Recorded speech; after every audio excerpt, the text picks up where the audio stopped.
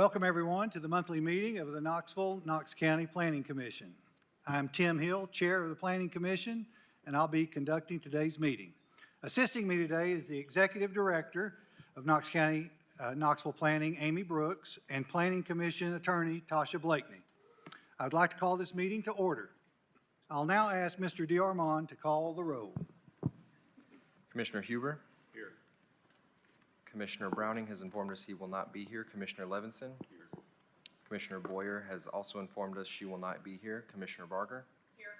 Commissioner Overton? Here. Commissioner Perez? Present. Commissioner Anderson? Here. Commissioner Higgins? Here. Commissioner Biggs? Here. Commissioner Daly? Here. Commissioner Gill? Here. Commissioner Midas? Here. Commissioner Adams? Here. Commissioner Hill? Here. That's 13 present, sir. That Gill and Hill might get confusing there. Yeah. Okay. Participating today are planning commissioners as well as planning staff and various representatives of city and county agencies. The planning commissioners are citizens of the city and county who have been appointed by either the city mayor or county mayor.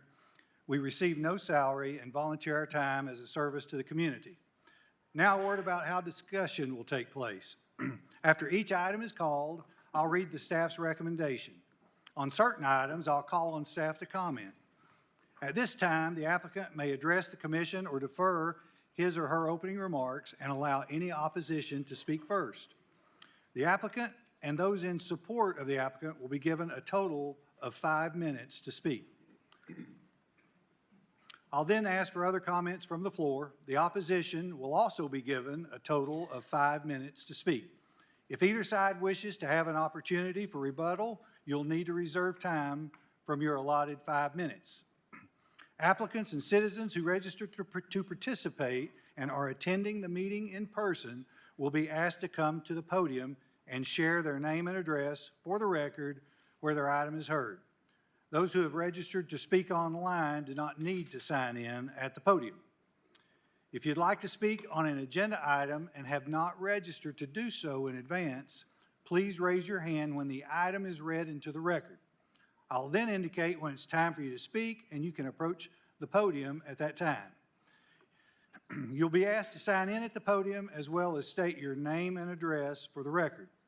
If the Planning Commission decision on that item is appealed and we need to notify you, we cannot do so without your name and address. Planning Commission may grant additional time for presentation of information. Speakers should limit their remarks to the facts of the case and should avoid repeating comments that have been previously presented to the Planning Commission. Because of the number of items that we have before us, groups in favor or opposed to an item have been asked to appoint a spokesperson to represent them. If you have any items that you'd like to make a part of the record, please submit those documents to knoxplanning.org/share.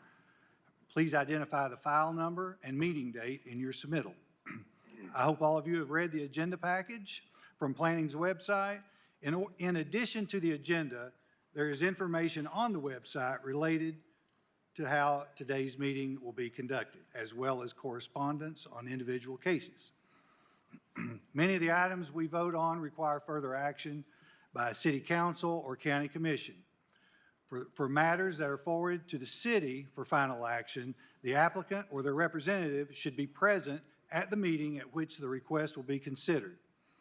For matters forwarded to the county commission for final action, particularly rezoning requests, the applicant or their representative must, and I repeat must, be present at the meeting at which the request will be considered, or the case will at minimum be postponed. Applicants will be notified of the meeting date. If you have any questions regarding the meeting date or process, contact planning staff. Today's meeting will be conducted in order of the agenda, and please stand as you are able as Vice Chair Huber leads us in the invocation and the Pledge of Allegiance. Our Father, bless this community. Help us to ensure the decisions made this afternoon are fair, legal, and in the best interest of the total community.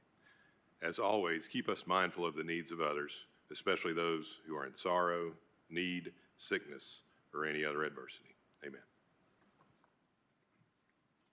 Pledge allegiance to the flag of the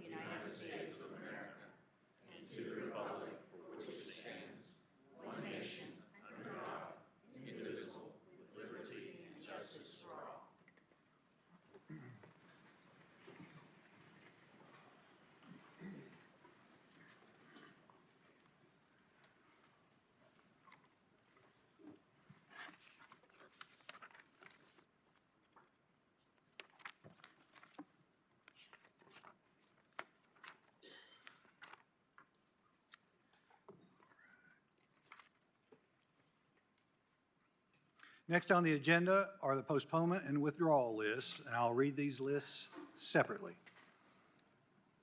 Under automatic postponements, item 17, Peter Fezzik. Item 24, the farm at Beaver Ridge. Item 33, Knoxville, Knox County Planning. Item 39, Coquila Estates LLC.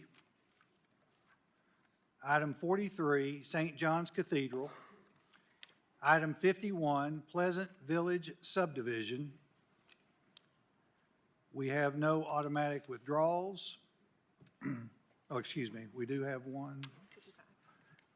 We have one automatic withdrawal, which is item 55, Clinch Development Group LLC. Next will be the 30-day postponements. Do we have any recusals on the 30-day postponements?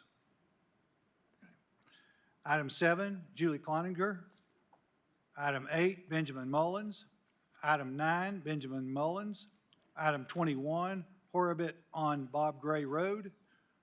Item 38, Maddox Construction. Item 50, Monterey Oak Subdivision. Item 58, City of Knoxville. Item 59, Knoxville, Knox County Planning. Are there any requests to postpone an item? Number 36. Oh, okay. We have item number 36 for a 30-day postponement. So we'll add 36 to 30-day postponement. Are there any others? Seeing none, Chair will entertain a motion. Motion to postpone is read.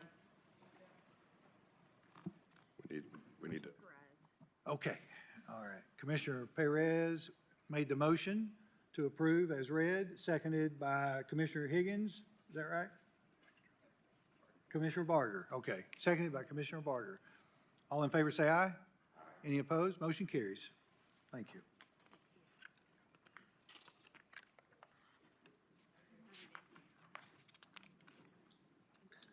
Number 46, all right.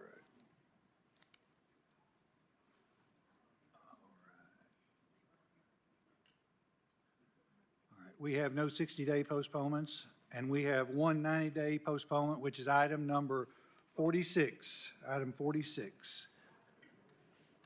Sorry, 46 is a 90 day? 46 is a 90-day postponement, yes. All right, Chair will entertain a motion. Motion to postpone item 46 for 90 days. We have a motion by Commissioner Perez, seconded by Commissioner Barger. All in favor say aye. Any opposed? Motion carries. Thank you. Withdrawals from the table. Do we have any recusals? All right. William Mays.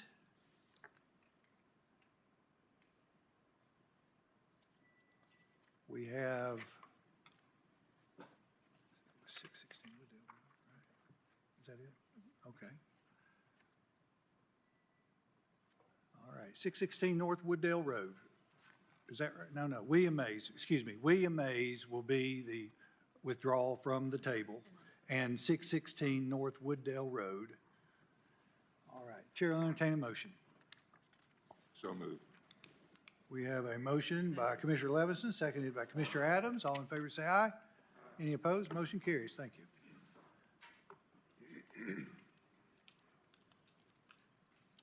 All right, next will be the tablings. Any recusals? All right. Item 30, Yassine Tarot, American Dream Development, LLC. Item 52, Leah Metcalf, Chair will entertain a motion. We have a motion by Commissioner Levinson, seconded by Commissioner Adams. All in favor say aye. Any opposed? Motion carries. We have no items to be removed from the table.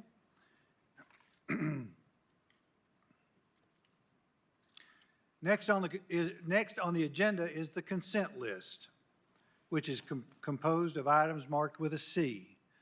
These items are considered non-controversial and are voted on all at once in order to save time. Items are listed in the order they appear on the agenda. Please listen carefully. Once an item is approved as part of the consent list, there will be no further discussion on it. We've had folks sit here the whole meeting long waiting to speak to something, and it was on the consent list. So I want to repeat that. If once an item is approved as part of the consent list, there will be no further discussion on it. Do we have any recusals for the consent list? Any recusals? Okay. Item 2, approval of July 11, 2024 agenda. Item 3, approval of June 13, 2024 minutes. Item 5, Brad Anders, Knox County Emergency Communications District. Item 10, Magnolia Capital Group. Item 11, R. Tracy Claiborne. Item 12, Marvin Webb. Item 14, Ralph Smith. Item 15, John Candle. Item 16, Priyanka Patel. Item 23, Belltown Commercial. Item 25, Urban Engineering, Inc. Item 26, Dalton Maddox. Item 27, Ron Whitaker.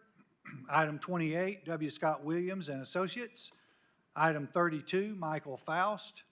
Item 37, Chia Sang Wu. Item 40, Benjamin Mullins. Item 41, Homestead Land Holdings. Item 45, Commercial Development, LLC. Item 47, Jennifer Skates. Item 48, Jared Eisenhower. Item 49, Asylum Avenue, LLC. Item 53, Tyler Stinnett. Item 54, Whitney Holiday. Item 57, Forrest Kirkpatrick. Are there any requests to remove an item from the consent list? If not, Chair will entertain a motion to approve consent list item as read. Second. We have a motion by Commissioner Levinson to approve as read. I'm sorry, who gave me the second? Okay, Commissioner Perez seconded. All in favor say aye. Aye. Any opposed? Motion carries. Commissioner Hill, Commissioner Adams. thank you. I just wanted to say for the record, this is regarding case 45 that was heard on consent. And I'm pleased with that. I think that it's appropriate. But I wanted to comment on that particular area where that case takes place, which is in the south. It's in South Knoxville, around Lancaster. There have been new sidewalks that have gone in there. It's right off of James White Parkway, right around the urban wilderness. And that area is happening. That's the best way to put it. And I'm concerned because while this particular item was appropriate, there wasn't an opportunity for a lot of additional, I guess, community input or oversight in terms of a plan for that area, and I see that as a real need at this point. So I'd just like to say for the record, and hopefully moving on to council and for planning, that that area, that South Knoxville area that is growing so much right now really could benefit from a more macro kind of planning document. Duly noted, and I see a lot of heads nodding in agreement, so thank you.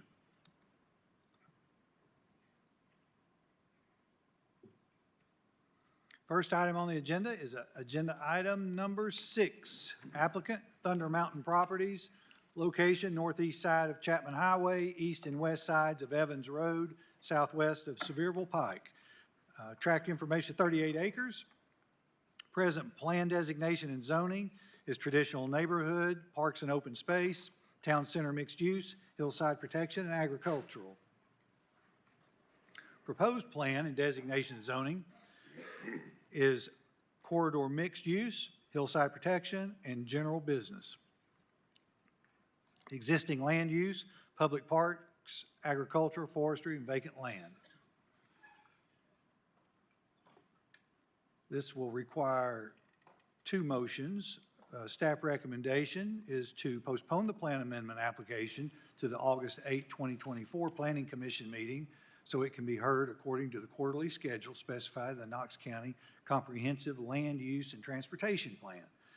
Second recommendation, postpone the rezoning application to the August 8, 2024 Planning Commission meeting so the rezoning can be heard with the plan amendment.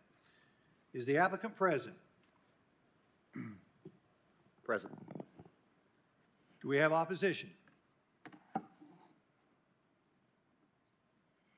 Seeing no opposition. If you'll state your name and address. Taylor Forrester, 1111 North Shore Drive, Knoxville, Tennessee, 37919. Here on behalf of the applicant, property owner, Thunder Mountain Properties, requesting the amendment to the land use designation and a rezoning. The present land use designation consists of parks and open space, that's the majority of the area, town center mixed use, and then a small portion of traditional neighborhood. We're requesting an amendment to the land use designation of the corridor mixed use, which, as you'll see on the map to the east and the southeast, there is an existing corridor mixed use, large area land use designation. So this would be, in fact, an extension of that land use designation. The corridor mixed use area is a mixed use consisting of commercial, office, residential. It's considered a walkable mixed use development occurring along major corridors, which would be something like Chapman Highway. Changing conditions here. Suspect the designation on the majority of the property, the parks and open space, was largely based on this portion of the property being used as a ballpark. It's part of the Knox County Parks, known as Bauer Field. Submit that this designation is no longer appropriate based on the recent announcement, it was Monday, that a new Knox County Park is being developed on property located nearby, directly to the east here, from here across Sevierville Pike and Valgrove Road. This new park development was made possible by my client, Thunder Mountain Properties, donation of 107 acres to Legacy Parks, which will then later be conveyed to Knox County Parks. There'll be, part of this will include the construction development of brand new ball fields by the Knox County Parks. You know, the ball fields that are currently at the existing location are dated. These will be brand new facilities on a section of that 107 acres. It's about 23 acres of really flat, good usable area. And again, that announcement of that donation was on Monday. So it includes the ball fields there and some other public amenities as well. The present Bauer Fields, they'll continue to be available in the interim. I know there was a lot of concern on that. There's an existing lease agreement with Knox County for the use of those facilities. I think there's approximately 7.5 years remaining on that lease agreement between my client and Knox County. Submit that is an error and omission in the plan, and the fact that the zoning on the entire frontage of this property, of this portion of this property, all the way along Chapman Highway, consists of about 7 acres, is in fact zone CA, which that's the rezoning that we are requesting. The CA zoning is not a directly related or partially related zoning designation under the comprehensive land use plan for either the park and open space designation, the town center mixed use designation, or the traditional neighborhood designation. It is an appropriate land use designation for the corridor mixed use. Submit that there's proposed change. The proposed change to the corridor mixed use is supported by the policies and actions, goals, objectives, and criteria of the comprehensive land use plan. The amount of recent rezonings and development plan approvals in the area warrant the need for additional commercial development to further economic growth in this area of Knox County. The requested amendment aligns with the vision and goals related to the community character and recreation under the general plan. The corridor mixed-use plan designation aligns with the visions and goals related to the community character and recreation. As for the community character component, as the corridor mixed-use contemplates a mixed-use type of development. Also requesting the rezoning to the CA for this portion. Again, as noted, this would be an extension of the general commercial the CA zone that's along the frontage. This property has similar characteristics to the considerations that have been applied and recommended by this planning commission on the property that my client owns across Chapman to the south. Similar type request with the general commercial or the CA on the front portion. That was recommended for approval by this planning commission in January. Support for the rezoning is the substantial improvements by TDOT to Chapman Highway, Sevierville Pike, the infrastructure, utilities, improvements that have been made in the area. With that, we'd request that you approve the land use designation amendment to corridor mixed use, as well as the rezoning to CA. Thank you.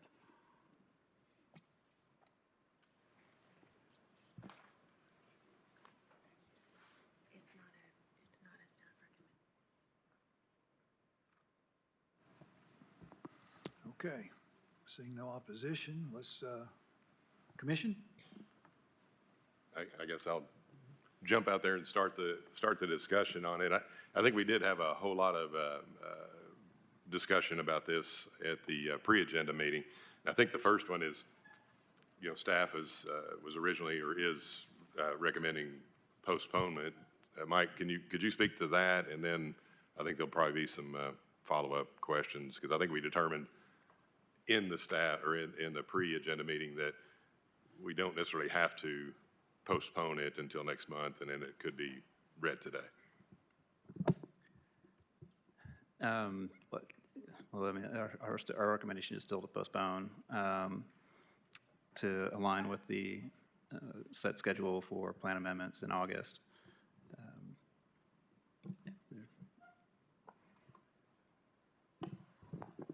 Commissioner, would you like me to provide just a little bit of background under why we recommended postponement? Is that what you're asking for? Well, staff's position, but I think we established that, if memory serves me correctly, and please correct me if I'm not, I mean, this application was applied for many months ago and tabled and then taken off the table. And I understand what your staff's trying to say is we're trying to align it with the new growth policy plan, which would be read next month.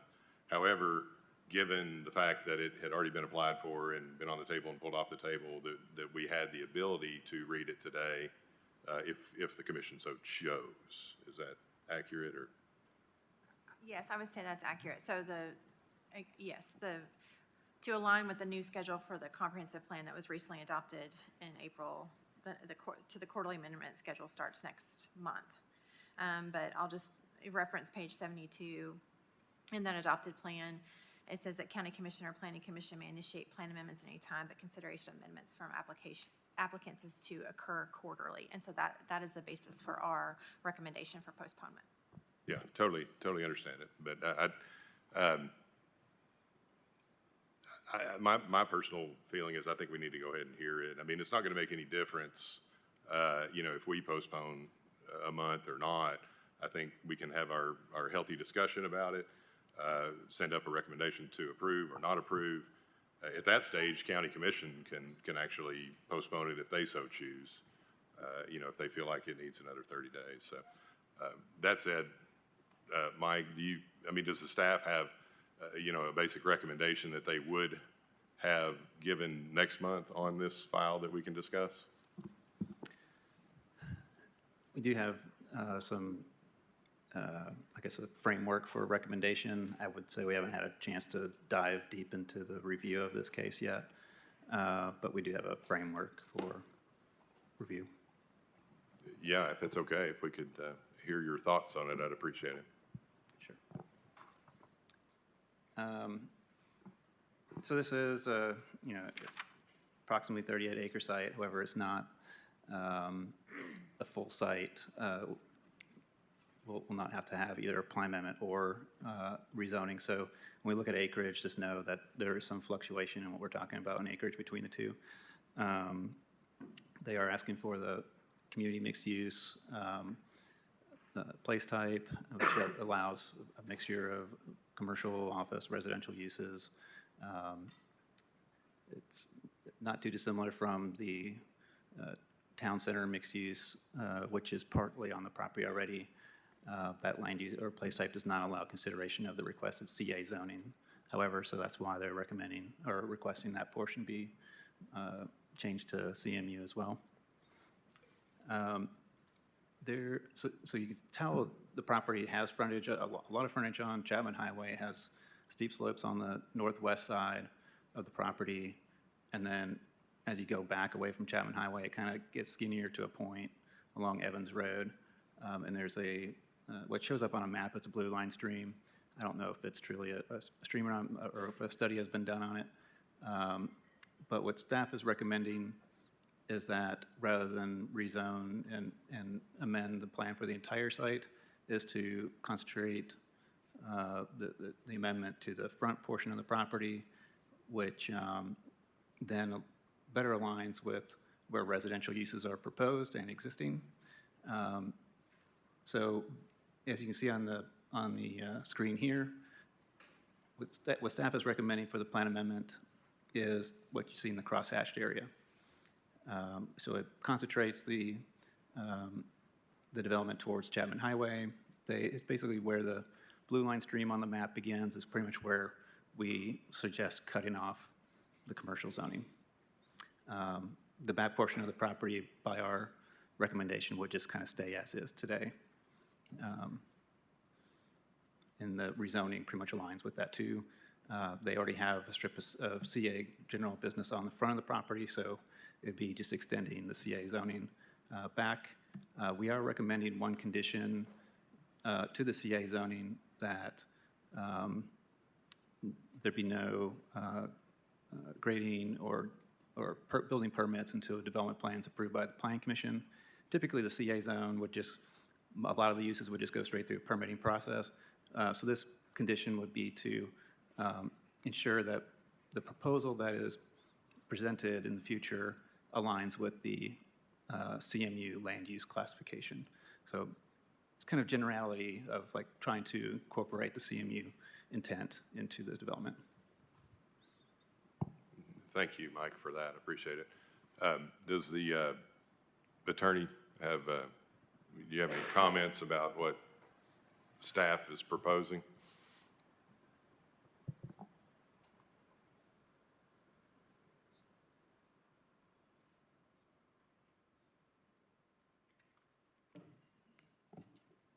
I guess not understanding exactly what the condition of the development plan approval process, is it, you know, like a use on review type approach, or what all? Yeah, I'd be happy to just, the rezoning, the commercial rezoning that happened on the south side of Chapman Highway with the same developer, property owner, had the same condition attached to it. So that's the intent. It's not use on review. Technically, it's a development plan review. During development plan review, the Plan Commission also can look at adopted plans and recommendations of those to help guide how Would that be administrative type review? No, it'd have to come back to the Planning Commission, just like the condition on the south side.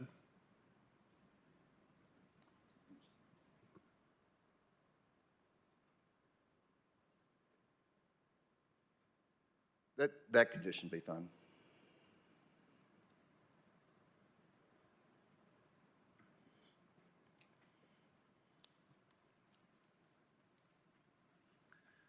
You want to make a motion? Oh, do we have other lights? Oh, okay. Commissioner Midas. These lights are hard to see sometimes. Thank you. I guess, are you willing to postpone and accept staff's recommendation?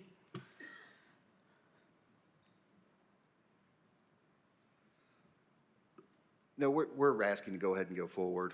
Like I said, as Commissioner Huber pointed out, this was filed and then tabled for a while. It's been kind of sitting around for a while, and trying to move these forward now, and not agreeable to the postponement. I guess one of the things that I would like personally in order to make this decision is I know that and granted, this is a new plan that we're all trying to work with, but I know that this is a partially related use within the corridor mixed use, the CA. And part of the description was that we should also be reviewing it with a development plan and conditions. Were you prepared to present that in order for this? Commissioner Mize, if I'm not misunderstood, I think that was a condition that he put on it in his motion that it would come back. I'm sorry? Oh, okay, or in the discussion, that was part of the criteria. When would it come back It would come back to us. as a development plan? That's how I understood it. But it's Is already that- going to be already CA at that point. Correct, yeah. So if they want to move forward, before they can move forward with their development, staff's recommendation is that they come back with a development plan that you all would review here first. But we're having to decide on the CA appropriateness today. That's what they're requesting, yes. I mean, I would prefer a postponement. And I mean, I know it's your workflow, it's planning's workflow. It sounds like it's probably easier for you. That's what staff recommended. But Commissioner Biggs?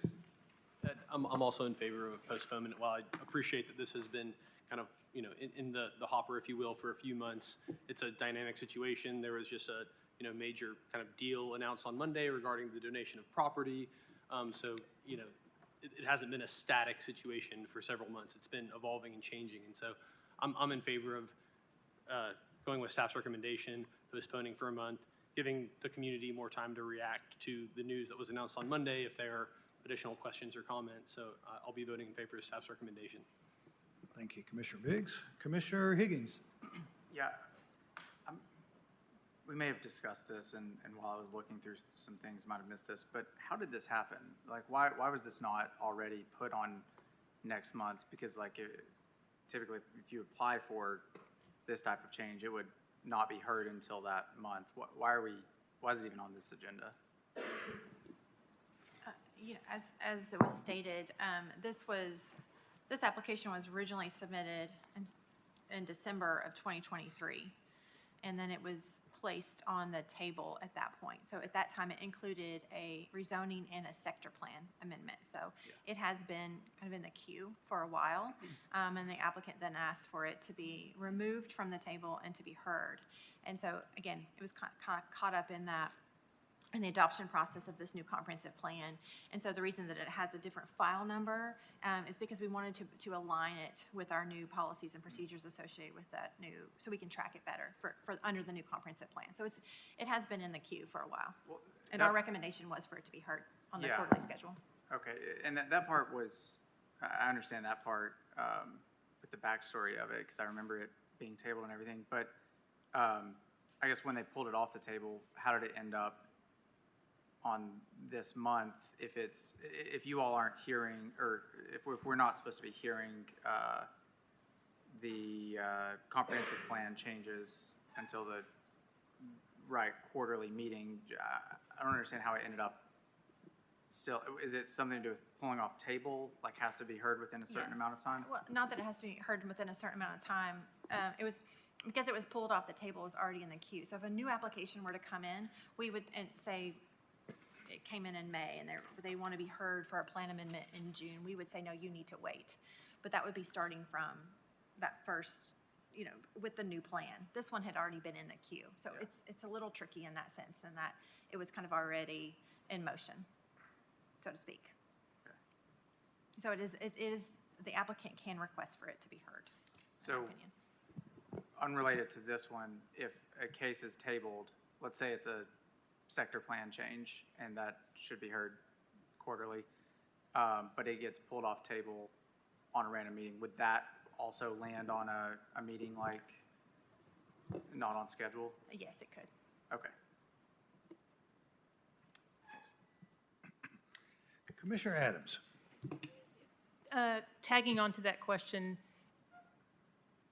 does this mean that we're sort of setting a precedent with this in terms of if we do choose to hear it today, that, we've kind of done that? Or would we have an opportunity today by saying that we're going to go with staff's recommendation to postpone, and part of that rationale being that we want to stay in cycle with this new plan, that is saying that that's how we want to operate. So even if something in the example that Commissioner Higgins gave came off table and it could be heard, we would prefer it to be heard in the time frame that puts everything together. Okay, so if I'm understanding you correctly, so yes, if you wanted, so for instance, let's use the city for Yeah. example, because they are already on a quarterly schedule. If you were to say, we don't want to hear any cases unless it's on that quarterly schedule. So if someone postponed an item, they can't be heard until that next meeting that's set to be heard for plan amendments. Yes, you can make that request of us, and we can address it through our policies and procedures. Am I answering your question? Yeah, I think so.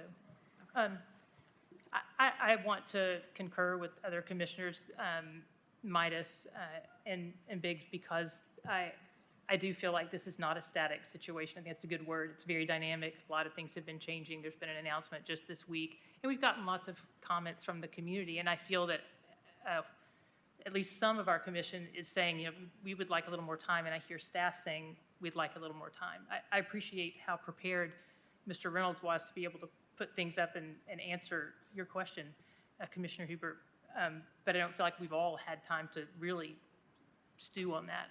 So I too would be in favor of a postponement, and will make a motion to go with staff's recommendation to postpone. Second. Okay, we have a motion by Commissioner Adams to postpone per staff recommendation, seconded by Commissioner Perez. Commissioner Levinson. I just wanted to make some comments before we have the vote. There has been a lot of work that's been done on this, especially recently. Donations, the field issues have been solved, I feel. Robert Campbell, who is the engineer of this project, has identified a substantial piece of property flat enough for these ball fields, which seemed to be probably one of the biggest things that we got. Also, that it was told to us, or to me, because I dug deeper, that the ball fields will not flood, which is what some of the people were complaining about. I read all these, if you can believe that, someone my age reading all these comments, but then on the way in here, I got caught by Commissioner Frazier, who kind of explained to me her position on this, and I didn't necessarily disagree with her, and that is the only condition, if we were to move forward, which I'd like to see us do, is that the county be held accountable to have the fields built in a timely manner, so that as part of the motion, so that there would be no interruption on the baseball fields. That's the only recommendation. But I have checked in all of these complaints and found them to have adequate answers, above adequate answers. Thank you. Thank you, Commissioner Levinson. Commissioner Higgins. I just wanted to clarify, I think, with my question, and I don't have a strong stance on this. I do think that I would like for staff to have had the opportunity to write a recommendation, and if there are conditions that we should be adding in, I would like to have the time and opportunity to think through that. So I would be in favor of a postpone. But I also want to say, when it comes to the question of pulling things off table and when they get heard, I don't know how often that happens. I think more so my question is if that can happen, I guess, well, let me start. How often does that happen? Has that happened a few times in the past few years where we've had a situation like this? It doesn't happen frequently, but it does happen. I can't give you the exact number per year, but it's not every month, obviously. Yeah, I guess, I know that staff, ideally, you all would hear you all would be doing the staff reports at those quarterly, at the appropriate times. but in situations with postponements and things like that, it doesn't bother me to hear it, out of schedule. I'm just curious, procedurally, if you all are asking for this to be postponed, is that something that should be written, codified, or written into a policy with staff that situations like this happen? Like, or is it just, are you all saying recommending postponement for this one just because of this case? Does that make sense? It's because we just recently adopted the comprehensive plan Okay. and agreed to a quarterly schedule. So this is a And this body kind of a voted on this. specific situation and that makes me think that more so postponement might be appropriate here just because this is a brand-new plan. So I think I'll be in support of this motion. Thanks. Vice Chair Huber. Thank you, Chairman Hill. I think, and Amy actually read this earlier, but this is actually in the Comprehensive Land Use and Transportation Plan that just got approved and that we all got a hard copy of on Tuesday. But under section IM.1, modify the process for plan amendments to support rezonings, which is exactly what we're talking about now. This gets back to your question, Commissioner Adams, I think. It says the county or planning commission may initiate plan amendments at any time. I mean, that's what we all approved in the comprehensive plan. They can initiate plan amendments at any time, but considerations of amendments from applicants is usually to occur quarterly. But to me, it's very clear that they intended it to be allowed to be done anytime with that. And I guess I would throw it to legal counsel to, make a comment on that.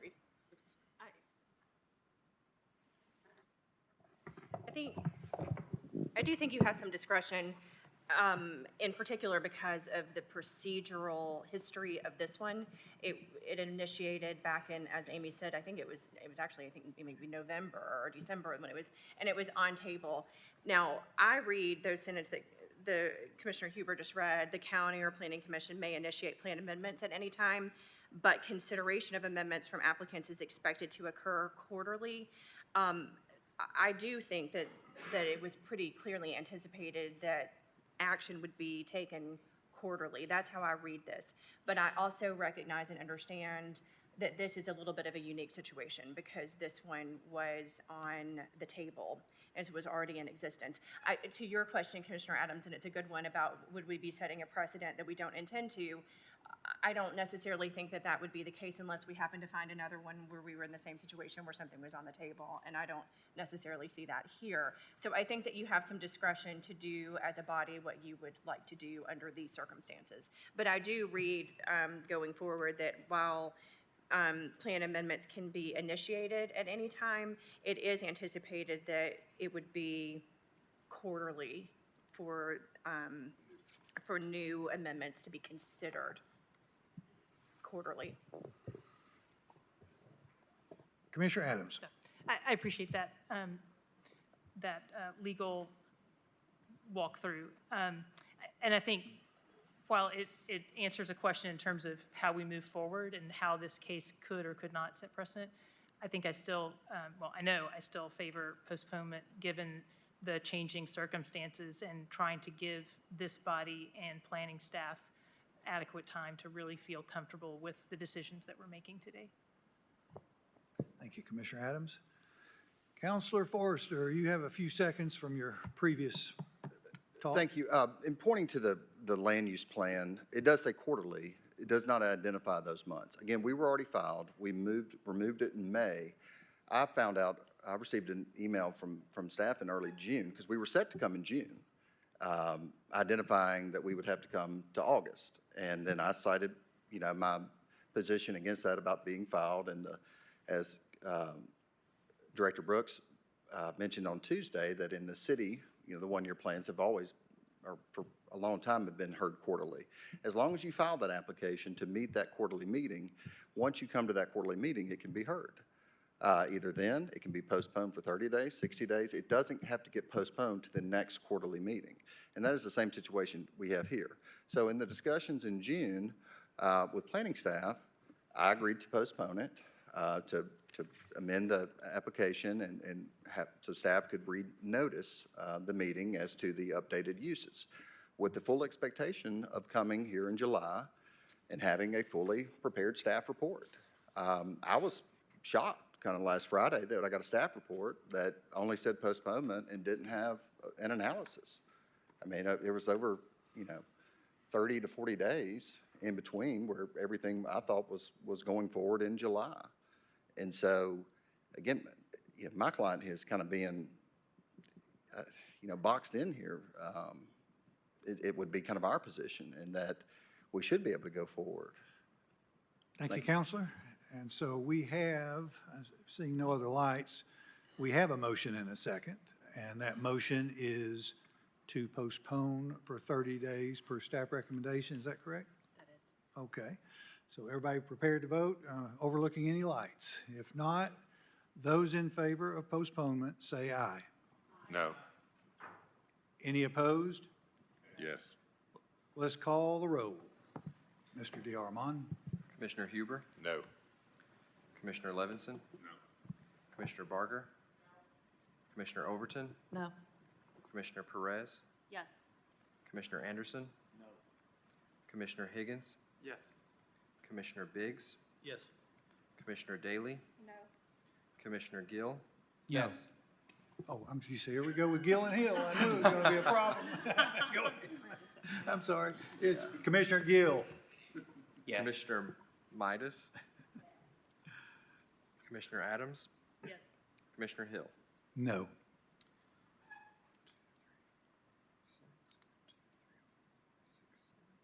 That's 6 yes, 7 no. Okay.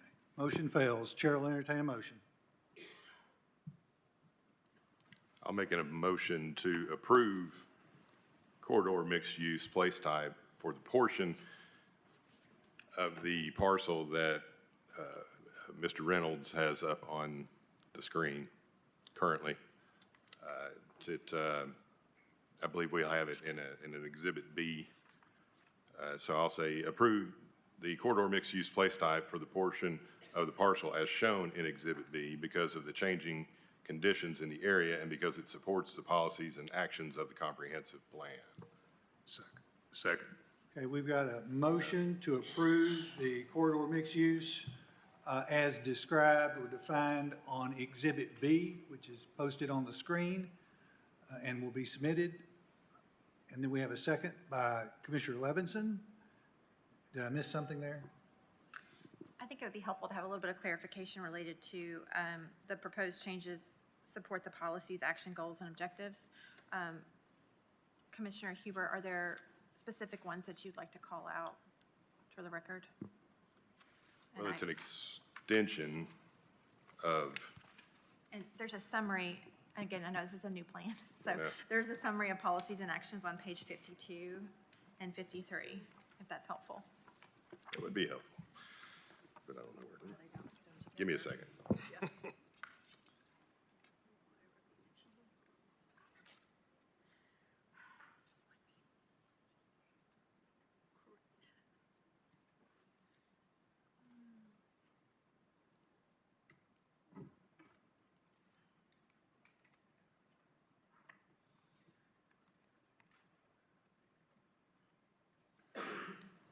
Bear with us. We're working with a new plan here.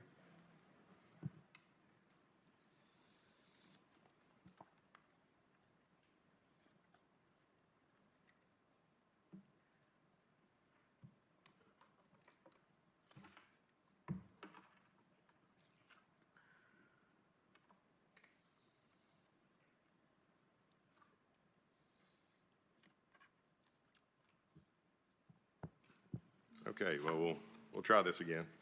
I guess I'll just try to name a few of them off out of the policies and actions section on page 52. But I would motion to approve the corridor mixed-use place type for this portion of the parcel shown in Exhibit B because of the changing changes in conditions in the area and because it supports the policies and actions of the comprehensive plan, including but not limited to number 4, incentivizing walkable mixed-use centers, corridors, and neighborhood service nodes as the preferred form of commercial development. Also to encourage, number 16, encourage coordination amongst economic development partners. That whole area is prime for that. Number 17, support opportunities for innovation and growth of our local economy. Second. Okay, so we've got the motion, a motion by Vice Chair Huber, seconded by Commissioner Levinson. Are we clear on what we're voting on here? Everybody says yes. Commissioner Perez, you have, okay. Commissioner Midas. Okay, so we're voting on the sector plan, the CA. Mike, can you Comprehensive plan. kind of go over your recommendation once again? So for the plan amendment, so we are supportive of the idea that the commercial mixed use on the property, it's an extension of the existing place type in that area. The rationale for the area that we're recommending approval on is that it does not then extend the commercial, like the community mixed use further back into a more residential setting, because they are seeking residential rezonings, kind of flanking both sides of the triangular rear portion of the site. So it does not seem appropriate to extend the commercial land use or place type further back onto the property. There's also some potential stream issues to deal with there, but the main part of it is trying to keep the potential commercial activity closer to Chapman Highway.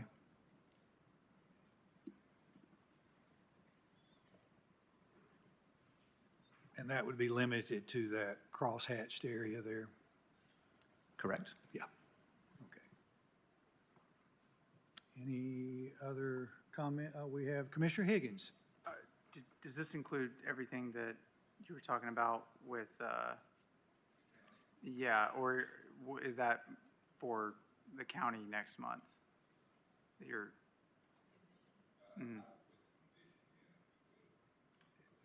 Is that something that, No. right now, we? No.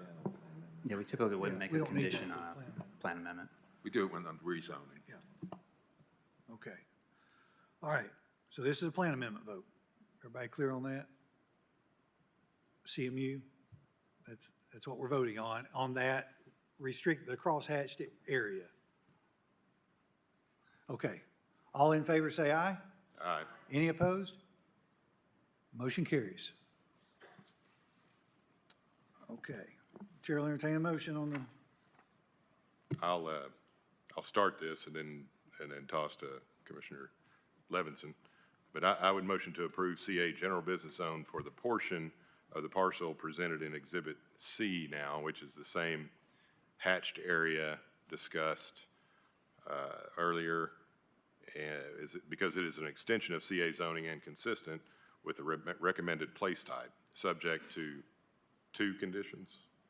One condition is before grading and permits are issued on the site, the development plan approval by the planning, or a development plan approval by the Planning Commission is required to ensure consistency with the intent of the CMU place type.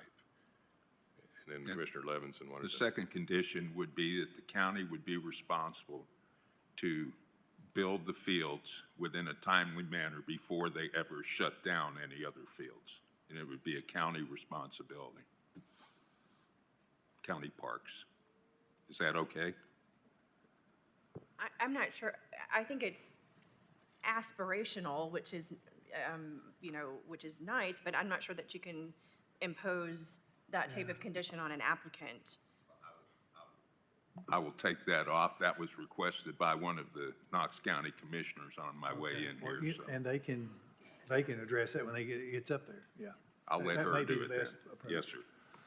Yeah, okay, so we've got a motion by Vice Chair Huber to approve CA with one condition, and that is that we, this body, would approve the development plan, correct? Okay. Correct. All right. Rezoning, CA, here we go. All in favor, say aye. Aye. Any opposed? Motion carries. Thank you.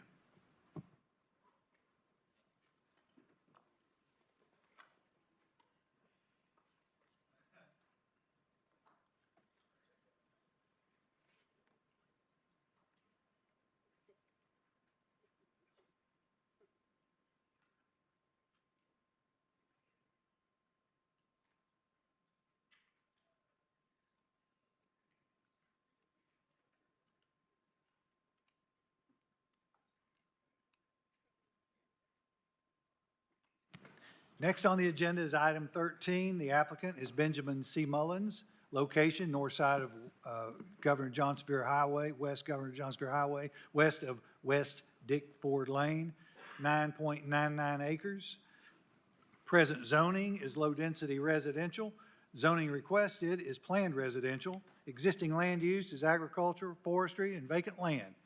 Density proposed 12 dwelling units per acre. Staff recommendation: approve the planned residential zone with a density of up to 8 dwelling units per acre because it is consistent with the comprehensive plan and surrounding conditions, subject to the 2 noted conditions. I see the applicant is present. Ben Mullins, 550 West Main Street. And do we have opposition? Okay, nobody signed up to speak in opposition, so Councilor Mullins. Yes, again, Ben Mullins, 550 West Main Street, here for the applicant. We had originally asked to rezone this parcel, approximately 10 acres, to PR at 12 dwelling units an acre. Staff's recommendation was PR at 8 dwelling units an acre. We were completely fine with what staff has recommended at the 8 dwelling units an acre. We're still working through our development plan as to what this may look like. There are some environmental constraints on the property. There's a blue line stream that also corresponds with a power line utility easement there, kind of on the southeast corner. The 2 conditions that are in place are statutory. Essentially, there's it's on the scenic highway. John Sevier Highway is on the state scenic highway. So you have to have a 35-foot height limitation, which I think is pretty common for the PR zone anyway, within 1,000 feet. We're okay with that condition, as well as the buffer zone, 50-foot non-disturbance buffer zone on the John Sevier Highway corridor study that was implemented. I did have a conversation with a representative of some of the neighbors. They don't have the 3 homes there behind the property. They don't have sewer, and they're asking if, as part of this development process, we could extend sewer to their property. We're looking at that. We're trying to get some more information from the utility companies as far as doing that, but that looks like it's feasible, just we can't commit to that right now because we don't have everything fully worked out. But with that, we would ask that you approve per staff's recommendation. Thank you. Commission? I'll make a motion that we approve PR planned residential with a density of up to 8 dwelling units an acre because it is consistent with the comprehensive plan and surrounding conditions subject to 2 conditions. We've got a motion by Vice Chair Huber to approve the planned residential zone per staff recommendation up to 8 dwelling units per acre, seconded by Commissioner Barger. All in favor say aye. Any, I'm sorry, but, okay. It's all right. You want to say something? I was just going to add that I think that the higher density could be appropriate here, just because it's on John Sevier Highway. But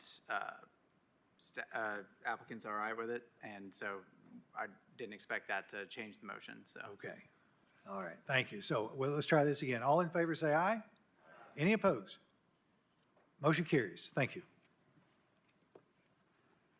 18. On to agenda item 18.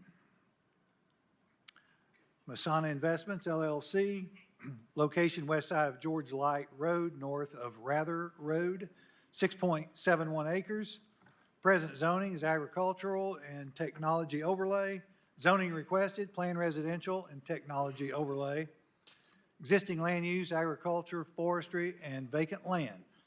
Staff recommendation, approve the planned residential zone with up to 3 dwelling units per acre because it is consistent with the Knox County Comprehensive Plan and surrounding development. The technology overlay would be retained. Is the applicant present? Do we have opposition? Any opposition? Do we have, no one signed up? Okay. Any opposition? Do we, let's see here. Okay. Hey, Scott Davis, P.O. Box 11315, Knoxville 37939. I appreciate y'all's time. We went before TDCDA on Monday to be heard, and Commissioner Frazier sits on TDCDA and made a motion and recommendation to approve up to 5 dwelling units per acre because of where it's located on Pellissippi, under one condition, that we would get with Knox County Engineering and agree to widen George Light Road from our property down to the subdivision below us, which is Beaver Glade Road.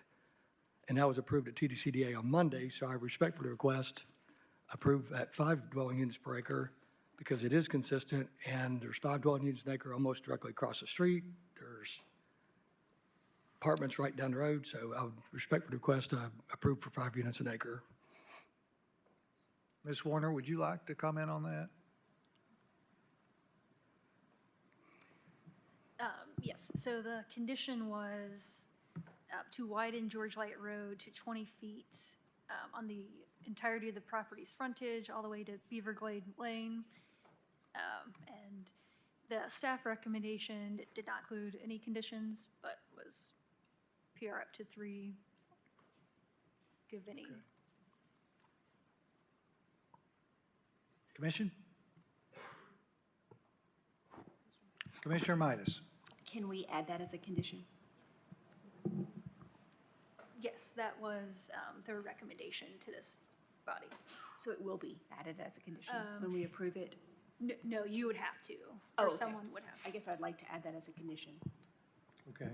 So I'll go ahead and make a motion to approve per staff's recommendation, including one condition that the, let's see which road, George. So are you recommending 3 or 5? Let me just be clear. So staff recommended 3, but the TTCDA recommended 5 with the condition of the road improvements. 5 conditions total. Correct. And the applicant's agreeable to all 5? No, 5, no, 5 units. 5, oh, Yes. yeah, oh, I'm sorry, yes, okay. Yes, let's approve 5 dwelling units per acre with one condition that the road will be widened. From their northern property line on George Light Road to. Yeah. To Beaver Lake. Per se. TTCDA, we get that? right? Is that right? For TTCDA? You could also simply say per TTCDA's recommendation. Per TDCA's recommendation. I'm not sure which is easier. Either way, it's Yeah. Okay, can we get a second on that? Okay, we got a motion from Commissioner Midas to approve 5 dwelling units per acre with one condition from TTCDA related to the road improvement, seconded by Commissioner Levinson. Did I get that right?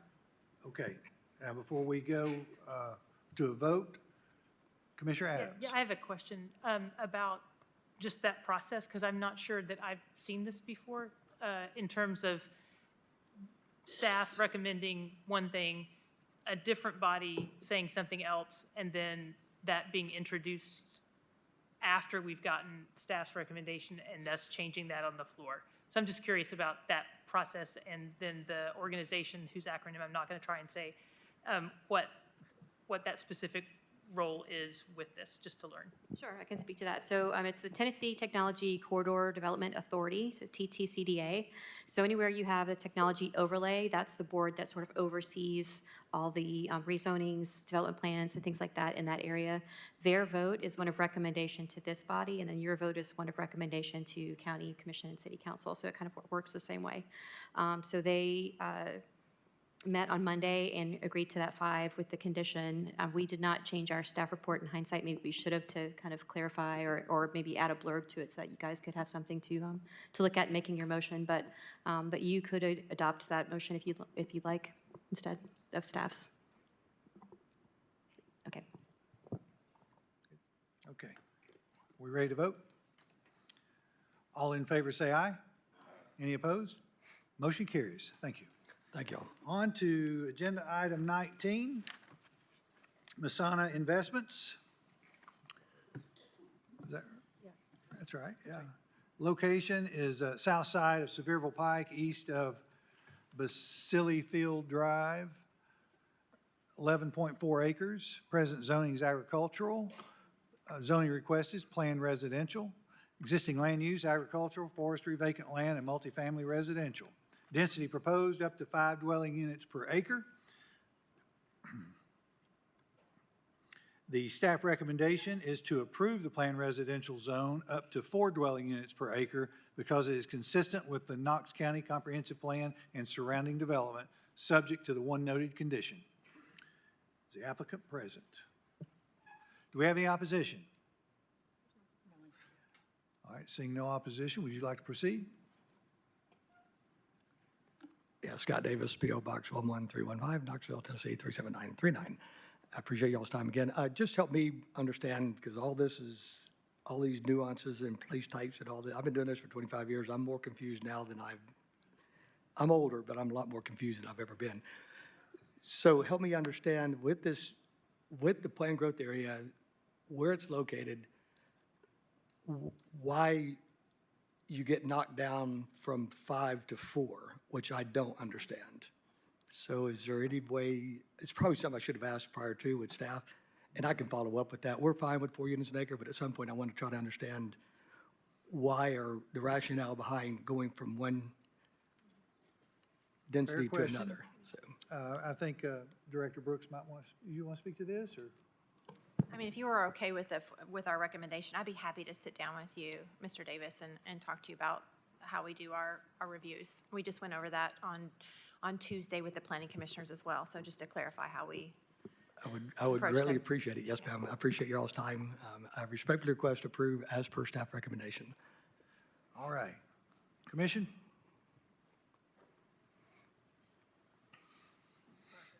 Okay. Commissioner Barger. I just want to make a motion to approve as per staff's recommendation. We've got a motion to approve per staff recommendation by Commissioner Barger, seconded by Commissioner Adams. Seeing no other lights, all in favor say aye. Any opposed? Motion carries. Thank you. Thank you all again for your time and service. Appreciate it. Thank you. Okay, good. All right, on to item number 20, Thunder Mountain Properties, location southwest side of Chapman Highway, south side of Evans Road, west side of Sevierville Pike. 23.32 acres. Present zoning's agricultural. Zoning requested, planned residential. Existing land use, agriculture, forestry, and vacant land. Staff recommendation is to approve the planned residential zone with up to 5 dwelling units per acre because it is consistent with the Knox County Comprehensive Plan and surrounding conditions, subject to the 2 noted conditions. Is the applicant present? Do we have any opposition?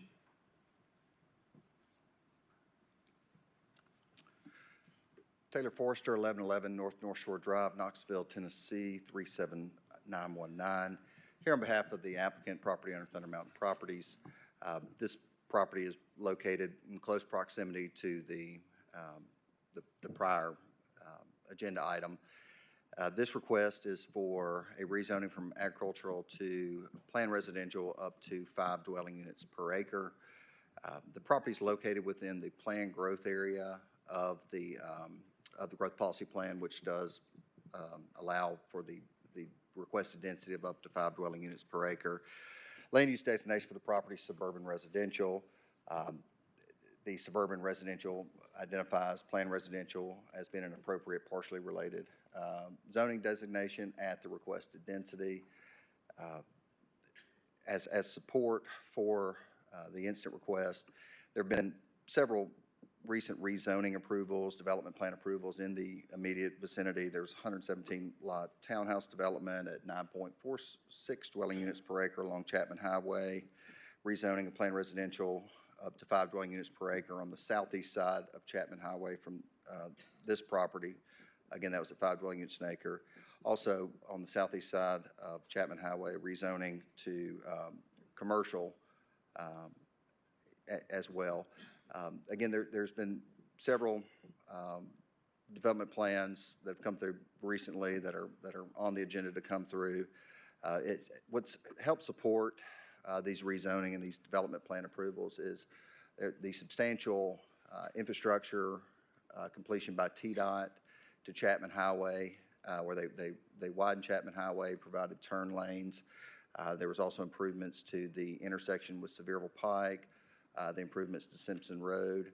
Those have all spurred a lot of these rezoning requests and development plan submittals, and kind of the desirability of this area is extremely popular, is in high demand.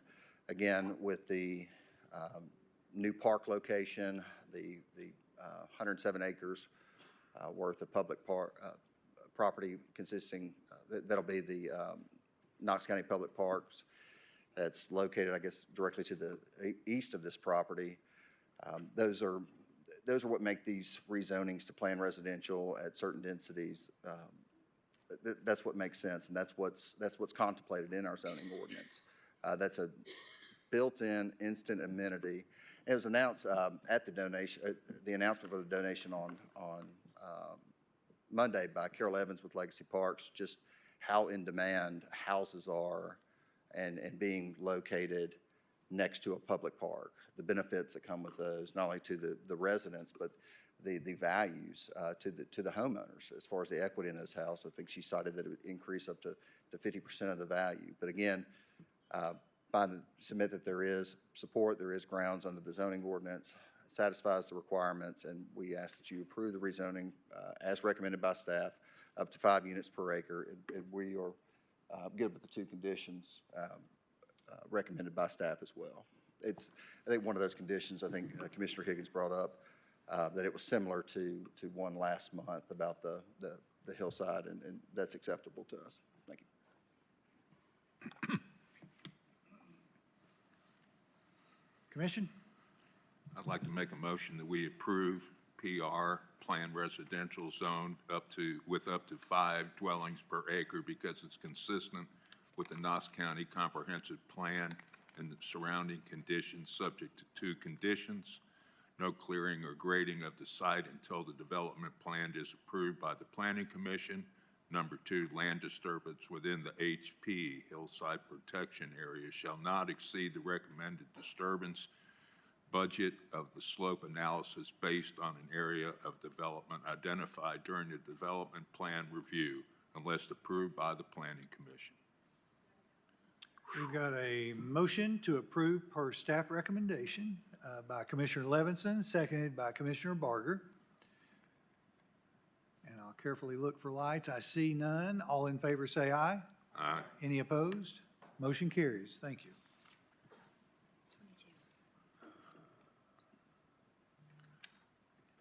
On to agenda item 22. Maynardville Pike subdivision, applicant developer Connor Kelly.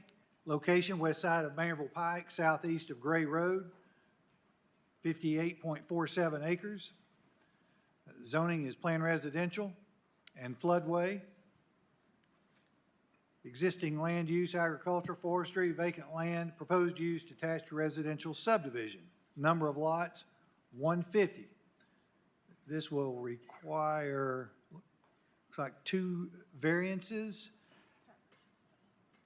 Oh, yeah, and 5 motions. But 2 variances, looks like 7 alternative design standards that require Planning Commission, or Knox County Planning Commission approval, and then 3 alternative design standards requiring Knox County Engineering and Public Works approval. 5 motions.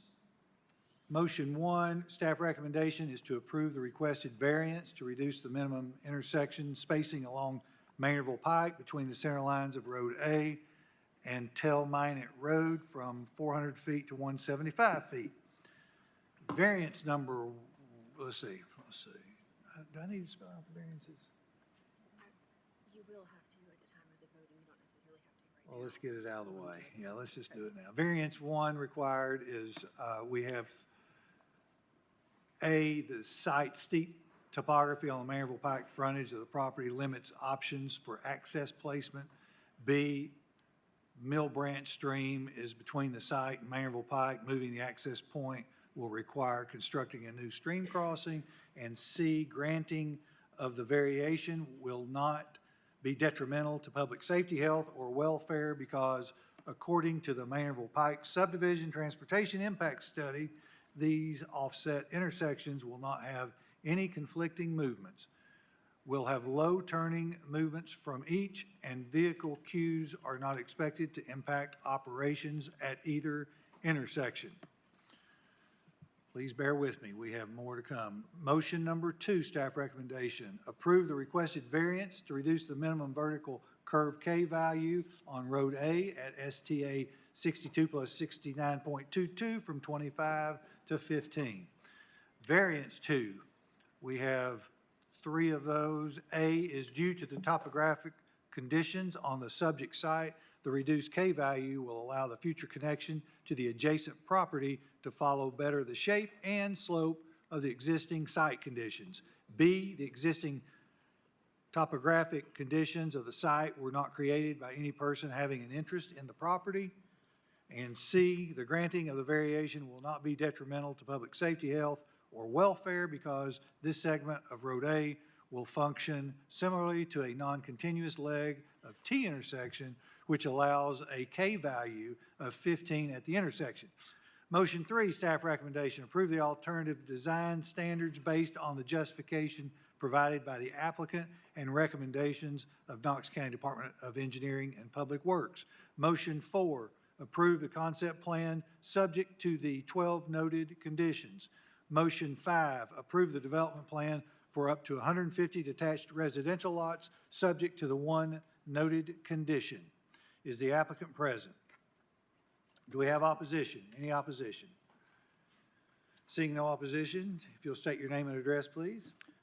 Aaron Gray, 2160 Lakeside Center Way, here representing the owner. The concept plan you have in front of you is consistent with the agreed upon zoning and density.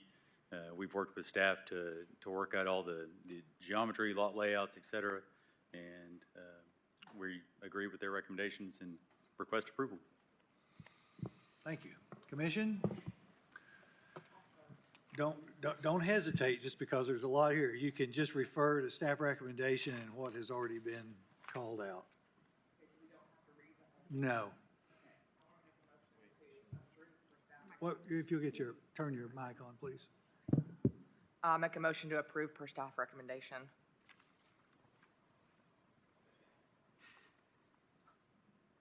All of the above. Related to approve the requested variance. You'll need to make separate. Yeah. Yeah, I knew that. Yeah. So the first one is to approve the recommended variance to reduce the minimum intersection spacing along Maryville Pike between the center lines of Road A and Telminot Road from 400 feet to 175 feet. All right.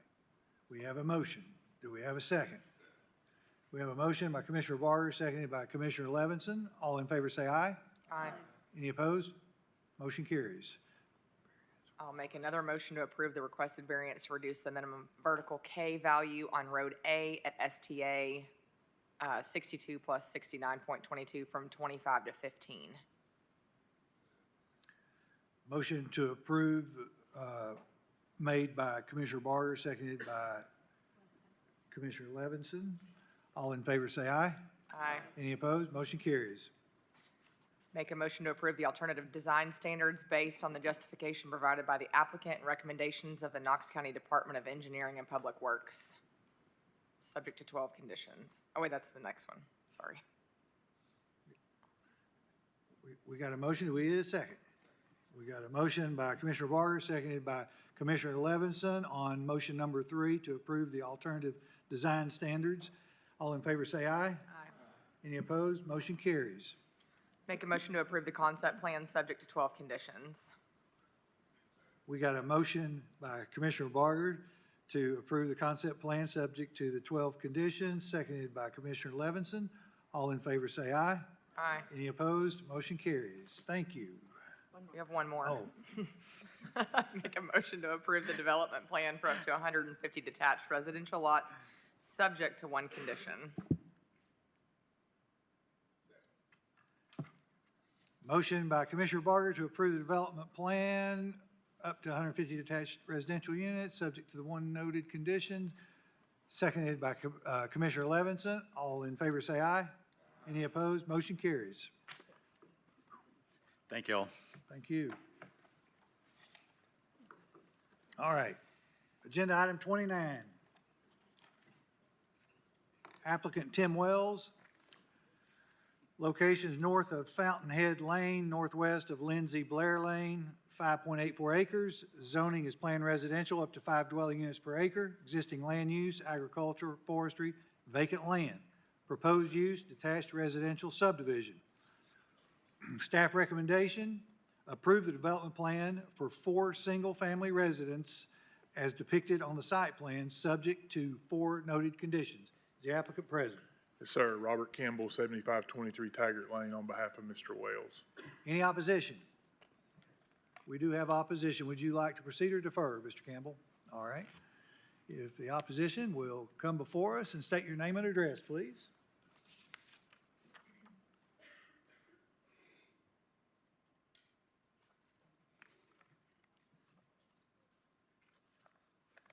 My name is Steve Ward. I live at 5309 Fountain Gate Road, adjacent to the Sharp property, which is adjacent to the development. We were not made aware of this approval and everything, and we received the brunt of the stormwater that crosses the Sharp property and comes across the back of Fountain Gate. We've submitted some photos that show the water that does cross there, and even though Amanda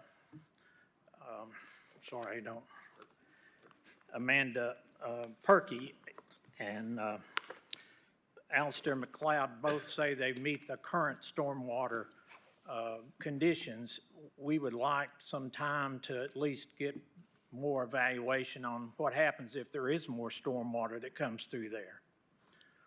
Okay.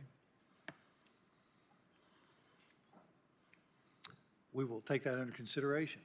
All right. Thank you. Thank you. All right. Would county engineering have any comment related to that? Okay. Mr. Campbell? I very much appreciate the comments because we are also the recipient of that same water. And that's why you see the huge drainage and utility easement that goes through there. There are approximately 200 acres that drains through that property downstream towards Tazewell Pike. And again, that's one of the reasons that we have 3 42-inch HDPE pipes that we would prefer not to have to put in there, but we are having to put those in there to make sure the water is conveyed properly. I believe the county has probably done a couple different studies in that area on different things. I think that's fair to say. We originally had a plan approved that was 26, I believe, condo lots in this subdivision. And right now we've choked that down to 4 single-family homes that we believe is obviously a much, much better use of the property from any kind of drainage standpoint. You know, we understand the concerns that are there, but our position is those concerns are caused by this huge amount of water that comes through our site that we really don't have any means to control that. So we would just ask for approval, and again, but understanding the situation the downstream folks are in. Thank you. Commission?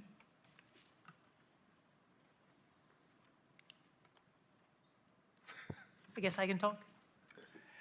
Commissioner Adams. I just have a question about the structure on 4R3. Can I use that as a reference point? Yeah, sure.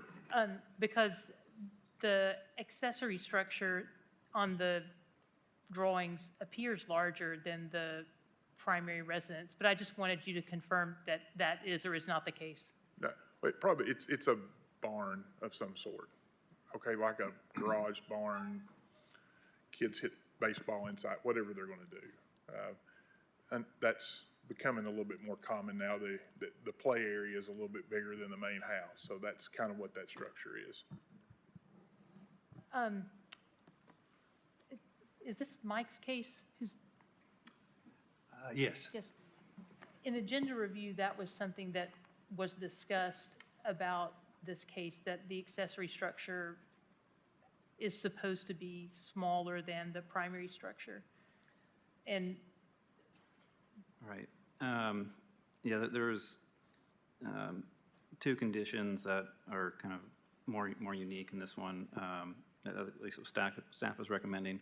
First one is pretty obvious. I don't think it's going to be anything of concern, that the property not be used for commercial use commercially, except for the approved home occupations. Obviously, the homeowner themselves can have any type of personal work vehicles, but it's not supposed to be a commercial property.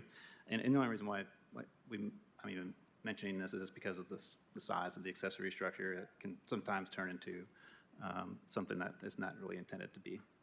Just to help with enforcement in the future, if needed.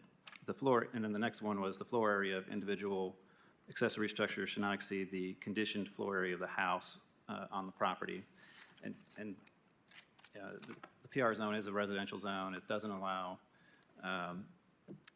commercial uses outside of what is considered a home occupation, and accessory structures are to be secondary to the primary use. So it just needs to be compatible with the residential use in the neighborhood and be consistent with the planned residential zone. There's nothing in the planned residential zone that would technically prohibit a larger accessory structure, but the accessory uses are to be secondary to the primary, and that's once it gets larger than the primary use, and then it gets kind of out of compliance with what the intent of the zoning code is. so said back to you in layperson language,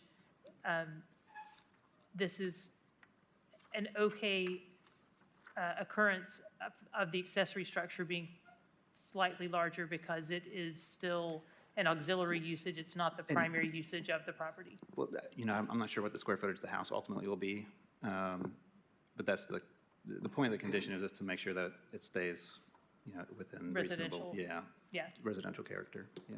Okay, that's what I was. And Commissioner, our understanding was it was the square footage of the house, which is going to be, the barn is basically one story, where the house will be 2 stories. So when you take that square footage, and I forget exactly what the number is, but it's fairly good size main residence. I just wanted to follow up on that particular question. I do appreciate the latest proposal that is coming before us. So thank you. Vice Chair Huber. Mr. Campbell, I have a question for you. It looks like on your plan that you turned in, am I reading it correctly that the driveways will be impervious or they'll be pervious? I can't read that myself, but I think they are, part of that will be impervious, that's correct, so that we get below the threshold of the 10,000 square feet. I believe that is the intent of that, yes. Yeah, I mean, per the legend on the side, it looks like all the driveways are going to be of some sort of pervious pavers or pervious concrete. And I think that's important to talk about with the neighbors in the sense of, I understand fully what you're saying is there's 200 acres that are draining directly across this property and also draining down there. But with the addition of 4 lots, and going to the effort of using pervious pavers there, I think that's a big help. Just if you would, just work with the neighbors with respect to that. But with that, I think it's appropriate, and I'd like to move, if I can get back up here to it, to approve the development plan for 4 single-family residents as depicted on the site plan, subject to the 4 conditions listed. We have a motion by Vice Chair Huber to approve per staff recommendation and seconded by Commissioner Barger. All in favor say aye. Aye. Any opposed? Motion carries. Thank you. Thank you all.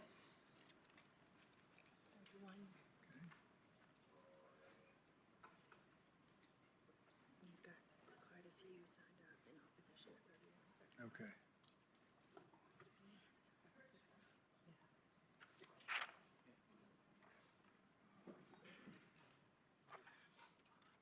On to agenda item 31. Applicant Tommy Hunt. Location northeast side of Concord Road, north side of Second Drive. 4.69 acres. Zoning is neighborhood commercial, existing land use, agricultural, forestry, and vacant land.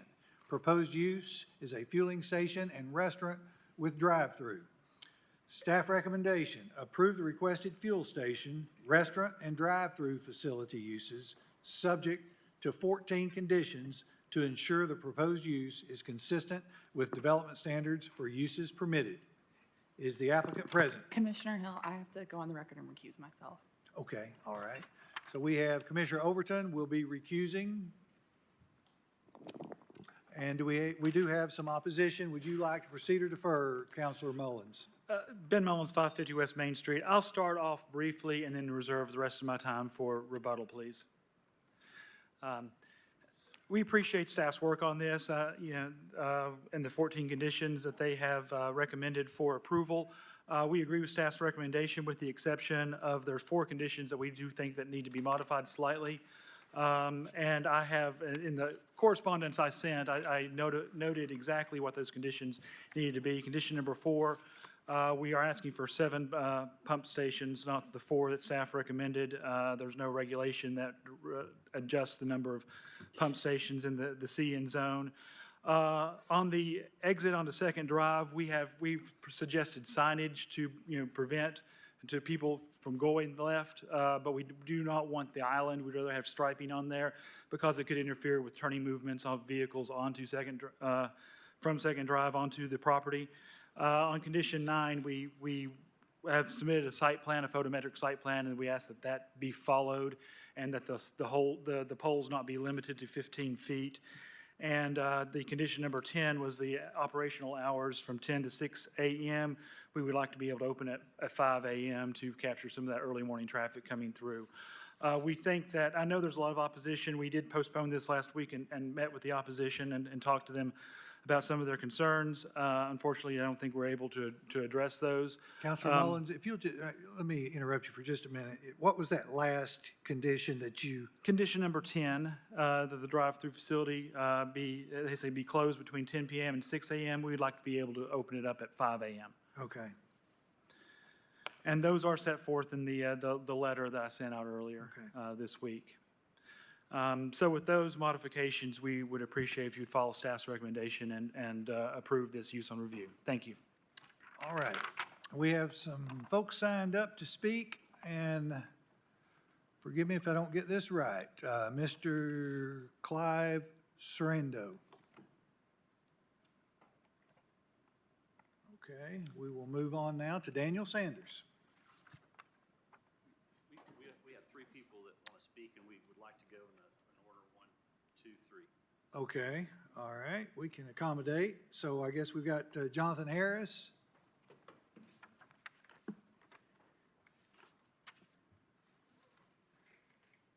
You'll state your name and address, please. Hello, John Harris, 1009 Olive Road. Okay. Remind that we have 5 minutes total here, so please be mindful of that to share. I am a resident and speak on behalf of the residents of the historic Village of Concord, a recognized National Register Historic District. The property for this case is adjacent to the National Register District.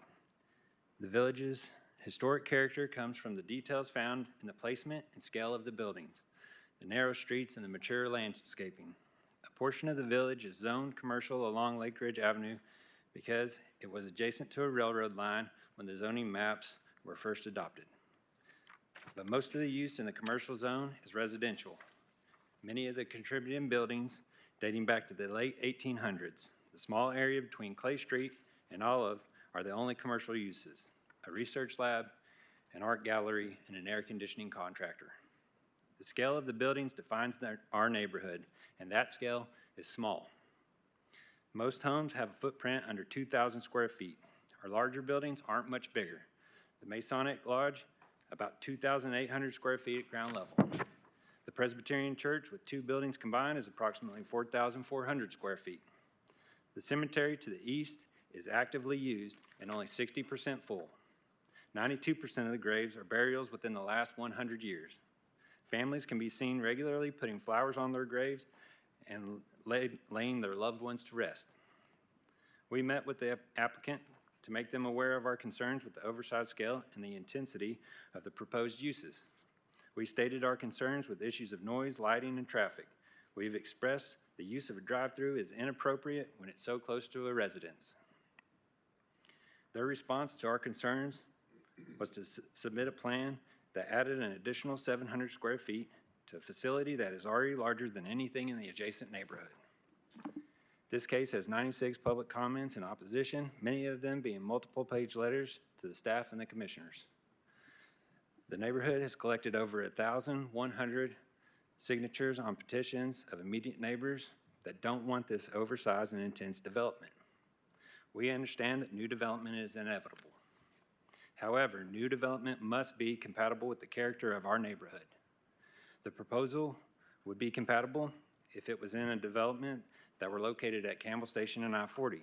It is not compatible with our neighborhood or the neighborhood commercial zone. Instead of modeling their establishment to fit within our neighborhood, the applicant insists that our neighborhood is a great fit for a 7,715 square foot modern restaurant, fueling station, hyper-convenience store topped off with a drive-through. We respectfully disagree, and we ask this commission to deny the application. If you are with me today and agree, please stand up. Thank you. Thank you. Thank you, Planning Commissioners. Daniel Sanders, 920 Volunteer Landing, here on behalf of the Concord Neighborhood Association. The zoning ordinance clearly sets a maximum floor area of 5,000 square feet. Approving a development or a building larger than that would be a direct violation of that provision. The staff mentions providing a firewall between the restaurant and the convenience store in order to attempt to classify them as a separate building according to the building code. However, the CN zone does not mention the building code or reference any definitions from the building code. It's not clear how the fire separation satisfies the zoning ordinance. The zoning ordinance defines a building as any structure with a roof and enclosing walls intended to support persons or property. The zoning ordinance doesn't mention firewalls. Suggesting that an internal fire separation changes the definition of building under the zoning ordinance is arbitrary. Firewalls are meant to prevent the spread of fire, not to circumvent the zoning ordinance. The 5,000 square foot size limit is aimed at maximizing the compatibility between commercial and adjacent residential uses. As you've heard, adjacent residential uses are on a small scale. Allowing the building to exceed this limit by providing internal fire separation undermines the intent of the ordinance. And in fact, if you follow this line of thought, you have no size limitation, only a requirement that you add new fire separation as the building size increases. This proposal clearly violates the zoning ordinance, and we urge you to deny. Thank you. All right. Yes. Is it Adrian Rowe? Is that? No. James Yoder. James Yoder. Commissioners, my name is James Yoder. I represent the cemetery. It's immediately next door to this property. I am a member of the Chota Masonic Lodge. We have been residents of this community since 1857. Our building has been there since 1870. We've been in contact with numerous folks with regard to this area.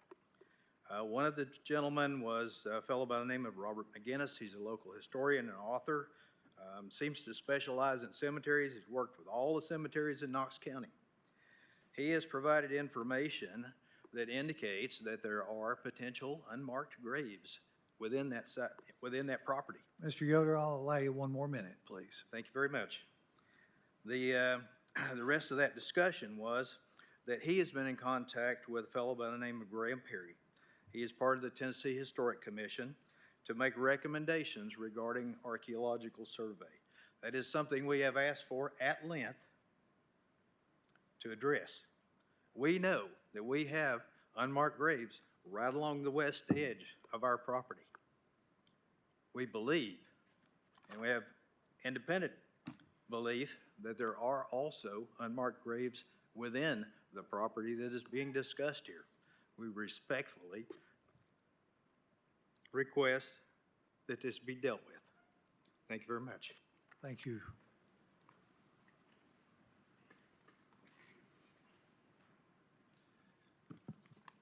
Thank you, and I do appreciate the comments from the neighborhood. I'll work backwards. Mr. Yoder, he did show us the map and raised his concerns that there might be unmarked graves on there. State law requires that when you're developing property, if you come across something like that, everything stops, and then you have to address what you have come, whether it's human remains, what it is, and whether that can be moved or whether you can continue with the development. That's something that will have to be addressed if during our development we go, that is something that we come across. Right now, we don't know if there's anything there, and you can't speculate whether there is or isn't. There might be, and we'll have to address that. The building definition doesn't prohibit attached buildings. It has long been the interpretation of engineering and that in the CN zone, you can't exceed that 5,000 square foot with a separate building that operates separately, which is what we have here. You not only have a firewall, but you have separate bathroom facilities, so each building, even though they are attached, can operate independent from one another. And there's been examples of that in the Easy Stop that was approved in 2022 on Johnson Road, which has a very similar layout. And also the markets at Choteau have several buildings that exceed that 5,000 because they are separated by firewalls and different businesses like Don Gullo in that. And so that is consistent with the interpretation and with the definition of building within the zoning ordinance.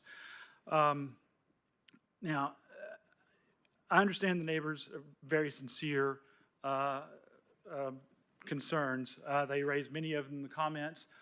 Too many for me to go through in 2 minutes and 53 seconds. I did submit a letter. We have a photometric plan addressing the light. The drive-through automatic voice control speaker systems, that will address the decibels. That is in line with the proposed ordinance that's working its way through Planning Commission right now to update the drive-through standards. There's going to be a 25-foot buffer zone with vegetation at the rear of the property line.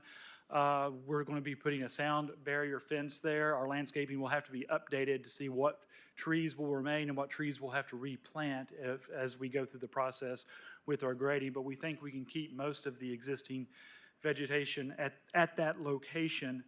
Our photometrics meet dark sky standards, and there'll be 0.1 to 0.2 foot candles at the property line, and once you get to where the cemetery is, it'll be no light transference whatsoever, and that's what our photometric shows, and we haven't seen anything that rebuts that.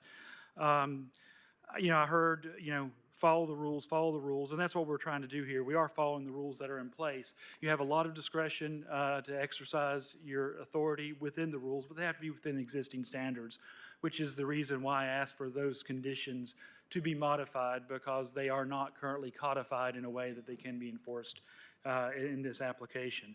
So we believe it meets the use on review subject to the 14 conditions as we've proposed to be modified, and we'd ask that you approve it. Thank you. Thank you. Mr. Elliott. Mr. Elliott, could you comment on the difference of definition of the 5,000 square feet, the firewall separation? Yes. In the building code, it defines a building as being two separate buildings as long as there's a firewall that separates the two structures. What they're showing on this plan, though, is just a fire separation. They will have to modify it and show a firewall to make it meet the requirement of two separate buildings. Does that make sense? Sure does. Yeah, thank you. Mr. Reynolds, I know you have quite a bit of background on this particular case. It's your case. You want to share some thoughts about this case, how we got to the pumps, number of pumps? Yeah, sure. Well, with getting to the number of pumps, we have to look at what the use on review process is. Each site is looked independently, so we don't have precedent between approvals. And we're looking to make sure that the proposed use is consistent with development plan standards for uses permitted on review, and the Planning Commission can impose conditions upon that. And there's some pretty strong wording in the uses permitted on review section, the procedures for uses authorized for uses permitted on review. In the approval or denial section, it says the Planning Commission may approve the development plan or use permitted on review where it can be shown that the proposed use or the proposed plan or use is in harmony with the general purpose and intent of the zoning ordinance and the adopted plans, and is reasonably necessary for the convenience and the welfare of the community. Then it goes on to say the Planning Commission may deny the development plan or use on review where the above cannot be shown, or where it can be shown that the approval would have an adverse impact on the character of the neighborhood in which the site is located.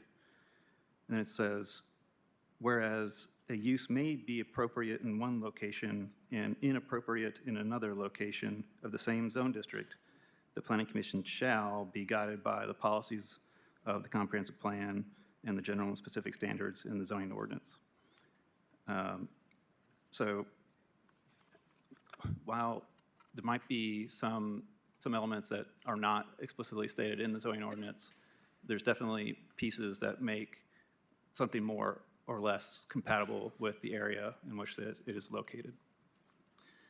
I did a little bit of research on gas stations in the area, just to get an idea of, and it's really hard to do apples to apples comparisons on, across an entire county. You have different roads that properties are on, distances between the next similar use, and those types of things can influence how individual gas stations are constructed. But I was just trying to get an idea, okay, well, how many pumps and how big is a different convenience store in a different area of town? And I was kind of surprised when I looked at something as big as, say, the gas stations at Wild Road. The couple of those travel stations had 6 pumps for, and that's double, so it'd be 12 total points of sale for more of like your retail customer, drives up the car. Obviously, they have a separate business outside of the retail customer, so those are big establishments. In general, the retail component is quite larger. But then looking at areas that had a little more neighborhood centric, so that not too far from the site, actually it's not too far from the Cheto area. On Harvey Road, there's a small, more neighborhood-oriented gas station. It's, if you're familiar with McPhee, or on the southern end of McPhee, right before we get to the railroad tracks, or you go under there, on the south side of the railroad is Harvey.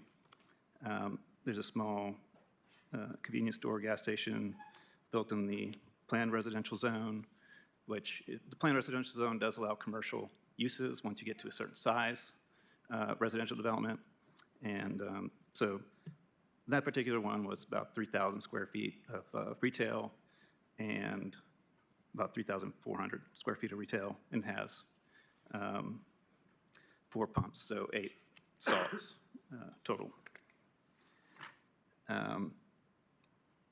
Just the bread box on Gleason and Gallagher View, which again is an independent, like smaller commercial area. It's by itself, has 3 pumps, 2,500 square feet of retail. And then on the same road, Gleason at Ebenezer, again, it's a kind of a standalone commercial spot, 4 pumps and 4,000 square feet of store area. And then once you get to something as big as has 7 pumps, you're starting to look at like the Kroger on Kingston Pike in Farragut has 7 pumps. Kingston Pike is a much different environment, and is attracting a much different type of traffic, much broader reach. And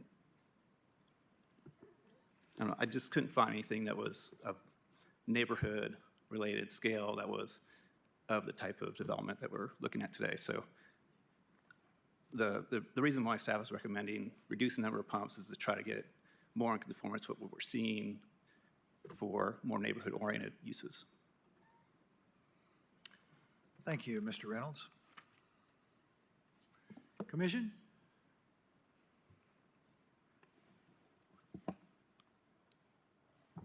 I'll jump out there just to get the conversation started. Because, man, this is a tough one for me. I mean, it's hard. The property's already zoned commercial, so there are definite rights, with that. It's zoned neighborhood commercial, so there are definite rights and allowable uses in that as well. And, certainly I'm sure like the rest of the commissioners, we've been getting a lot of calls from residents and elected officials, even all the way up to state elected officials, calling with concerns with it. I'm struggling with it because I understand exactly where the community is. Mr. Yoder, I would be very concerned about the grave sites over there as well. The size of the buildings, I think, we've got a pretty good answer to that from how codes looks at it and relies on that with the firewalls from a definition.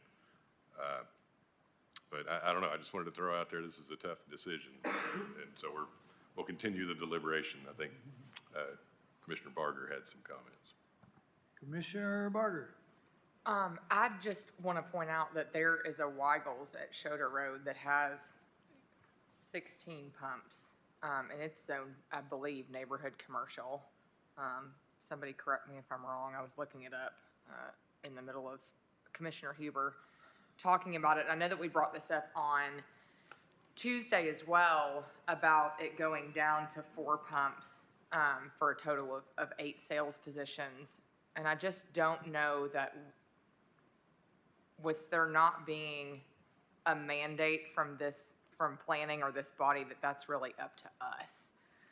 I totally understand the neighborhood's issues with it. I lived in a house that was built in 1899 for a very long time. Very, very well versed in the Concord area. My mom grew up in a historic house there.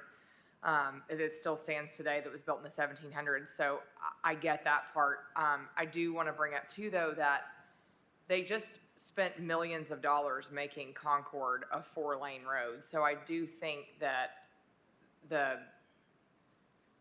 that area can handle this type of building and the original amount of pumps. That's what I'm saying. Thank you. Commissioner Higgins. I have a couple thoughts and probably have to come back. But I want to start with the firewall separation. I completely agree that from a building code standpoint and by extension zoning standpoint, it makes sense that by putting a firewall, we are creating 2 separate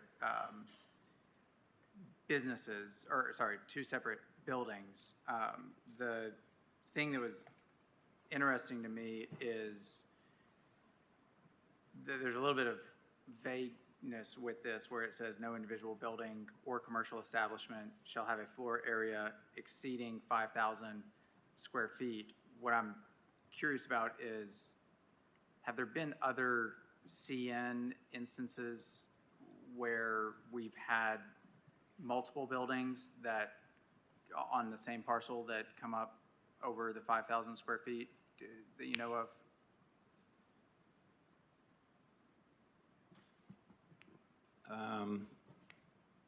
I think the Choteau market, there is some. I think originally there wasn't. Most of those structures were not intended to be over 5,000. I think they kind of grew over time. There was, I believe, 1 or 2 that were approved. Don't think they were built though. On the backside, that had like a main level and then like a basement level. So you didn't really see, it was kind of a different situation, but grand total was, you know, a larger building. And then there was a newer one recently. But I would say that it's not, I think how we're looking at these going forward are different than past interpretations. I don't know, Steve, if you have a different thought on or want to add anything to what I've said, but I think we've seen that the intent here is to have smaller, more neighborhood scale structures, and you know, allowing things to continue to add on to each other gets things out of scale, becomes more of like a shopping center type situation and not neighborhood scale. Yeah, that's part of what I'm getting at is what's the intent of this line? And it does seem like the intent is to have smaller establishments. And so it makes me wonder if you did a 20,000 square foot shopping center, but divided that up into 5,000 square foot tenant spaces with firewalls, are we looking at that in CN and saying, that's great, or, you know, thoughts on that, I guess? I don't think in the future we're going to be recommending the same thing. You wouldn't be? I don't think we would be recommending the same thing in the future. In a situation like that, you wouldn't recommend the yeah, firewall? No building larger than 5,000. Okay. Mr. Elliott, you were nodding two different directions, so I'm going to pick the one that said yes. So would you like to comment? Well, just to answer yes, I think some of those structures at the markets at Shodo exceed 5,000 square feet, and they have fire separations in them for 2 tenants in each building. So each commercial establishment is under 5,000 square feet. Thank you. And I don't think that there's I think if I were representing a client and knowing the building code and that the state code references that, I would push to get this, you know, if that was the intent. And I don't see a legal way to oppose the firewall argument. However, outside of this, I do think that it seems like the intent of CN is to ensure that we're looking at smaller scale buildings. And I think it's okay if they're connected even and you have multiple buildings, but I think if something that probably isn't within our scope or purview here is going to be the design of that. And so, you know, it is different, like the shopping center situation. That would be very different if it's one large building that behind the facade is divided up versus if it looks like 4 individual buildings. So I bring that up to say that I know that there's been some discussion about that. I don't think that it really meets the intent here, but I don't know that we have the ability to oppose that. I don't think that, based off the legal definitions. But the other things that I wanted to mention, so the comment about the potential unmarked graves, there's not a condition in here about that, is there? No, there isn't a condition. There was a concept plan review, I think it was about 2015, 2016 in the city, where we did address something very, very similar.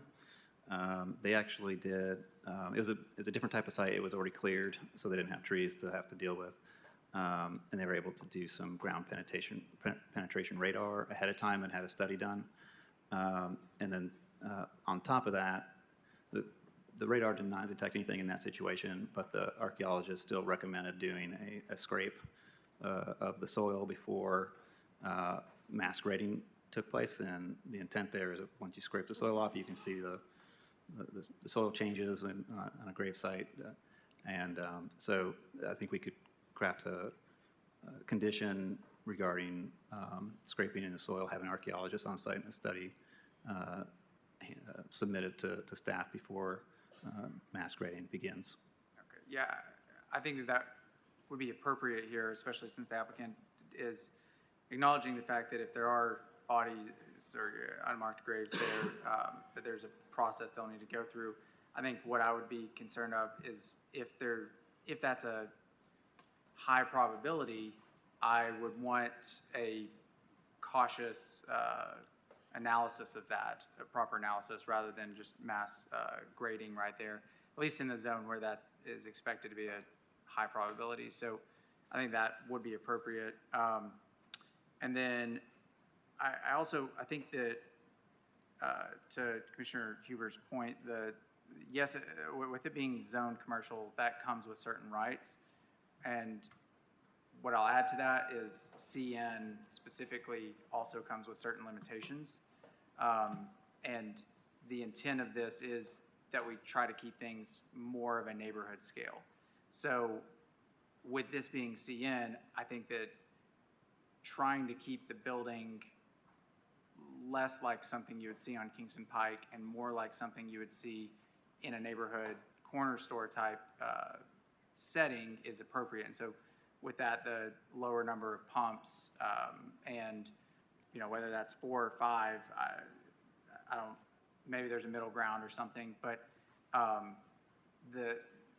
if we want to treat this like it's a more intense commercial zone, then I think it needs to be rezoned to a more intense commercial zone.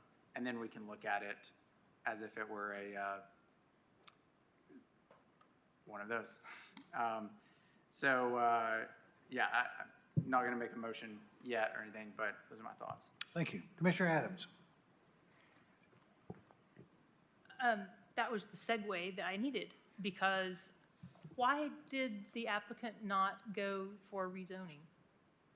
Well, it had zoning in place, and the CN zone had been there since 2004. I think in 2004, when they asked for the zoning, they asked for CA, and that was denied, and they were given CN. So we're operating within the zone that is there. There's commercial zoning, CA zoning in the area, but we were looking at a piece of property that already had the zone in place, just with the use on review process. Okay, so to me, this is interesting because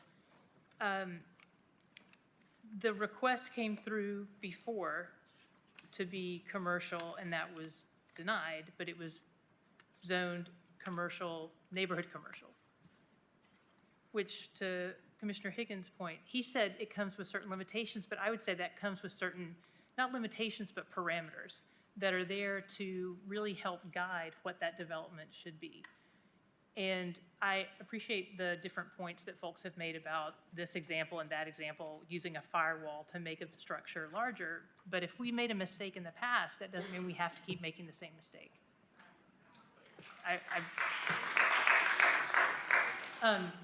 That is Commissioner just, Adams, would you clarify that? Because I'm not sure what you... what I mean is that what I've heard is different persons point to examples of structures that are using a firewall to be labeled as something under 5,000 to meet the CN requirements.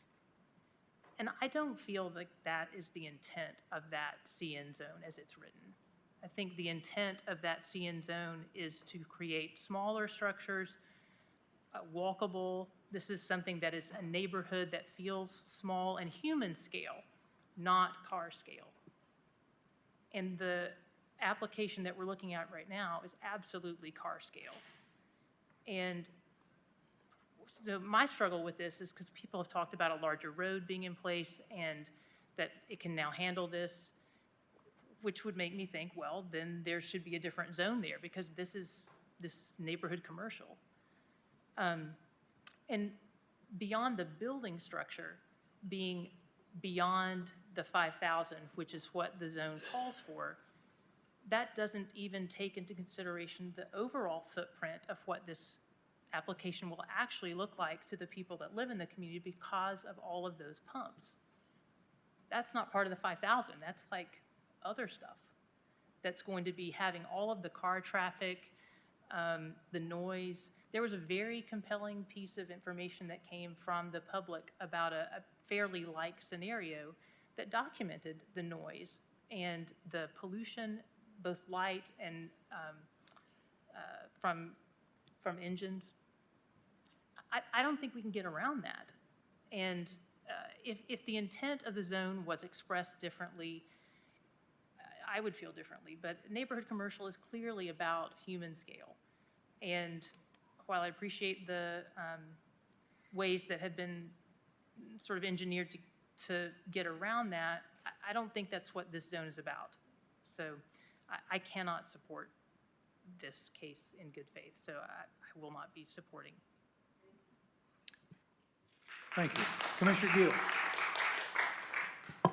Yes, so I have a couple of questions, specifically in relation to what Commissioner Higgins and Adams were asking. We've spent a lot of time talking about how an individual building, based on the building code, we can consider two different buildings, but the other half of that statement is or commercial establishment. And I recognize that I'm new here, so for my own edification, a little discussion on this, how do we define a commercial establishment? Because if we have two separate buildings, each of them 5,000 square feet in a scenario that Commissioner Higgins brought up, and these are two entirely different businesses who are operating in that space, I think you could perhaps make the argument that those are different commercial establishments. But we're looking at one, we have one applicant who is operating a single business, what we're calling an easy stop. And they may have two separate uses, but what distinguishes those uses, at least in my mind, is a point of sale system, which is not necessarily an installed or intrinsic component of the building that's being built. So that's simply a computer system saying that that's a different place where money is being taken. Is that what establishes a separate establishment?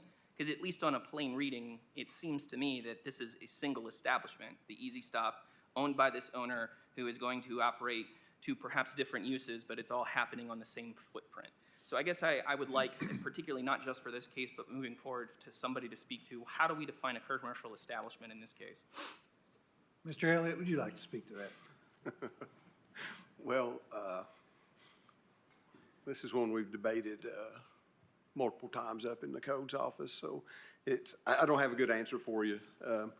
I think commercial establishment defines what the business is. So in the Easy Stop that came through in 22, at that time we were thinking there would be a McDonald's in there and an Easy Stop, clearly two separate commercial establishments.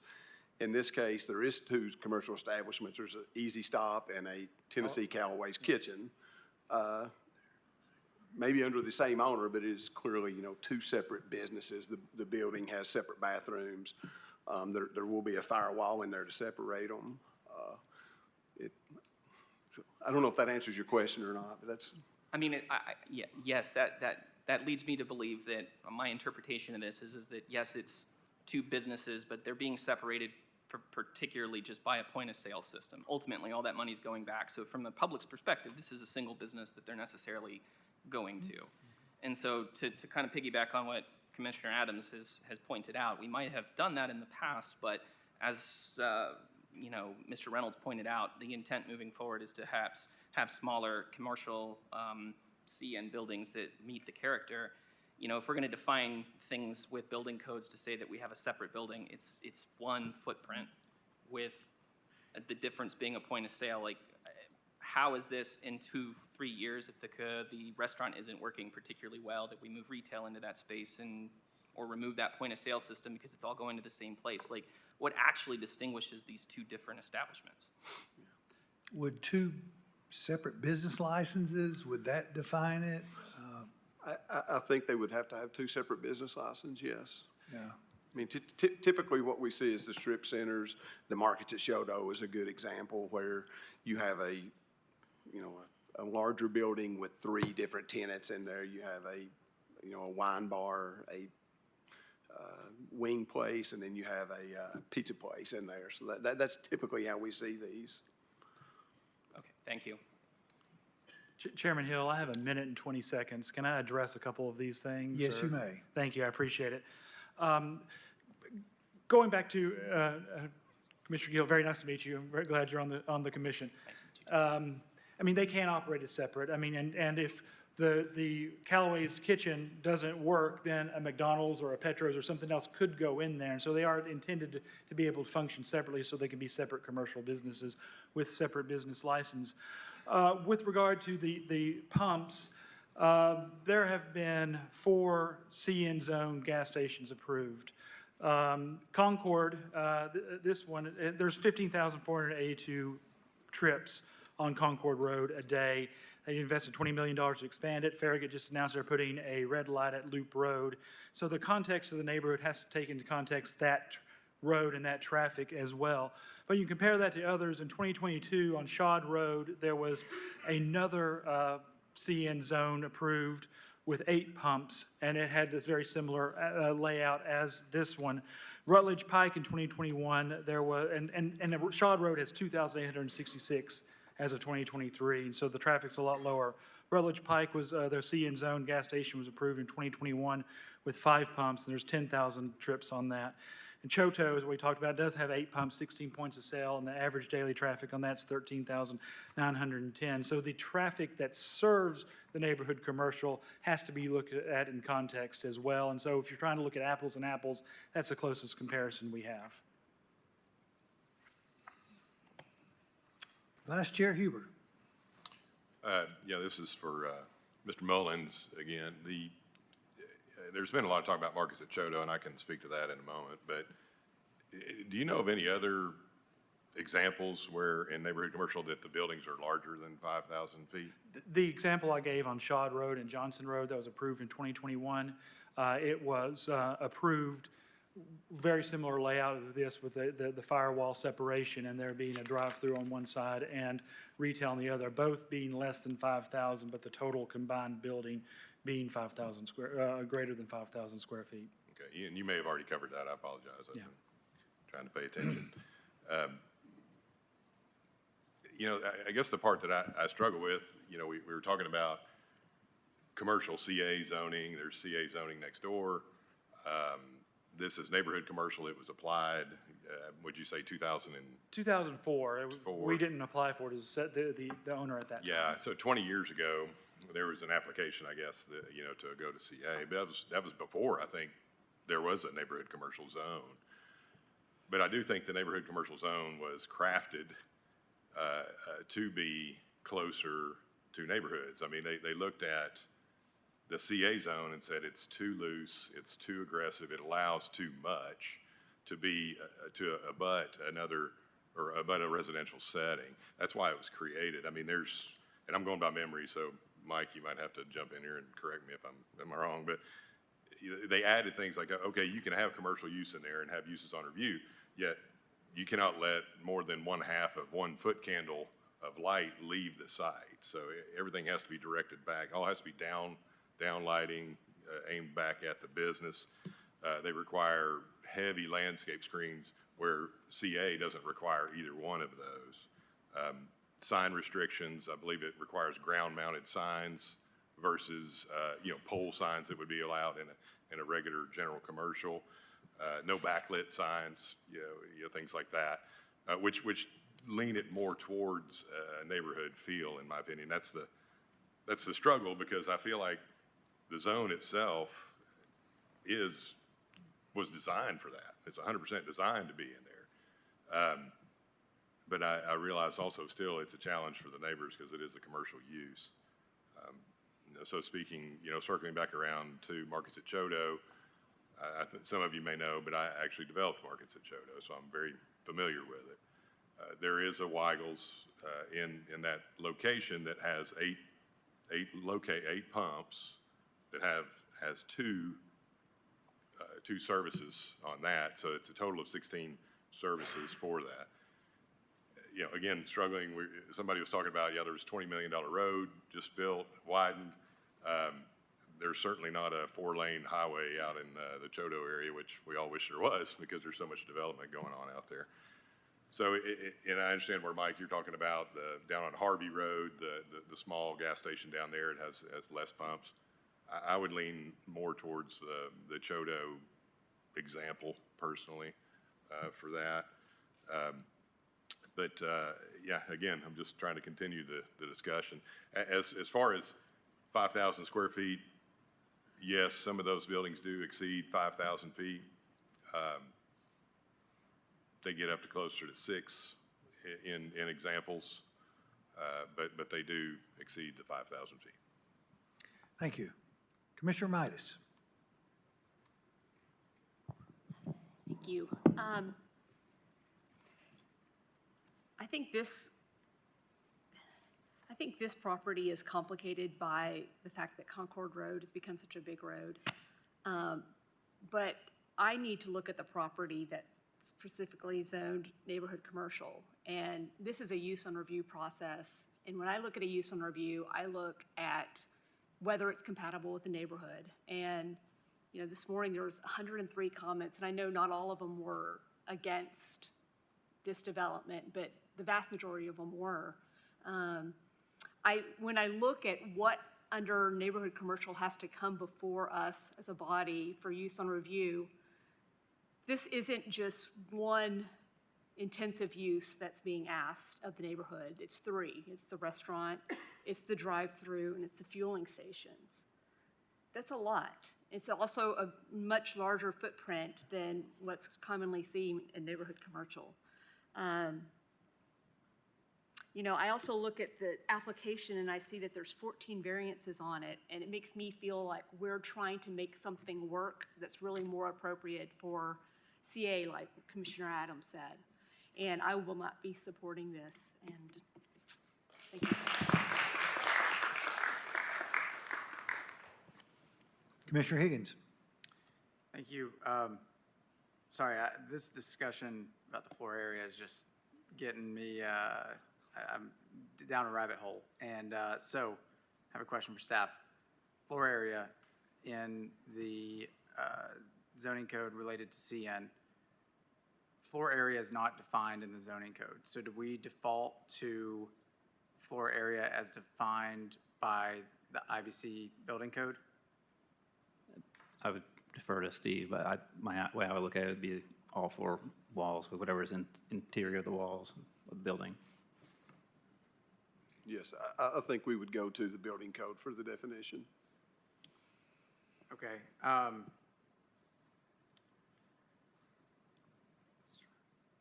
guess I would kind of want to qualify that just a hair. There are some instances where we look at things outside of the building that are also cumulative to the use. And I think this is kind of a conversation we haven't really had yet about the gas part being a cumulative piece of a use. Like for instance, if a restaurant has a patio, we would look at that patio as potential, like further of their floor area, because you could have a small indoor restaurant, but you could have a giant patio, and all of a sudden that use is totally different than, and more intense than it was intended to be. So we look at that as well. I mean, if you look at the cumulative effect of what was being proposed, that's where I think from a staff standpoint, we're really struggling that this is, from a cumulative aspect, is really getting beyond what a typical neighborhood-oriented use is. And the whole point of it, you know, we don't have the authority, the zoning code doesn't say how many, like limit the number of gas pumps, but at the same time, it doesn't limit it. I mean, they could come in with a 15-pump gas station and be like, well, you can't tell us no. Well, it's obviously not appropriate in the CN zone. So I would think that we would say no to that. So there is definitely an idea of a limit to what the CN should have in it, so. Did you guys referenced the Weigels a couple of times. Does it have a drive-through? No, it does So not. I think there's a point well made there about a cumulative effect there, Mr. Reynolds, of all the uses. Okay, all right. My question, the next part of my question is now a legal question. If we are defaulting to the building code definition, and I think in a way we are, if we're saying that the firewall then separates, is our separator here, the building code definition of floor area gross is not only it measures from the exterior face of the walls, but it also includes the usable area under horizontal extensions of the roof. So by that definition, and the county may look at the occupancy of this differently, so correct me if I'm wrong, but by that definition, I think we would have to count the canopy as part of the floor area here, which puts us well over 5,000 square feet regardless. So I guess county with, from a plans review, would you recognize the usable area under a horizontal projection as part of the square footage calculation? I think for floor area, we would, because, you know, floor area, patios and such would go towards your requirement for restrooms. But I think in this case, it specifically says building size, so I don't think floor area, patio, you know, it's not enclosed by 3 walls, wouldn't be included in building size. So, does that make sense to you? It does, but I think the CN restriction is. I think it says building, doesn't it? It's not floor area. No, it says floor area. You know, it does say floor area. So I guess from a legal standpoint, if we are to approve something that is technically over 5,000 square feet, I guess maybe that's something that a court would have to decide, but I'm curious if we can even allow it if we're following this set of rules of definitions under the IBC, then, yeah, where are we at? Yeah, I mean, I would defer to the county thank you. I would defer to the county on that definition, and also, I understand your question, Commissioner Higgins, but as I look at the rendering here, the canopy is not connected to the building itself. It doesn't appear to be part of that structure, it's separate, and so the county is gonna have a definition of how they interpret that under their codes more than we would as planning commission. Okay, yeah, and I had a similar thought with it being detached. So that gets back to the other part of this conversation of, do we count the sum of buildings or detached buildings? And part of my line of thinking here is, with it being detached, it may, to follow the code, we may actually need to be, if we can allow it, then we would, I think, need to make sure that it is under 5,000 square feet as a canopy, because it's a separate structure. And with that, I don't know the square footage of it as it stands right now. I could scale it and see. But based off the fact that the building is 7,000 square feet, I would assume that canopy is well over 5,000 square feet. So I think that we would end up needing to limit the number of pumps anyways if we're following the 5,000 square foot rule. I'm sorry if that is a lot of different threads coming together. I can further explain my thinking if that helps. I think that amidst this mess, confusion, I'm going to let Councilor Mullins and Councilor Sanders speak here. A couple of minutes for each of you. I'll go ahead. I know Mr. Sanders has been standing behind me for quite some time. I'll let him Okay. speak, and then I'll. All right. So to this issue about building size versus establishment size, it says building or commercial establishment. So you can't have a building over 5,000 square feet. You can't have a commercial establishment over 5,000 square feet. The zoning code contains its own definition of building. It is not appropriate here because the zoning code does not mention the building code in the first instance.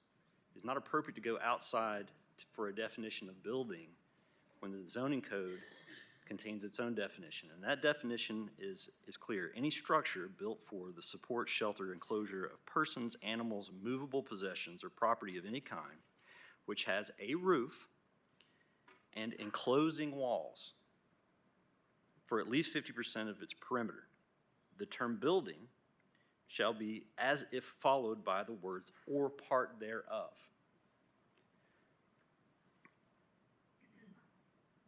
The definition here does not mention firewalls. The purpose of firewalls under the building code, which I don't even think you have the definitions from the building code in front of you to understand what technical application they might have.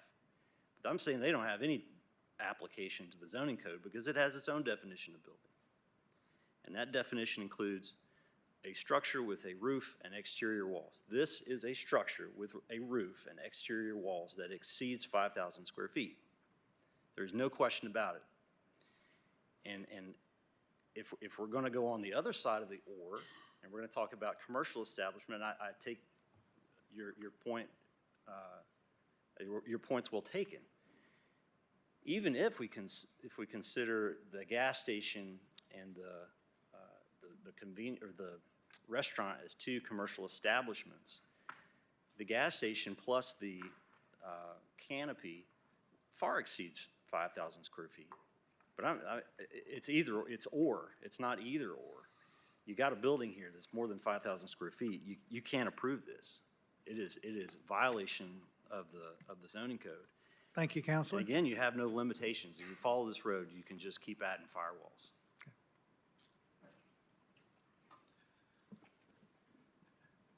Thank you. Again, I'll go back. The definition of building in the zoning ordinance does not prohibit attached buildings. There are two separate buildings here with 4 walls and a roof. They just are attached. So I don't think it is, based on the plain language, in violation of what the zoning ordinance says. But the fact that we are all debating this lends itself to the argument that there is some ambiguity here. And what the law tells us, if there's an ambiguity in the zoning ordinance, then it inures to the benefit of the property owner for the free use of their land. I'm glad that the canopy does have a roof, but it doesn't have 4 walls, so it would not fit within that at that point if you're looking at the definition of the zoning ordinance, because it's not attached to the building, and it does not have 4 walls, and it doesn't have any walls. It has posts and a roof. But I do want to go back in the minute I have. You mentioned about the archaeological study. I don't think that is a bad idea. The only issue I have, you look at the landscape, and we have a lot there that we do not want to disturb. I think the neighbors don't want us to disturb that. There might be some grading that we'll have to replant, but I wouldn't want to do any ground scraping in the area with mature trees to do that type of archaeological study. So if you are inclined to some type of condition, the areas that we intend to grade, I think that would be appropriate to make sure, but the areas that are supposed to be left undisturbed might not be appropriate for that condition. So I just wanted to add that caveat to your thought on that, Commissioner Higgins. Thank you. Yeah, I'll just. Commissioner Biggs. Just a question on the canopy, kind of its definition as, building or not. I'm curious if we were to think about this as a restaurant with an outdoor dining pavilion that's open air and it's covered, would that count towards square footage as part of the restaurant? It would count towards floor area, I think. Towards floor area. Yes, and I've actually texted my plans reviewers here, and gas pumps would not be included as floor area, so that they wouldn't count as part of the building. Okay, and I guess maybe I'm just struggling to, what's the difference between an outdoor dining pavilion that has a roof but no walls and, a canopy that has a roof but no walls? Why is one floor area and one's not? So a patio with just a canopy over it isn't considered a building. It doesn't have 3 walls.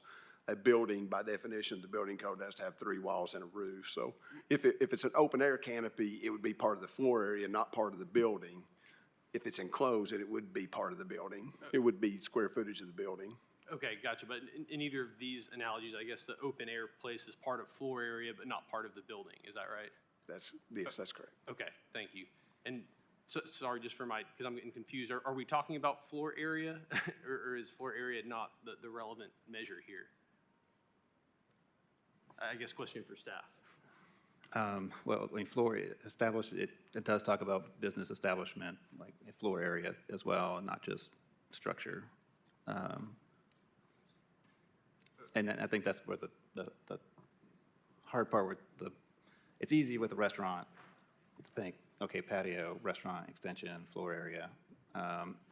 We haven't typically thought about the gas pumps in the same way, but I mean, logically speaking, the more gas pumps you have, the bigger convenience store you're going to need, and all these things kind of accumulatively like lead to something larger and larger and larger and pushing the envelope of where it's supposed to be. I guess just in my mind too, that, area under a gas canopy is used to generate revenue for the business. It's part of the operating business, and so I see that as kind of akin to an outdoor dining pavilion, which is also area used to generate revenue for the business. So in my mind, they're similar.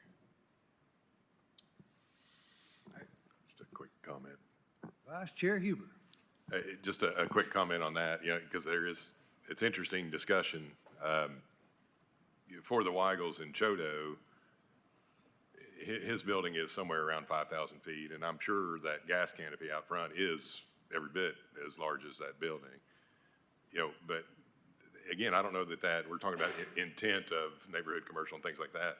It's like, what we're talking about is if we did view it that way, is you either wouldn't be able to have a gas canopy at all because you got a 5,000 square foot convenience store and you can't have any gas canopy at all, or you have a gas canopy and no store, because together, per this line of thinking, together they're over 5,000 feet. So I guess that's, kind of a confusing.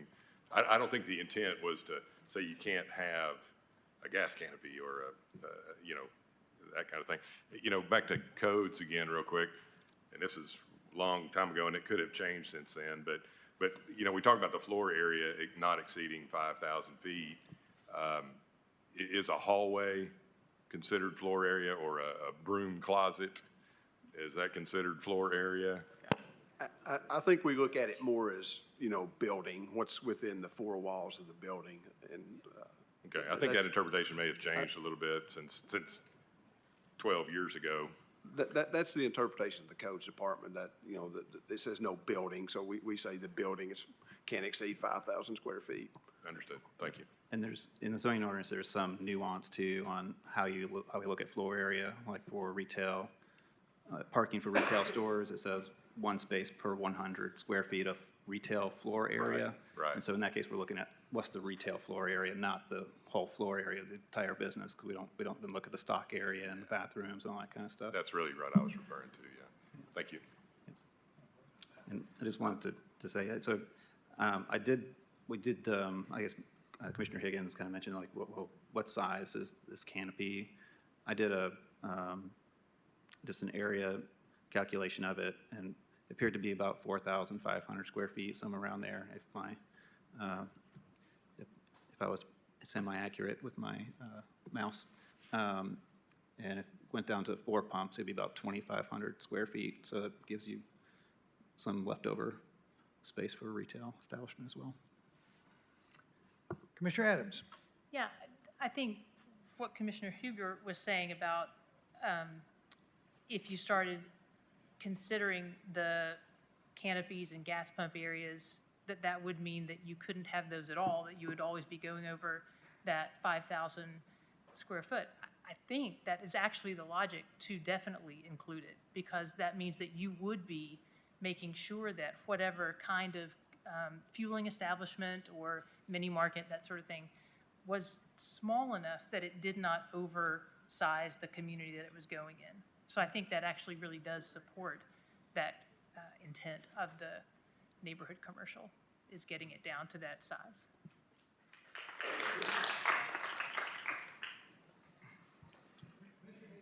Commissioner Higgins.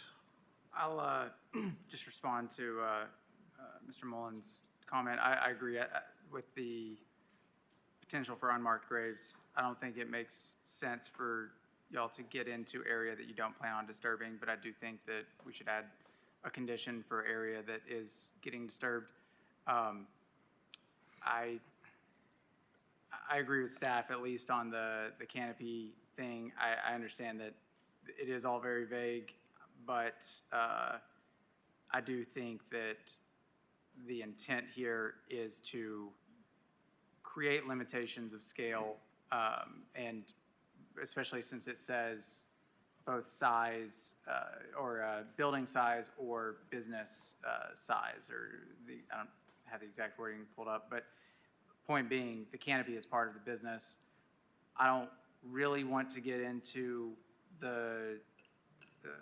like that just seems like a sticky situation of trying to argue the square footage of the canopy and how that contributes, or if it contributes. And it sounds like county has a established perspective on that. But I do think that it would be appropriate to limit the number of pumps to 4 or 5 here, and just take off a few and try to scale it down a little bit more for the neighborhood, or put this on pause and rezone and come back with a different zoning that doesn't have the same limitations to it, I guess. Are either one of those a motion? Well, I will make a motion. Yeah, I'll make a motion. I'm scared because this is a big one, but let me pull it up. Well, actually, I'll make a motion to approve for staff's recommendation, and adding a condition that, as Mr. Reynolds said about the archaeological research for the potential for unmarked graves, that that would be performed in the areas that they plan on disturbing, and not the undisturbed areas, as appropriate. I don't think it's appropriate for the full site, but just the area that it's expected to have unmarked graves. What agency has purview over that? Is that local, or is it run up to state? I'm not sure, but I believe it would be someone from the state. Okay. I just want to make sure that there's not some, large-scale grading that leads to something getting missed. And it seems like there's a way to do that that's kind of minimally invasive. So that's my intent there, but I'm definitely open to friendly amendments to my motion, because I'm not really changing too much from staff's recommendation. Do we have a second? I was just going to ask, are there any conditions? I know Councilor Mullins had suggested edits to some of staff's recommendations. Yeah, there were 4 requests from the applicant, and if you all want to discuss, you're welcome to discuss. In the meantime, I'm going to go to Commissioner Anderson. Yeah, so I had a question for staff, and going back to the kind of the discussion on the canopies. So, one of the, I guess, allowed uses in CN would be say like an outpatient medical clinic. If they had a canopy in front of their entrance to allow patients to pull under to get out of the vehicle, would that ever be included in the square footage of a building? I don't believe so. I believe that would be considered an accessory use to the primary. Okay, we still have a motion, and we can either let the motion die, or we can talk about it and have some friendly amendments, or I'm open to suggestions. I was going to throw out a second. I'll second the motion. Okay, we've got a motion and a second, and that is to approve for staff recommendation with one added condition, be a total of 15 conditions. Is that correct? All right, and that, would you please repeat that one added condition? I don't want to, but that the applicant would undergo. I can. Mike, help me out, I can please. at least Are we try talking, to. are we talking like a phase 1 archaeological study, or are you just talking about just ground penetrating radar? I mean, Well, I want to I understand think- what we're asking, the scope of it, because when you get into the area of kind of archaeological studies, there's a lot of nuance to that. I think the intent is to go to the point where we find, whether using reasonable steps to determine if there are graves there, and not, going and doing like a full archaeological dig. I mean, that's not the intent. Obviously, if graves are found, then things grind to a halt, and there's processes to what the next steps are, beyond that, either leave things as is, or if you want to attempt to do something with those graves, there's a whole process there. So I think that's the intent, is just to identify if there's not anything identified through this more simple process, then it's assumed to be okay. You're not mandating any specific types of testing, just that we do something to reasonable to ensure there's no graves at that location?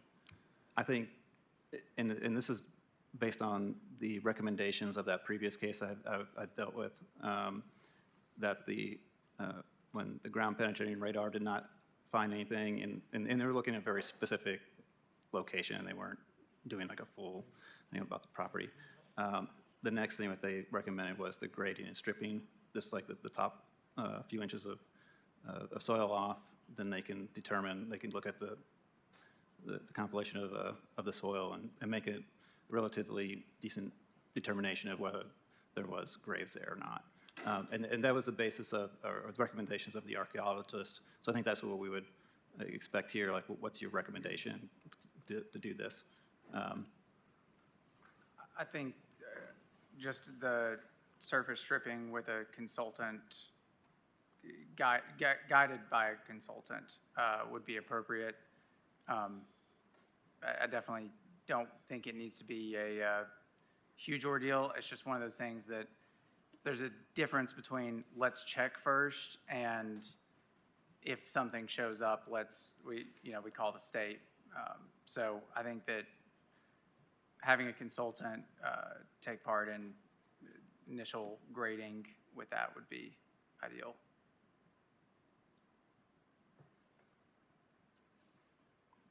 I think I understand what they're asking us. All right. Commissioner Adams? Do you mean like a specialist, some type of archaeological specialist who's standing alongside to make sure that this is handled correctly? Yeah, kind of like Mike was describing, where they took the first few layers of soil with just someone, I think an expert present, who could identify what it would look like, if there was a grave. And I think going back to what Mr. Reynolds said, and I'm involved in some historic property in Hamlin County where we are doing different types of archaeological studies in relation to an expansion of a landfill, as if you can imagine. So I think the first step is do ground penetrating radar, and if something looks like it needs more study, then you can take the second step. And I think that's more kind of what they looked at there. They had the ground penetrating radar, and they wanted to go a step further just to make sure. What they had, because that was for a subdivision, and there was a road that was relative, and it was a situation where there was an existing cemetery, which is obvious, and then there was a historic church on the property that was no longer there, and there was documentation that there may have been additional grave sites into the property. And so basically, they did the ground penetrating radar around the existing cemetery, what they knew existed. They didn't find anything outside of that. And then they knew where the roads were going to be, where it wanted the roads to be. And so they scraped from the roads, essentially. And then, since they were going to grade that anyway, so they went ahead and scraped that. They didn't, I don't think they ever got to that point, so they didn't develop the subdivision. So, but that was the intent. Scrape there. So basically, in this case, it would be, you want to leave part of some trees, anything that you're, not maintaining, especially like, I don't know, the first 50 feet or 100 feet, whatever it might be outside of that. Go ahead and do the scraping. That'd become my initial thought. See if there's anything there. I think that's what my expectation would be, but. I'm not an expert, so I don't want to. And there's documentation I haven't seen outside of what the community member has. Mr. Yoder, yeah. I would definitely want the recommendations of an archaeologist on how to proceed through that. But I mean, really, the intent is just to. And we can do that, especially in the areas where maybe not the. I don't know if you do the entire site or half of it that's next to it, to the area where the cemetery is, because you can see where we'll be grading, you know, for the building in that area, down to its entrance with Second Drive. I mean, that's, you know, the further you get away from it, I think the less likely you are to run into something like that. That's why I wanted to specifically say with a consultant is I don't want to require the whole site to be done. I think just whatever an industry standard for a situation like this, when it's suspected that there's a high likelihood. We will hire a consultant and let him inform us what they recommend, you know, the most likely areas of where the graves may be, and do appropriate testing at that location. Let me abbreviate this for just a minute, because Director Brooks has been doing some research here, so maybe we have a solution. Okay. Director Brooks? Okay, so what about something to this effect of a condition that a preliminary archaeological survey, which could include ground penetrating radar, review of relevant archives, and other physical investigation would take place before development? All right. That's fine. Commissioner Adams? I just wanted to say thank you for the floor of, are there friendly amendments? You know, I'll accept those. And so I immediately started thinking, like, okay, how could I amend this and be okay with it? But I keep getting hung up on the overall size. And, but, you know, if there was some way to modify that, then I could start going down the road of how to make this fit from a design standpoint in terms of the area that it's in. But I keep getting hung up on that size. So I just wanted to explain, like, I appreciated that opportunity. Commissioner Adams, I get what you're saying. I get what you're saying. But I feel somewhat confined to the interpretation of the code. I mean, we can argue intent all we want, but until we change the code, can we really do anything about it?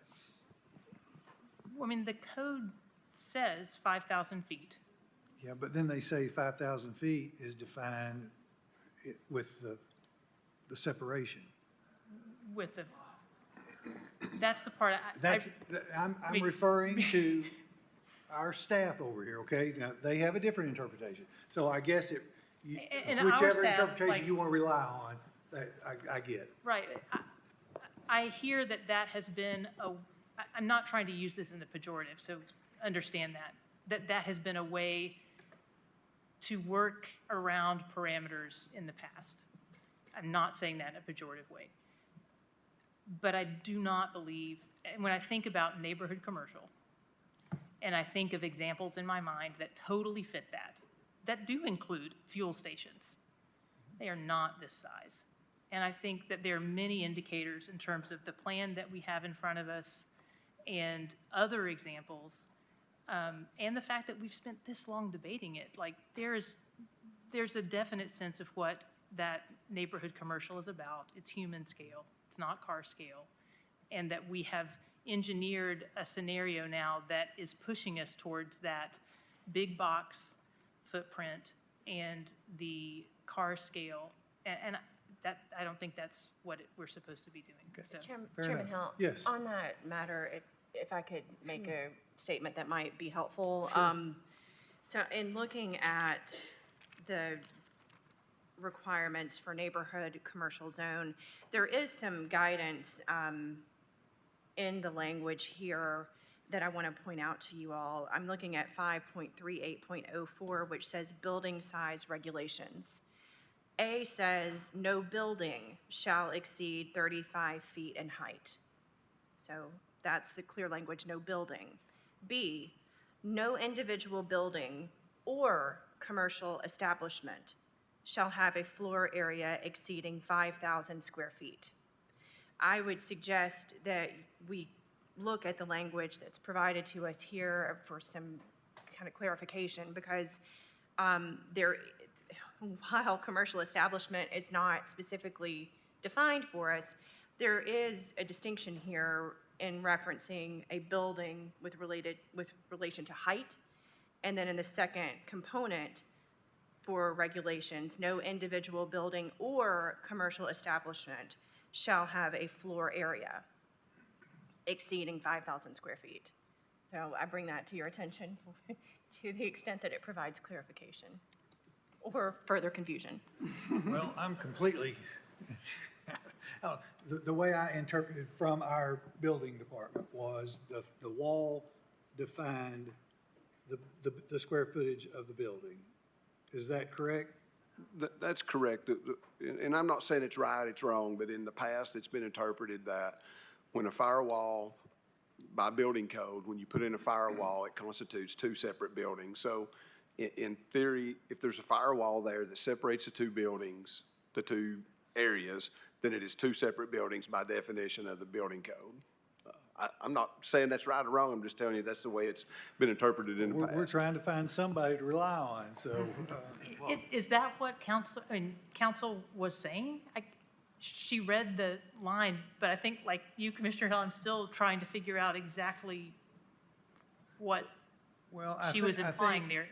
According to our building department, they're stating that we have the firewall has separated it to where we don't have a building that exceeds 5,000 square feet. That's where we are. That's their interpretation. Their council's interpretation is different. So it's up to us to determine what you want to rely on.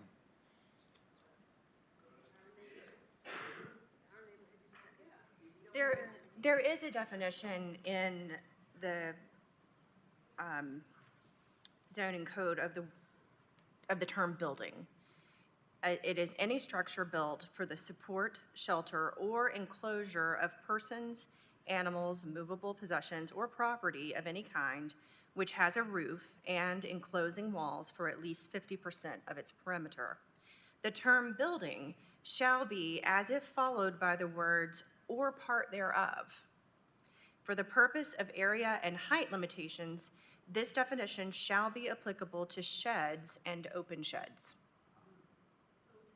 Open sheds. Now, listen.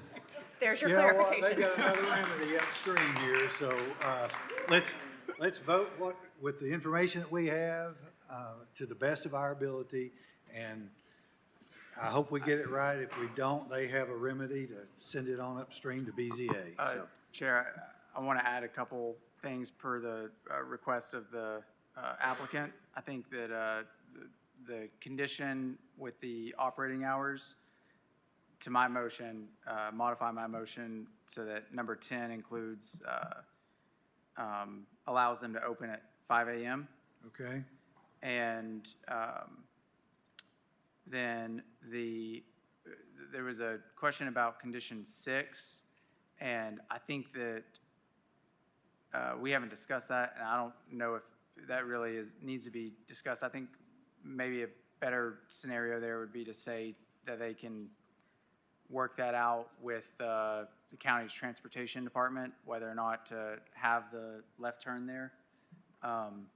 Let's let them weigh in on that right now. How about that? The item number 6 about the right turns only using a curved island. Thoughts on that? And then, okay. Now, I mean, like I said, we don't have an issue with addressing that through signage or even striping on the ground. The island, we're concerned about, turn radiuses, especially if you have vehicles coming in with boats, and hitting that curb and causing damage.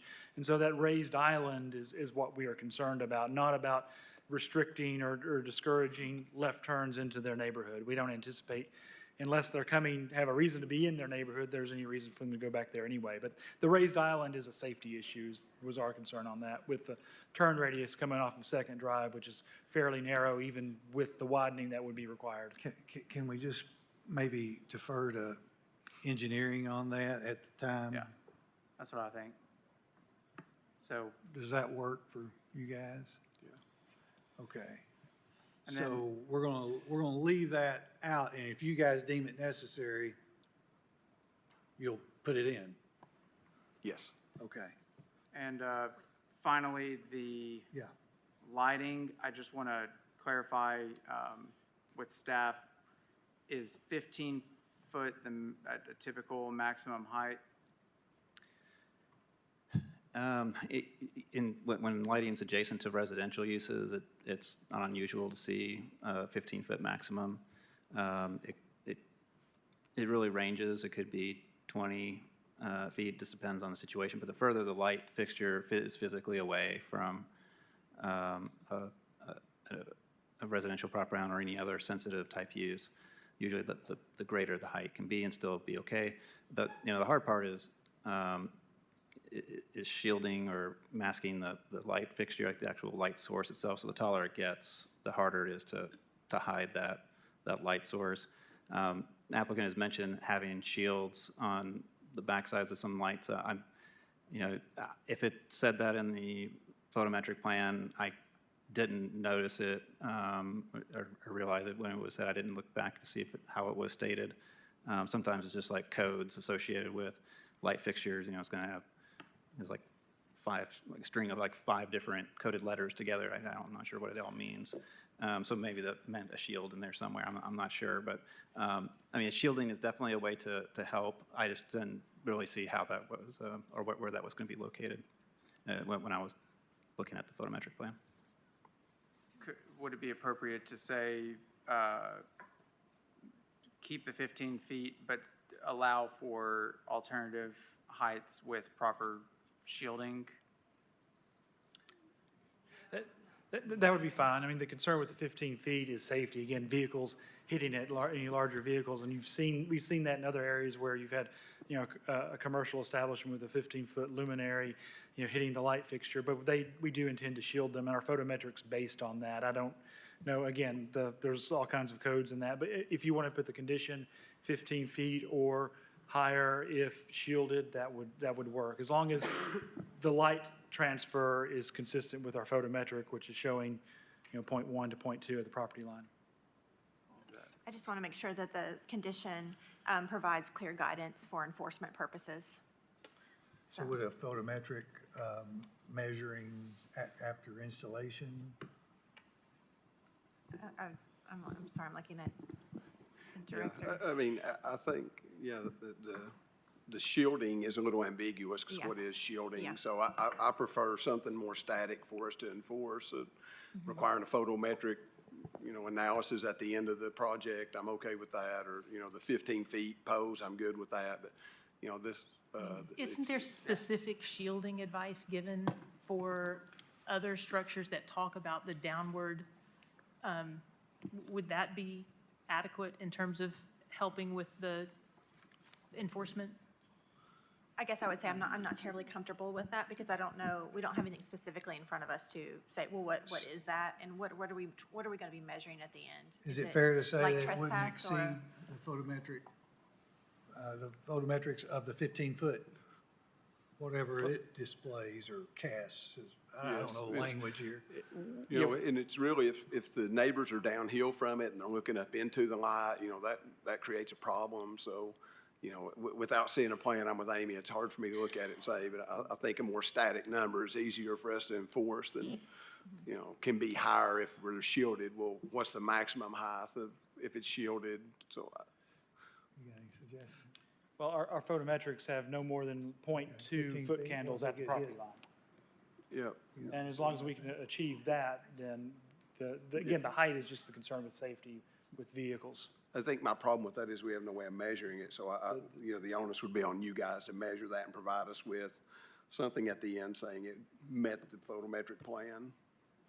Okay. Mr. Reynolds, do you have any concern about 15 feet being I guess, trucks hitting it? I'd have to defer, I guess, to their civil team and how close the light fixtures are to the drive aisles and such, and where their larger trucks are going. What is a typical canopy? Is that supposed to be less than 14 feet tall, I think, for large vehicles? Tractor trailer, what's Yeah. 13.6, I think? Yeah, so I think that's, a 15-foot light technically should be okay. But, there are some, when you're getting that, that close on some of the larger vehicles, there might be an issue, but it's not something I deal with too often, so I have to defer to somebody. Stay with the 15. Yeah, let's keep that condition in the motion, and, at worst case scenario, I think that that's a good middle ground for neighbors and to keep it limited to that, so we'll keep that one in. Okay. Is that it? That's it. Okay, so. Sorry.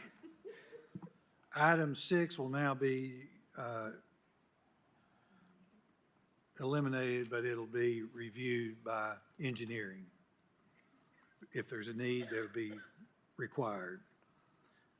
Okay, item number 10 will be changed from 6 a.m. to 5 a.m., is that right?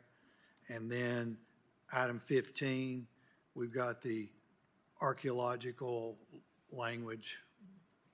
All right, is everybody clear on that? All right, we ready to vote? All right. What's that? Biggs needs to resecond. Oh, okay, okay, all right. Commissioner Biggs? Can you, will you amend your second? Will you second the Yes, I amended second version? the amended Yeah, motion. okay. All right. We got a motion and a second. Dallas, you got all that? Okay. All in favor, say aye. Aye. Any opposed? Okay. Let's raise hands on the nose, please. 1, 2, 3, 4. You got those? Okay. No. Adams, Perez, Gill, and Amy. Okay. So Yep. that makes it 9 to 4. Yep. So we got 4 nays. 4 nays, right? Motion passes. Hey, let's take a 10-minute break. Yeah. All right, let's get going. We are now on to item 34. This is a similar use determination for off-road trail riding for motorized vehicles and mountain bikes in the agricultural zone. And I'll let Mr. Reynolds speak on this matter.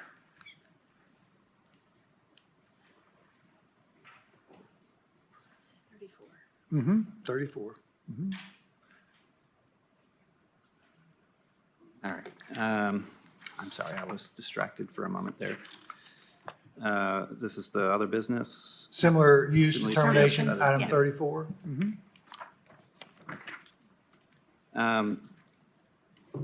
So the zoning, we have a process for considering similar use determinations, which the intent there is that the Planning Commission can consider a use that's not explicitly defined in the zoning ordinance and determine whether it is similar in nature to the other uses that are listed in that particular zone that's being applied for. In this case, this property or the zoning district in question is agricultural zone, and the use is an off-road trail riding for motorized vehicles and mountain bikes.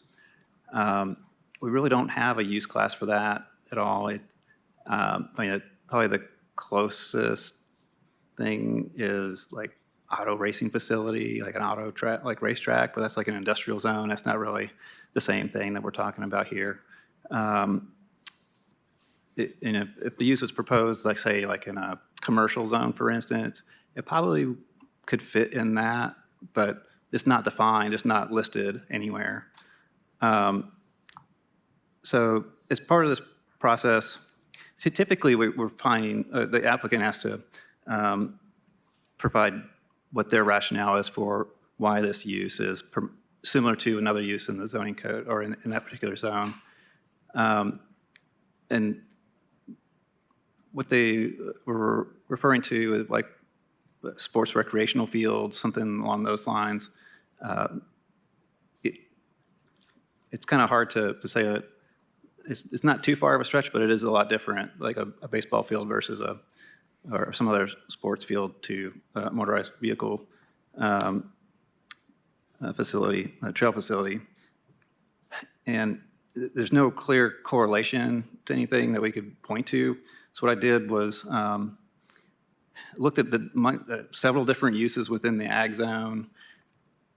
What kind of restrictions do those uses have in them, and what makes sense to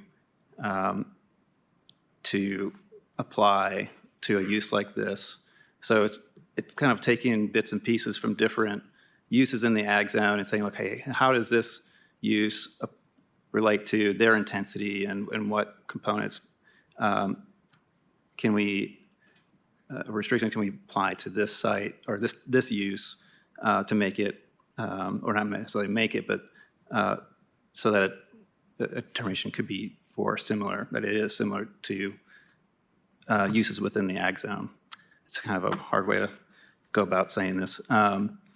Ultimately, what I'm recommending is approval of the similar use determination with certain operational restrictions or site improvements as part of a use on review process. So basically saying that the recommending approval of this as a similar use within the ag zone as a use permitted on review.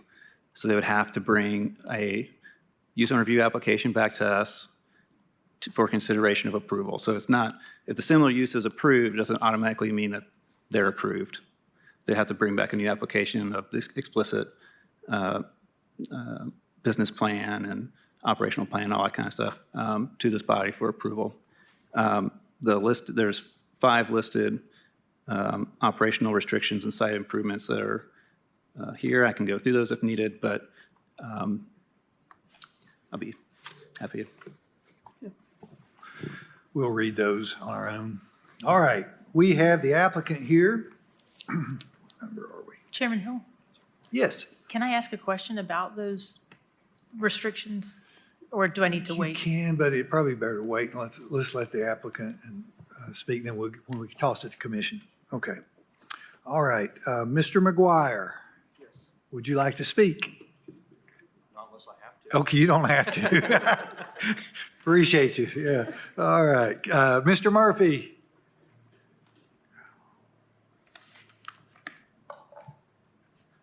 Thank you, Mr. Chairman. Name and address, Mr. Murphy, please. It's in my sign up, 4508 Murphy Road. A motorized trail riding facility brings in equipment that's really noisy. Applicant states that, often, standard stock exhaust is 95 to 105 decibels. This is very different than many of the other uses that are allowed on residential property or agricultural zone property in particular. And this is a business that could be authorized to operate frequently on a daily basis. Now, where you have multiple noise emitting machines on that property at one point. This is different even than if you live next to a farm and your farmer next to you is out doing their hay. They'll run their tractor around for 2 or 3 days, but they'll run all over their property, with one tractor. And you kind of know that too if you see a hayfield next to them, that they might cut hay every once in a while. But if we allow uses on reviews for motorized trail riding facilities, that brings in a very intensive type of a nuisance noise that's very difficult to mitigate. I don't even know, it's not specified, there are no noise regulations associated with this recommendation here.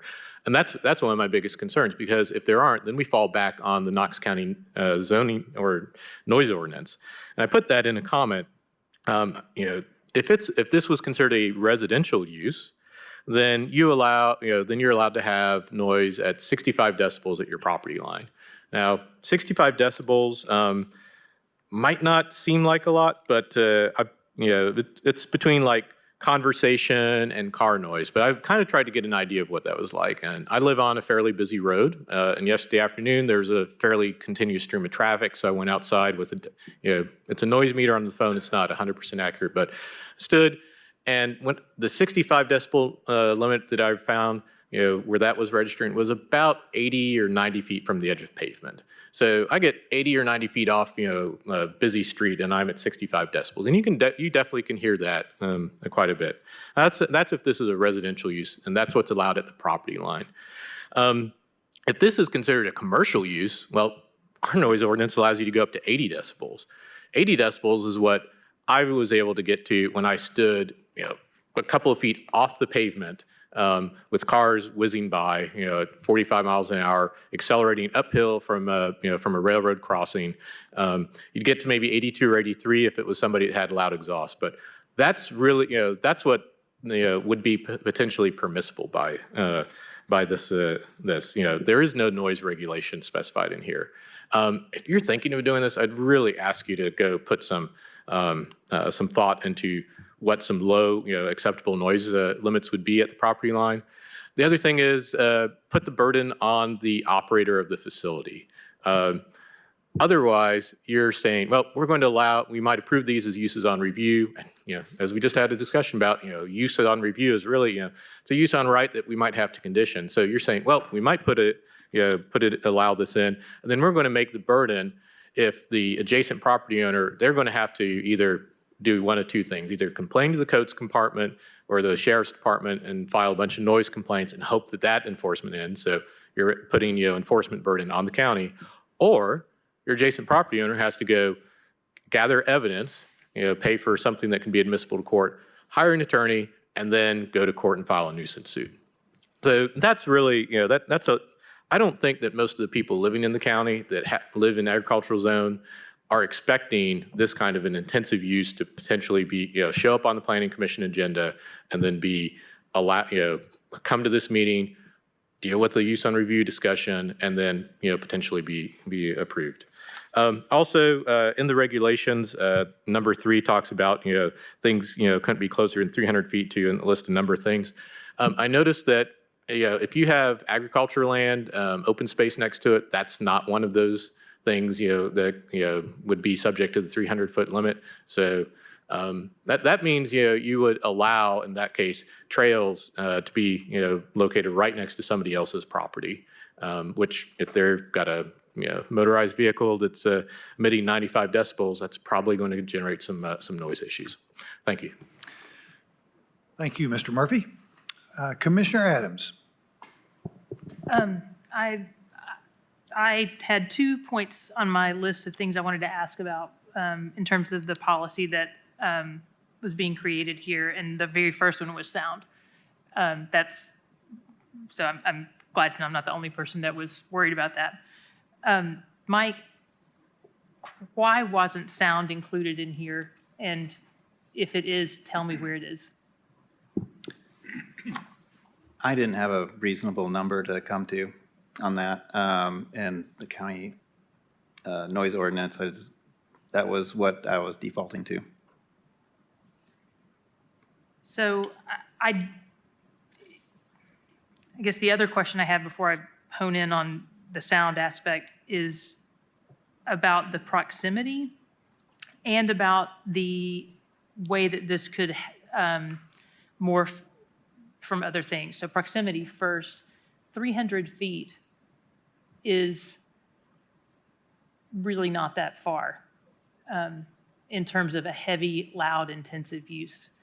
And I understand that that might be there because of some of the other codes that you were pulling from, but I'm wondering if that is something that could be expanded to make that a further distance. Yeah, I kind of hesitated to throw too many standards in here. Being a similar use determination is kind of a unique way to approach this issue. The hope would be that there'd be actual standards put into the zoning ordinance and developed further, and hope, maybe during the next process for the Unified Development Ordinance that might be part of that component.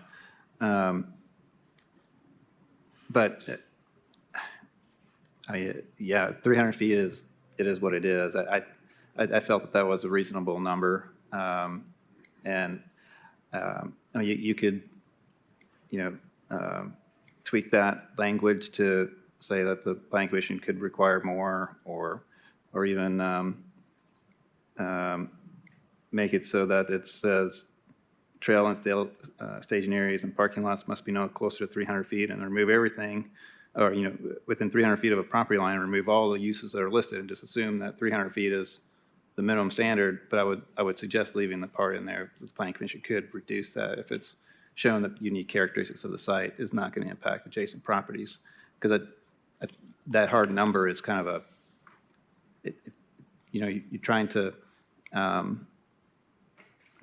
do a catch-all with a number, and there's some instances where you you can look at it and be like, well, this is really not gonna impact anybody if they're 250 feet from this particular lot line. It's got a huge slope that goes up, and they're not gonna be, the next property is not gonna be impacted by it being 50 feet closer.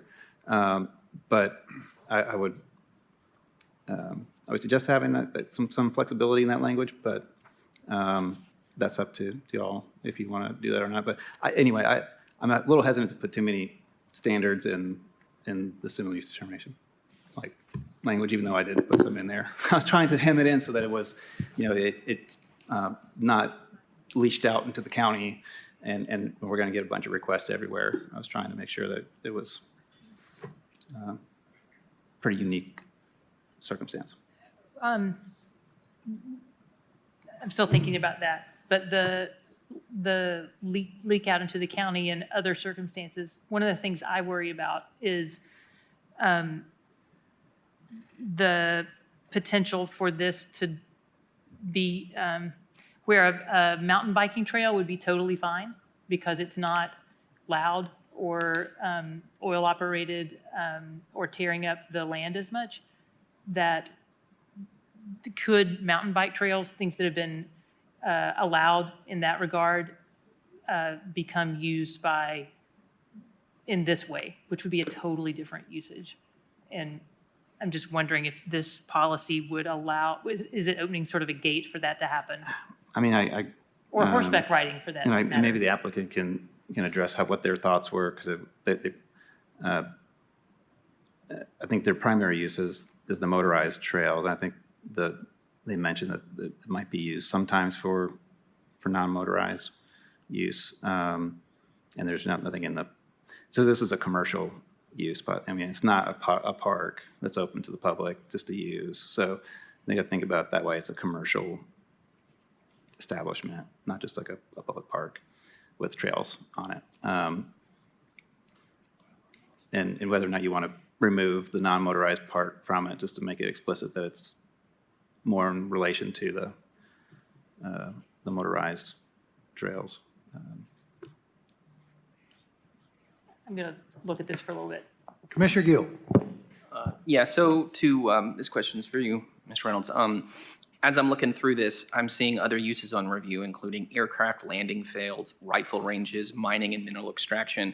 All of those are exceptionally loud. And in fact, you based one of this 300-foot setback specifically on the mineral extraction. I'm not a miner, but I imagine they use dynamite when they mine in a lot of cases. And I can imagine that being quite noisy. But to the point, are there specific noise mitigation or codes in place for those different uses on review that are not based on the county one, that are specific or go beyond what is already listed in the county? The mining and mineral extraction, for instance, does. I'm trying to remember if it actually requires the berms. I kind of feel like it does, but I could be mistaken. I know berms are encouraged or something along those lines, but basically it helps with the sound and the dust to have the berms. Usually those mining operations need to have a place to put their overburden, and they end up in berms to help reduce sound and other negative impacts to adjacent property owners. But I can't remember if that was an explicit requirement that they build the berms or not. I could look it up and see. But. Okay, I guess that's what I'm wondering, because we're talking about making sure that we have on this use on review, perhaps in the future, specific noise mitigation. But if we don't have those on things that I would imagine can be significantly louder, like aircraft landing fields, which hit well north of 120 decibels on any given time, and we don't have noise ordinances in place for those other than what's already in the books for the county noise ordinance, I don't understand why we would do that for a trail riding facility as well. I guess I just would like to know if we already have those and whether or not this should be modeled based on other uses on review that have fairly intense, noise generation. Commissioner Midas. I guess along the same lines, I was wondering, did you look at any kind of buffers, requiring buffers between especially residential uses and these properties if it gets approved? Well, that was other than the setback, no. That there was a 300-foot setback that I was recommending, well, it is recommended. So no 300 feet from residences and parks and schools and all those types of things. And that's for the trails, the parking areas. Will we be able to review the plan and say, like, we could say, Yeah. we'll protect this, this area in here as a buffer between, residents? Yeah, as recommended, they would have to bring back a development, plan, like a use on review plan, which would be, show the trail system, where their parking areas are, their access, a lot of this, the applicant wants to discuss, they can, but they can, anyway, yes, you can look at what's existing and say, protect this stand of trees between the adjacent property and your parking lot or your trails in certain areas. Yeah, you can definitely do that. Okay.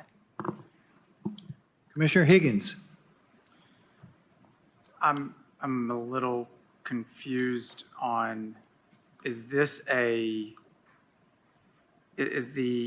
trail riding, let's see, off-road motorized and non-motorized vehicle, is this a new use that? So the use is not listed in the zoning ordinance. So it's not that we're creating a new use per se. We're saying that if this gets approved, the planning commission is saying that this use is similar to other uses in the ag zone. And in this way, is it considered similar? And so anybody would have to come forward with this particular use. If they met the criteria of that use, as we've stated, then they could move forward through the use and review process.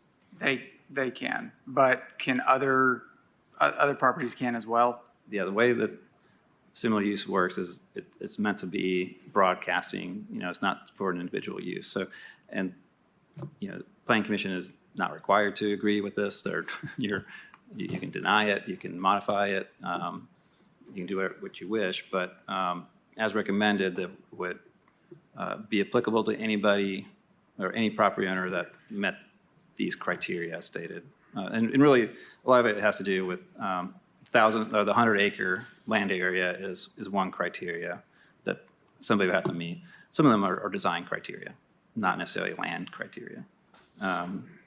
So if someone else came with a similar use and it's use on review, we wouldn't necessarily have to follow these exact, let's say it's a situation, different situation, and we want to add to this or something like that. If they're going through that use on review process, we could do that, correct? Add on to it? Yeah. Like make it more strict? Yeah, like if another case came. Yeah. Okay. Okay. Point being with that, this is an existing business that's been in operation for a while. And I definitely commend you for the work that you've put into this. So I think that as it is, this is appropriate for what's before us. I do think that I could imagine a situation where another application comes before us and we may want to modify some of these. But I think that this is a decent base, a good base to work off of. My only question is there a reference, because I know we've talked about it, I haven't seen it. Is there a reference to county's noise ordinance, or is that necessary? It's going to be applicable regardless. Yeah, okay. So with that, I'll make a motion to approve per staff recommendation. So we've got a motion to approve by Commissioner Higgins per staff recommendation, seconded by Commissioner Perez. And we still have lights. Commissioner, what's that? Okay, Commissioner Barger.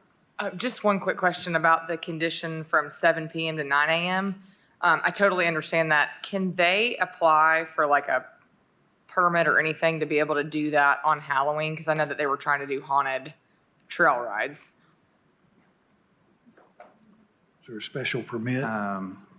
The way that this is written, no. Let's see here.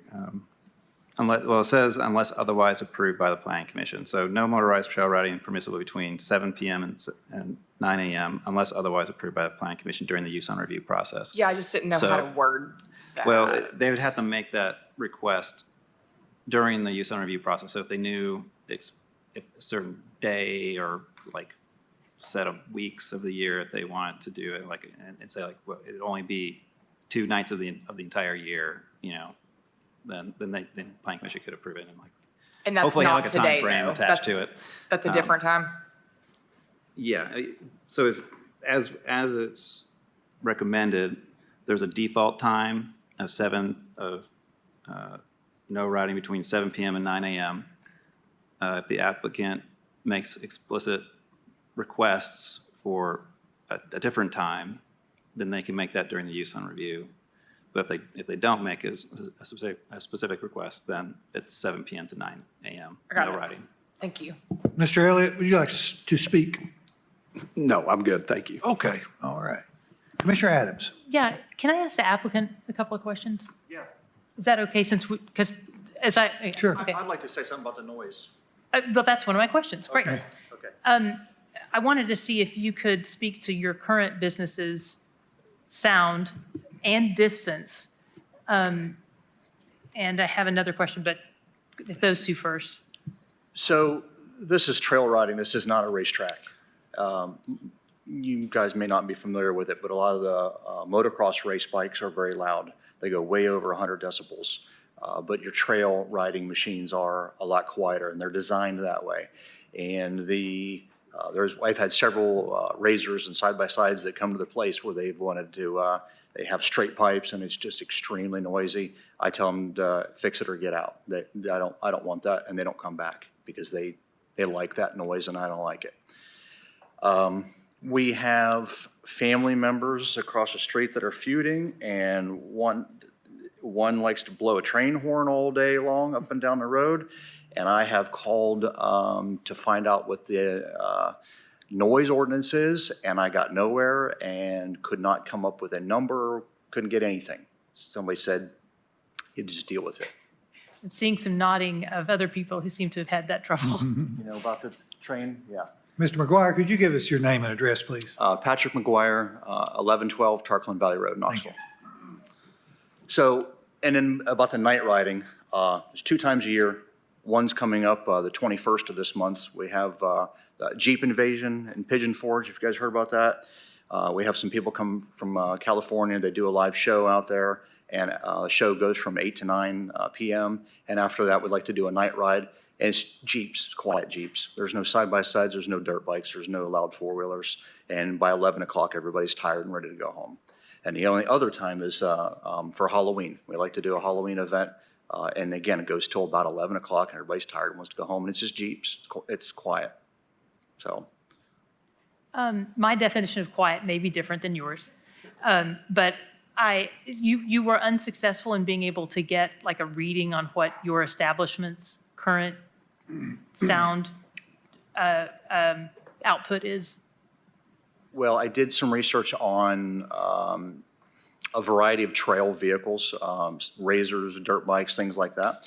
And they are all bouncing around the 100 decibel. They're a little lower, a little higher. And like I said, I've been around this my entire life. And when I hear super loud exhausts, I tell them, you guys can't bring that back. It's too loud. It's annoying to me. It's annoying to anybody else. I don't want to hear it. So I don't have an exact number for you, but I'm the one that regulates that because I don't want to hear it either. So that still seems like it's in vague territory to me, but distance. Can you speak to your current business's distance from, like, this policy is talking about 300 feet. Is yours in that? Is it more than that? What's the distance that you are from other residences? So I have one neighbor that decided to build his house pretty close to the property line way before we ever bought the property. Super nice guy. He actually takes his side-by-side out there and rides once in a while. He's never complained, and I've asked him about it. And I do have one trail. It's close to 300 feet to his house. It might come in within that a little bit, and I can move the trail if need be. But what we do is anytime we have a night ride, we ask people to avoid that one trail after dark, just to give him, some privacy. So is that the only trail that you're aware of that is only- in the proximity of It's the 300? only one, the only one comes even close to any residence at all. Okay. What would you say the average distance is? Can you do that? There's no other houses around. We're on the south side of, south end of Knox County, right on top of Bays Mountain. I mean, literally right on the top of the mountain is the southern point of the property line. And to the west is vacant property. To the east is one neighbor. Then like to the north is Tarkland Valley Road. My point in asking these questions is I understand this is an existing business. It's certainly not trying to impede someone who's been doing something, and I'm trying to, learn from what your business is doing right now to try and put some greater specificity into this, because I am really worried about the sound issue, and it seems like that's still open. And the 300 feet, the fact that it says can't be any closer than 300 feet, but if there are no trees, if there's nothing else, like that could be not enough. So I'm also concerned about that and trying to figure out a way to make sure that we can enforce something down the road, like it's not your business, but someone else who's trying to do the same thing, who doesn't have the same topography. Well, the one house that's there, it's fully wooded between the trail and his house. Did you have an idea on that? And if we overlook anything today, may I remind you that, when the use on review comes up, we'll be able to take another stab at it too. So, I understand the effort to try to get it as precise as we can, but. So today, we're looking at this particular policy. And then on another day, we'll actually look at the use on review for this individual.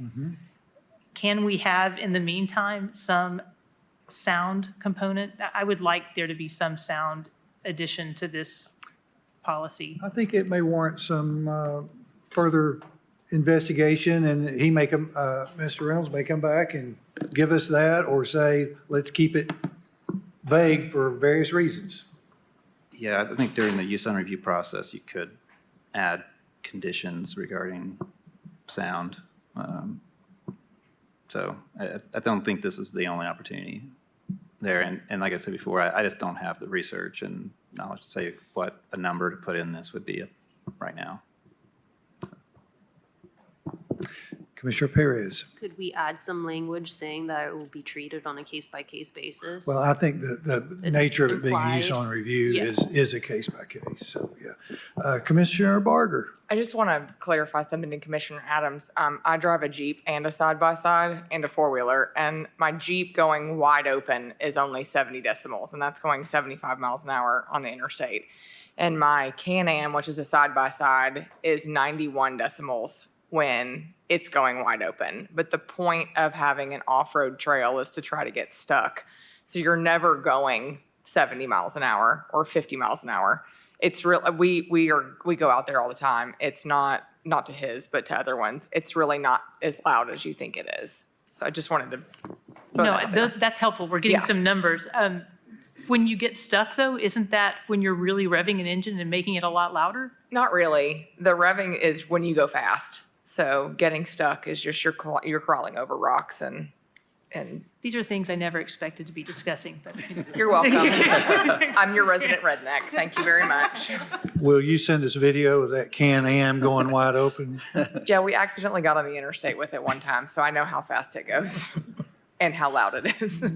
So the 70 decibels has been a point of reference, and Mr. Murphy spoke about 65 decibels at a property line. I think we are starting to get some numbers here that I hope when we come back, we can put those in here. So it's still case by case, but that we've got something to point to that's meaningful for all those people who are living and, living their lives around these establishments. Okay. And I might add, we don't have any mud holes where people are just revving their engines all day long. So the staff recommendation is approve a trail riding facility for off-road motorized and non-motorized vehicles to a use permitted on review in the agricultural zone, subject to the locational and area regulations listed below. The planning commission may require additional operational restrictions or site improvements as part of the use on review process. And then there are 5 notations there. I'm sorry. Oh, and we have a motion and a second. The motion was made by Commissioner Higgins, seconded by Commissioner Perez. Are we ready to vote? All right. All in favor say aye. Any opposed? Motion carries. Thank you. So, excuse me, are we still allowed to operate? I think, I'll let Mr. Elliott speak to that. Yes, you can continue to operate, but you will need to apply for a use on review. I'll send Officer Clifton out to talk to you and give you, we'll put you on a time frame for how soon you can apply for the use on review. I didn't want to walk away and not know what I'm supposed to do here. And make sure, if you want the late night events, to include that in your use on review application. So like the Halloween and the other thing. All right. Item 35. Subdivision on Lot 190 and 191 of Overbrook Addition, re-subdivision of a portion of Lot 22 of Richmond Heights. Applicant developer, Michael Messina. East side of Richmond Avenue, east of McTier Street. Approximate acreage, 13,557 square feet. Number of lots, 2. Zoning is single-family residential neighborhood and hillside protection overlay. Variance required, variance requesting subdivision plat be accepted without surveying the remainder of the original tract. Staff recommendation, this is going to be 2 motions.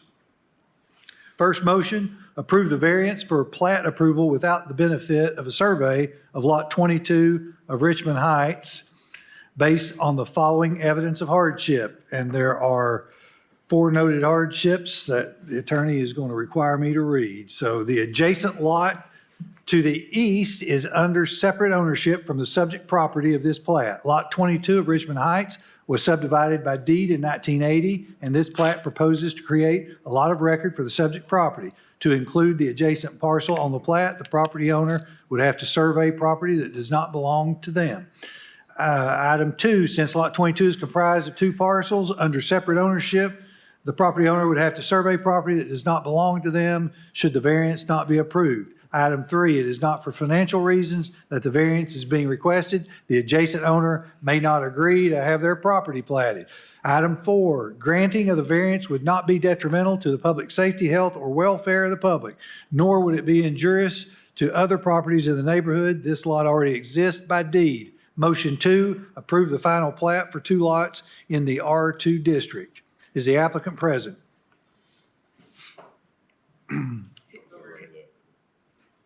Oh, okay. Would you like to speak?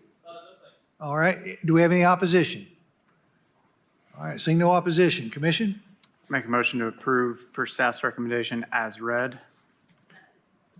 We have a motion by Commissioner Higgins, seconded by Commissioner Perez. All in favor say aye. Aye. Any opposed? Motion carries. Second motion. Make a motion to approve per staff recommendation as read. Approve the final plat for 2 lots in the RN2 district, made by Commissioner Higgins, seconded by Commissioner Perez. All in favor say aye. Aye. Any opposed? Motion carries. Thank you. All right, on to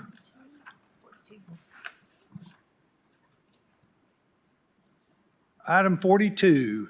Applicant Carm Restoration LLC, location west side of North Broadway, north of Oglewood Avenue. Approximate size of tract, 4.18 acres. Present zoning, office, and floodplain overlay. Zoning requested, CG2 and floodplain overlay. Existing land use is public, quasi-public land, church. Staff recommendation, approve the CG2 district because it is consistent with surrounding development. The floodway overlay district would be retained. Is the applicant present? Yeah, Ben Mullins, 550 West Main Street here for Carm. Any opposition? We have opposition. Would you like to proceed or defer? I'll defer, please. Thank you. All right. Would the opposition like to speak? Michelle Ivester, Oakwood Lincoln Park Neighborhood Association. I'm not really here for opposition, just more for clarification. According to what I read in the article of WBIR, et cetera, the CARM purchased the church for office use, for counseling for women and children. And if it's already zoned office, I'm wondering why the need for commercial. A lot of neighbors have reached out. They're very concerned that this might lead to something that's detrimental to our neighborhood later on. So I'd like to either request a postponement so that we can set up a meeting for the neighborhood to meet with the group and see what their actual plans are. There was no information really submitted with their application to know what their use is going to be.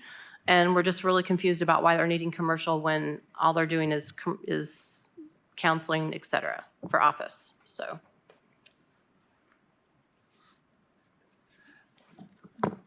And Ben Mullins here for CARM, and you know, we'd be glad to meet with them between now and when we go for city council for 2 readings. I can answer the questions. You know, it's partially zoned. Part of the property is already zoned CG2. Part of his office, CARM is in the facility, and they did relocate their offices there. There are a couple of uses that they intend to do on the property that the office use will not allow. Specifically, there's educational facilities, which isn't allowed in office. There's catering, kitchen. They have an Abundant Life Kitchen program. They wanted to operate out of that site that the office would not allow, but the CG2 zone would allow. And reception facilities. They do lease it out to an Hispanic church, and you know, weddings and receptions are secondary use to a church. But if we wanted to have a reception facility for something that's CARM related as part of our primary use, office doesn't allow that as a primary use. The CG would. So those are the 3 uses that we are really looking at and centered around with this zoning change. You know, I've actually highlighted the different uses between the CG and the office. There's not a lot of differences. You know, like a homeless shelter, things like that would not be allowed in either. But we'd be glad to meet with them and talk to them more as we move forward on this. But, you know, considering that part of the property is already zoned CG2 and there's not a lot of differences in the zoning, we'd ask that you'd approve for staff recommendation, and we'll be happy to get their information and try to set something up, maybe even with the district commissioner or district council member in the city there between now and the readings with city council. Thank you. Commission? Motion to approve per staff's recommendation. Second. We have a motion to approve by Commissioner Higgins, seconded by Commissioner Gill, to approve per staff recommendation. I'm sorry, we've got lights still on. I just have Commissioner Adams. a question, because Counselor kept talking about part of the property is already zoned CG2, and I'm just looking at the hatch part that's off. Okay, thank you. Okay. Good. All in favor, say aye. Any opposed? Motion carries. Thank you. Okay. Agenda item 44, applicant Taylor Forrester, location south side of Kingston Pike, west side of Agnes Road, .94 acre. Present zoning CG3, zoning requested CG1. Staff recommendation, deny the CG1 district because its dimensional standards and lack of design standards are incompatible with adopted land use plans and surrounding infrastructure and facilities. Is the applicant present? Do we have any opposition? All right. I see no opposition. You may proceed, Ms. Councilor Forrester. Yes. Taylor Forrester, 1111 North Shore Drive, Knoxville, Tennessee, 37919. Here on behalf of the property owner requesting rezoning for these 2 tracts on Kingston Pike in the Bearden area. This property is located near the intersection of Kingston and North Shore. I'm sure most people, probably everybody here is familiar with that intersection. It's a heavily trafficked major vehicular thoroughfare with substantial amount of traffic on Kingston Pike and then crossing in between Kingston Pike via North Shore. The staff's recommendation is largely based on, as noted, is the CG1 not having design standards, and the CG1, they state that it's not consistent with sector plan designation, the mixed-use specialty district, 1 for the West City. and the Bearden Village Opportunities Plans. So with the design standards, the fact that there aren't design standards, that's something we can't control. That was something, I guess, determined by City Council to not include design standards for CG1 zone property. Again, what that rationale was, I'm not sure, but, that's outside of our purview, outside of our control. The sector plan, this mixed-use specialty district for the West City. So interesting, the last time the sector plan, the West City sector plan was updated was in 2018. If I'm looking at the sector plan update amendments correctly, I believe that's right. That was updated prior to the recode adoption by the city of Knoxville, which was, I think, January 1st, 2019 or 2020. So there hadn't been an update to that sector plan since recode was adopted. Interesting, with that position, if you look from North Shore all the way back towards Western Plaza through the Bearden area, you'll see that the majority of the properties outside of the Hamburg area, the majority of the properties that front Kingston Pike are going to be zoned CG1. Outside of Bearden Elementary, a church, everything for the most part is zoned CG1, except kind of for this little section towards the North Shore intersection, which really doesn't make a lot of sense considering that's likely your most heavily vehicular trafficked area. Across the street, there's a CG3 zoning on the Food City Shopping Center. Yeah, I actually talked to that property owner earlier this week on another matter, and he was inquiring about this and basically indicated that building will be there. And kind of the thought of, okay, if you had a new grocery store go in there, would a Food City up along the sidewalk really make a lot of sense there? In the sector plan, it acknowledges that the Bearden Village, it refers to it as the village, is actually characterized as having several different development forms. You've got some maybe closer to the sidewalk, some set further back. The Bearden Village Opportunities Plan, we dealt with this, and this came up on something a year or so ago on Kingston Pike, and it was a special use review on a property zone CG1, and the recommendation and approval by this planning commission was that it was appropriate, which had to find that it was adhered to, complied with the sector plan designation and the Bearden Village Opportunities Plan. That Bearden plan has four, I guess, zones or areas. The Hamburg area is the one that addresses, the walkability and the approach of having kind of a walkable area, and that's what makes sense to have the CG3 in that area. I'm trying to be quick. Majority of the lots in this stretch of Bearden here along Kingston Pike they're very small lots. Having, a 0 to 20-foot minimum setback really restricts the use of that lot. At the agenda review meeting, it was discussed about Agnes Road, the setbacks, site distance. So Agnes Road, I believe have to be a driveway off of Kingston would have to be 150 feet west of Agnes, and then TDOT, which those updated driveway curb cut requirements have been updated since the adoption of recode, the adoption of the sector plan. Those have to be 20 feet offset that adjacent boundary. So this property is approximately 190, 195 linear feet of frontage. So let's use 190 as an easy number. We've got 150 plus 20. That basically leaves us a 20-foot section to have a curb cut. So that really restricts or maybe even precludes the development of this property, because if that building has to be brought to the sidewalk or 20 feet or less, there's really no way to access this property from Kingston Pike, which again, really I think is an unintended consequence of the type of zoning and further shows that it's not an appropriate zoning. We believe that the CG1 makes sense here. You look up and down Bearden, CG1 is throughout on these Kingston Pike properties, especially ones around this size. We'd ask that you not follow staff recommendation, and approve the request to rezone the property to CG1. Thank you.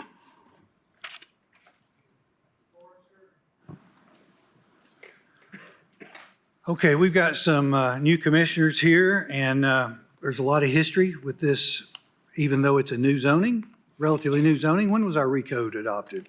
What year? 2019, it went into effect January 1st, 2020. January 1st, 2020.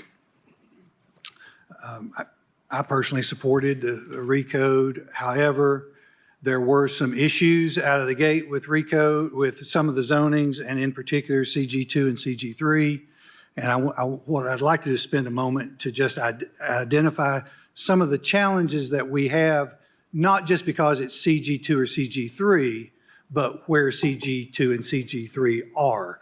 Because there are specific areas that we did not foresee, and I think there was an error in the zoning when we did it. And I want to talk more particularly, CG2 and CG3 is essentially bringing a downtown type design to other areas of the city. Just think of that, of bringing of downtown design. So I want to talk about some challenging components as to why it's very difficult to do that. Not impossible, but difficult. But the one, what I would call the elephant in the city, is TDOT. TDOT has all the authority over the state routes, and in particular, that makes it more challenging is that it's a major arterial, okay? So when you think of downtown, you think of wide sidewalks, buildings pushed up to the sidewalk. You have on-street parking, which protects pedestrians. That's a barrier between the pedestrian and moving cars. You typically have an average mile per hour, I would guess 10 to 15 miles an hour as you go down Gay Street. Okay, so now what I would like for us to do is let's take the other city's zoning to downtown. So let's change the speed limit to 45 miles an hour.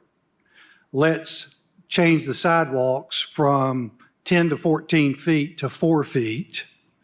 Let's put no buffers or on-street parking. Let's add curb cuts to the properties, and let's impose parking minimums on them, okay? So as you see, when you reverse the comparison, it's very, very difficult to bring other city to downtown, just like it is very difficult to bring downtown to other parts of the city. I'm not saying all parts of the city.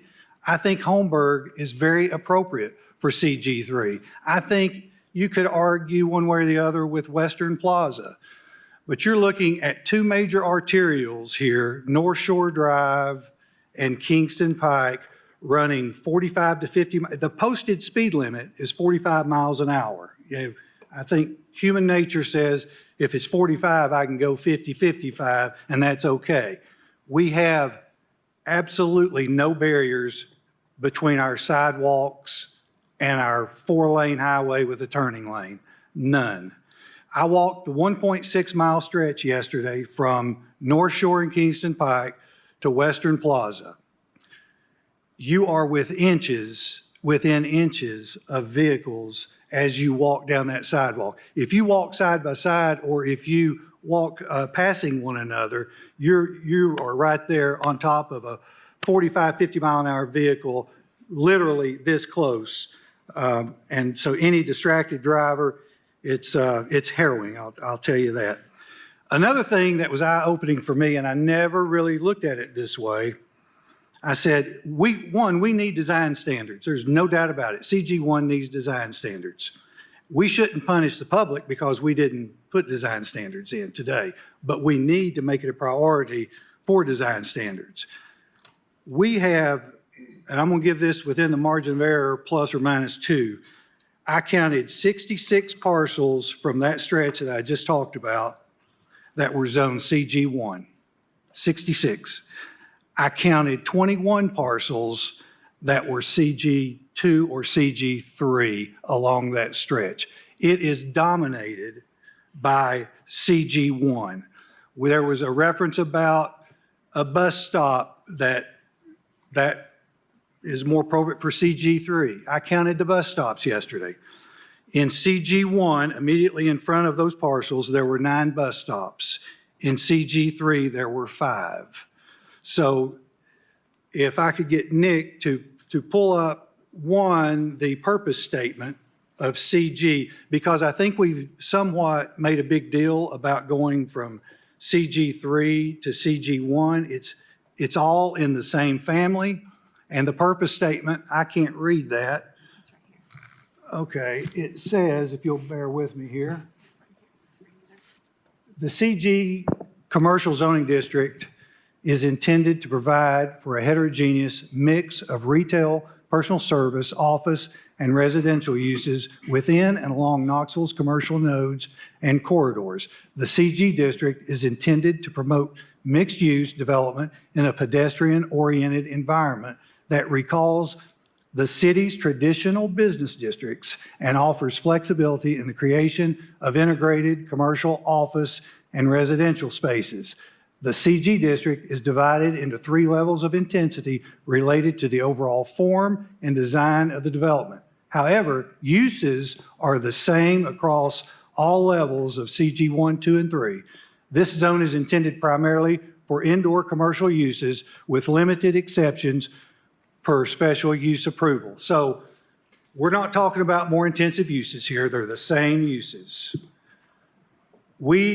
I believe that, I know that we never considered the challenges that TDOT imposed on us. One thing that we never looked at was the 2015 curb access standards of TDOT.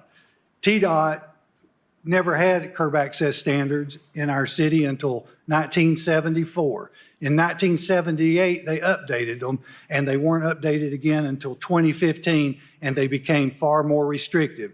So they tell us, you can go down parts of this city and see the whole property is a curb cut.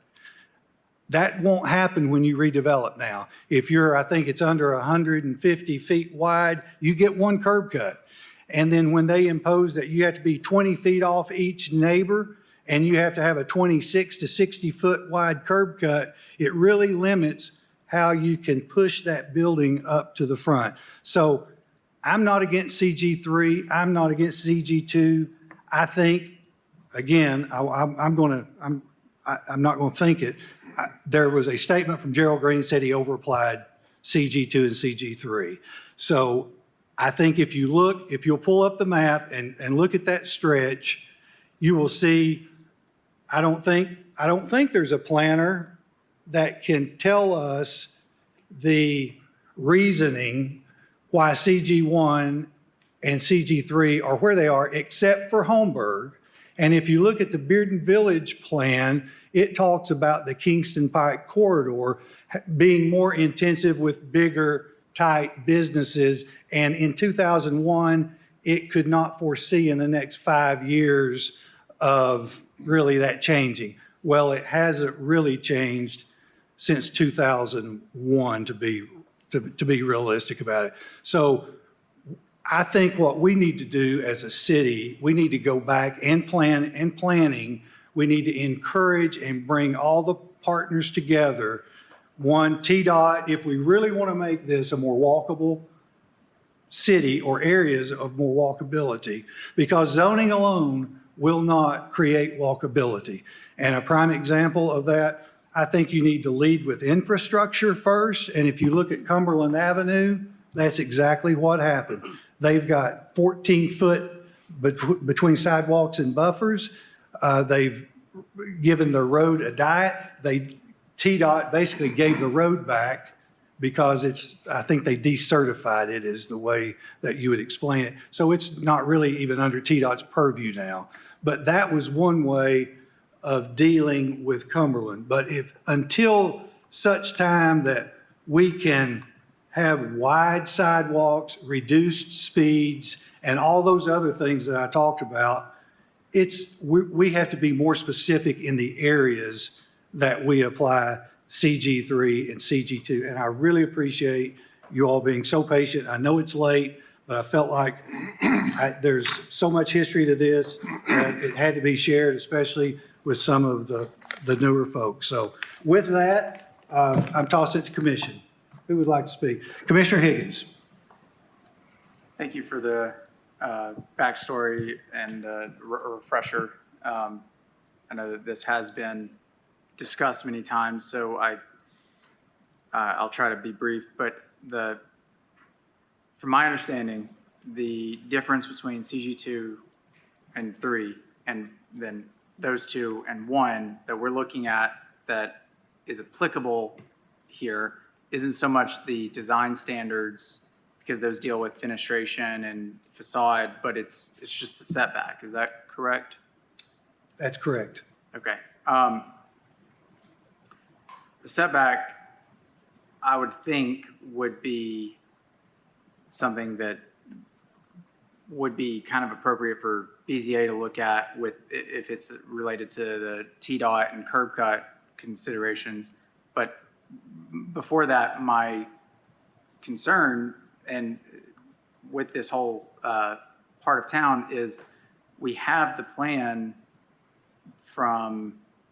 we have this plan, the Bearden Village Plan, that does include this area as one of the zones and talks about, for the Kingston Pike Commercial Corridor, orient buildings towards sidewalk with parking lot in the back, incorporate mixed use, that's not really part of this, require formal tree plantings along sidewalks and within parking lots. It seems like we made this plan at some point to improve, as a guideline for improving this because of the challenges for pedestrians. So like what you were mentioning with the sidewalks, I wouldn't want to walk on the sidewalk there, but I would want to one day be able to walk on the sidewalk there. And people You're going to have to deal with TDOT. Well, yeah, I understand. It's a major arterial, and their mission is to push as many vehicles in and out as quickly as practical. My question is, does CG1, I'm not certain if CG1 is in line with the Kingston Pike Commercial Corridor aspect of the Bearden Village Plan. And Can I'll speak to that? That plan was, I guess, issued in 2001. Okay, Bearden Village Council had input on this zoning, okay, which they promote Bearden Village Plan. There were recommendations that we apply CG1 to areas that are arguably more walkable. I want to talk about the east side that communicates with Sutherland. So I don't know how you make sense when 70% of this stretch is CG1. Did we just ignore the plan? I guess what I'm saying, there's no reasoning to any of this. that's my next question, more for staff, is during recode, how did it end up, if CG1, with all of this being CG1, was there a conversation about whether or not that met the Bearden Village Plan during the recode process? I'm going to let Commissioner Midas speak to this because she has as much history as I do on this matter and probably a varying view. One of the concerns with CG 2 and 3 were building heights, and they felt, it was believed, it felt like they wanted to keep a more village feel. So CG 1 was a way to ensure limiting it to 45 feet. Is that the only? Because CG2 allows 70 feet in height, CG3 is unlimited. You can build to the heavens.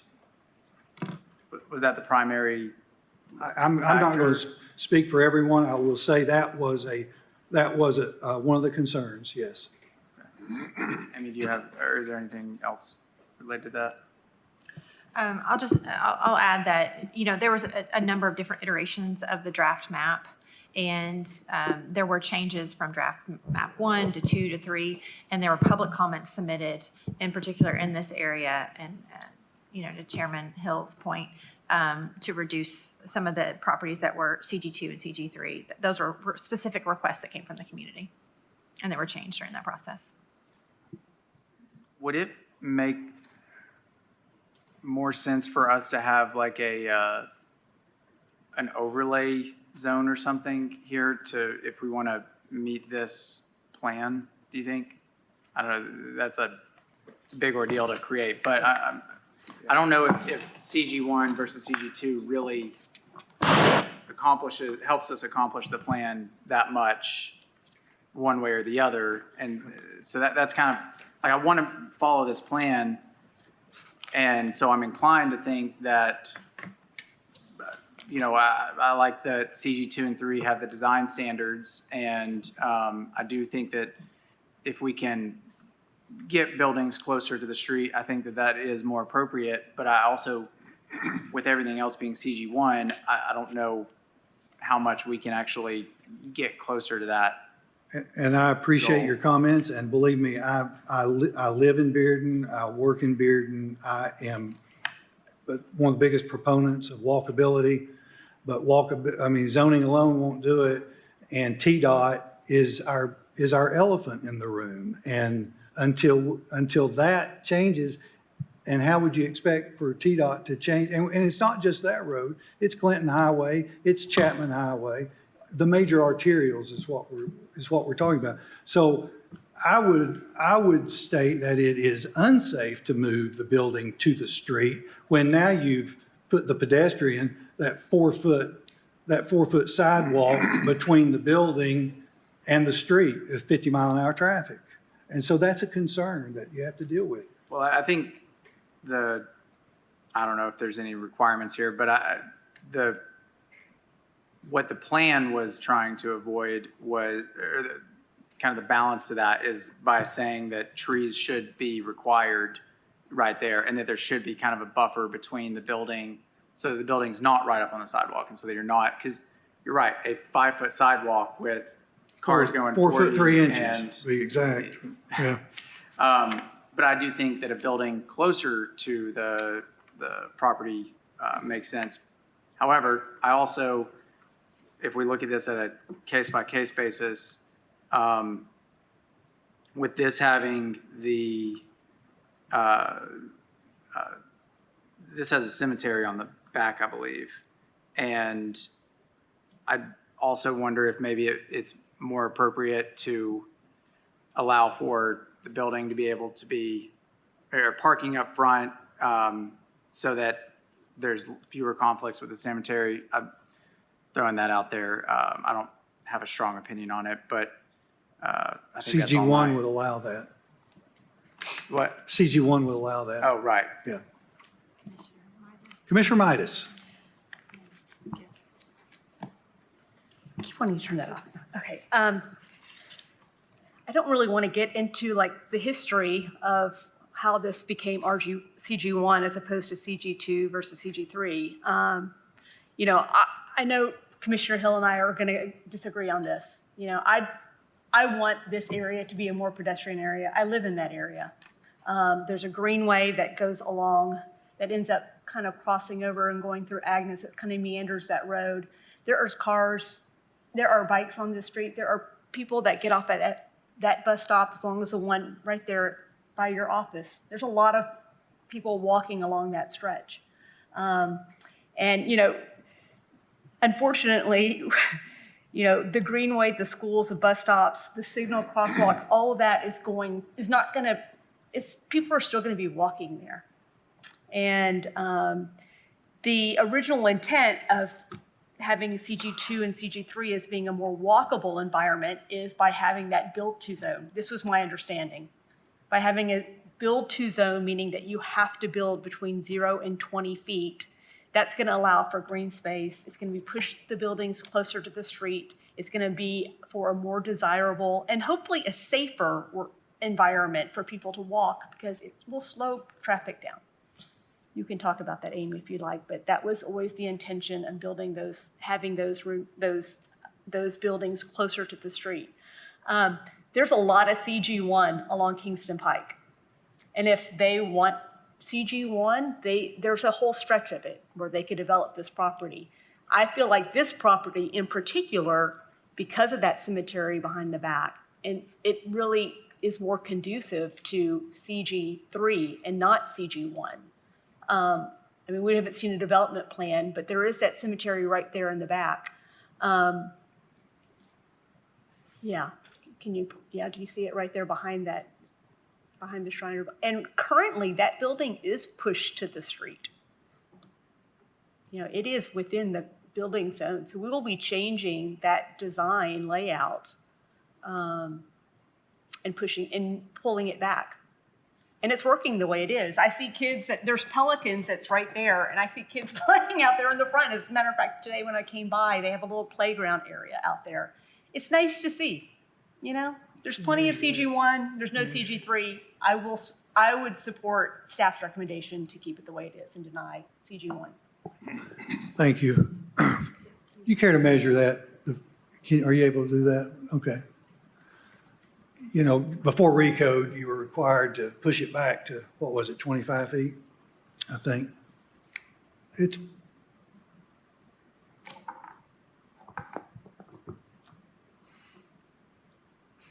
What is it? 22 feet. Okay. All right. Let's see. Commissioner Gill. I wanted to say thank you, Commissioner Hill, for kind of the history lesson on that as a new commissioner. It's important to have context when we're making these decisions, so I appreciate that. And I'm also at risk of, I've already spoken more than I intended to for my first meeting, and at risk of continuing to do so. I wanted to say that, you know, the CG zone is of particular interest to me. I live closer to the downtown area, and I find your analogy apt that we wouldn't want to push Kingston Pike development down into the downtown district, and there is an argument that says that we need to be careful not to do the same. I do share Commissioner Midas's desire to see more walkability in the city. I think this is an interesting and a challenging case. I think that the bigger issue at play here is that the lack of design standards on CG1 is a real impediment for any sort of conversation in this, specifically because what I would not hope to see is a precedent set today that in any time that you run into some sort of design constraint, that the immediate and only way to solve that is to downzone to CG1 and then be completely free to do whatever you wanted at any time. Particularly because in our area where I live, I would like to see that downtown development to continue up, particularly on Broadway where these conversations cut up quite a bit. That isn't arterial, but it does have a lot of more pressure to have a more walkable environment because all of those traditional neighborhoods have sidewalks that reach the street. So I don't want to set a precedent today that is such that we allow this to be the preferred pathway forward. I know that council has stated that as such in their own meetings, that they'd like to see review of design standards on there. It's pretty clear on this body that that is the case as well. I think there are some definite things that need to be considered in this, particularly with TDOT, with the ability to create a curb cut. And I actually share Commissioner Higgins' view that perhaps having the building closer to the cemetery makes sense, since that's where the church currently is, and that would push parking away from the cemetery. So in this case, it may make sense to have a CG1 in this particular instance. But I'm not sure that that should be how we handle this moving forward. We certainly need to make design standards a priority for CG1. And when you think about that being the dominating, replacing the C3, the old C3, and it dominates our commercial corridors, and we have no design standards, I think that's where Commissioner Midas and I can agree. So let's see, Commissioner Adams. I guess the thing I want to agree with is the fact that I think we should be looking for ways to move this towards more walkability. That's the opportunity that we have. And I hear what you're saying about TDOT. And, you know, I live on Chapman or over in the Chapman area, so I have that as my own experience as well. However, my question is, you know, at some point, because the development is changing, TDOT changes. And I think that this is one of those cases where if we continue to follow plans like the Bearden Plan and look for those opportunities to create more human scale, that it does start to help that conversation. I know you had a lot of experience with this, and your frustration with the issue, like I hear it. So I'm just looking for ways to like continue pushing that thing that everybody wants, that walkability, that more human-centric, and make it so that even though the road has widened in its TDOT, that there are reasons where we can point to say this is why we needed to change. Thank you. Let's see here, Vice Chair Huber. Thank you, Chairman Hill. Yeah, I'm familiar with, somewhat when it was going through recode and we were talking about a lot of this stuff. I do feel like there probably was a little too much CG3. As you mentioned, former Director Green had mentioned that he thought he might have overdone it just a little bit. But as I look at the intersection, if you come out of the intersection and scale it out from the Kingston Pike and North Shore Drive intersection, scale it out over to Agnes Road, which is just on the other side where the CG1 starts as you're heading east on Kingston Pike, it's give or take 750 feet out of the intersection of North Shore Drive and Kingston Pike.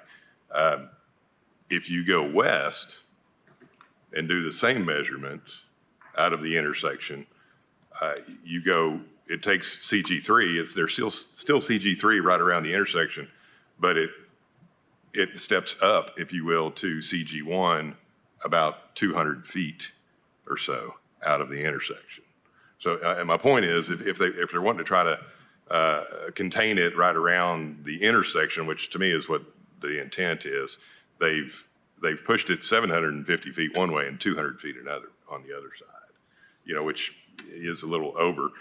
Again, to me, if it's 550 feet out of the intersection of Kingston Pike and North Shore Drive, where it goes to CG1, that's not a whole lot different than 750 feet out of it. It's not like we're spot zoning this in the middle of a huge CG3 area. It's right on the edge. The parcel right on the other side of Agnes Road is CG1 right now. It actually borders the CG1 now. So, I just think looking at it that way, and really the CG1 or any CG, I think, is really designed to increase walkability. I don't think that CG1 is necessarily less walkable than CG3. They're intended to be pedestrian friendly, So I really don't see why it's a stretch for a lot of the reasons that you mentioned. So, with that, while I've got the floor, I'll just go ahead and make a motion to approve CG1 because it is an extension of CG1 to the east, and it is compatible with the adopted land use plan surrounding infrastructure and facilities. Okay, we've got a motion by Vice Chair Huber to approve the CG1, seconded by Commissioner Anderson. Let's see, I know we're going to have more discussion. And I also just want to add that CG1 doesn't keep you from moving the building to the street. You can move the building to the street in CG1. It gives flexibility to work with the parcel that you're dealing with. So let's go to Commissioner Overton. Thank you. Yeah, I love walkability. I live in the old city, and part of the reason I don't ever want to move is because I can walk everywhere I need to go. But I have to drive here to, buy things. And I think just getting out of, and I think everyone's points about recode and the zoning are extremely valid and relevant to this, but I think when you just take a step back and think of the times that you've driven through this intersection or, been here, having buildings right up on the road, like even when I'm in my car, I am stressed. It is not safe, in my opinion, to even be driving your car down Kingston Pike. It's so condensed with the buildings right there, the sidewalk right there with the pedestrians. If you're walking, that's just not feasible. I can't believe you walked that far. That's crazy. And I think in a weird way, whereas normally I would agree with everybody that CG3 is the way to go for Knoxville. We need to be more walkable. We need to have big sidewalks with, buffer zones and buildings, not with like basically no setback.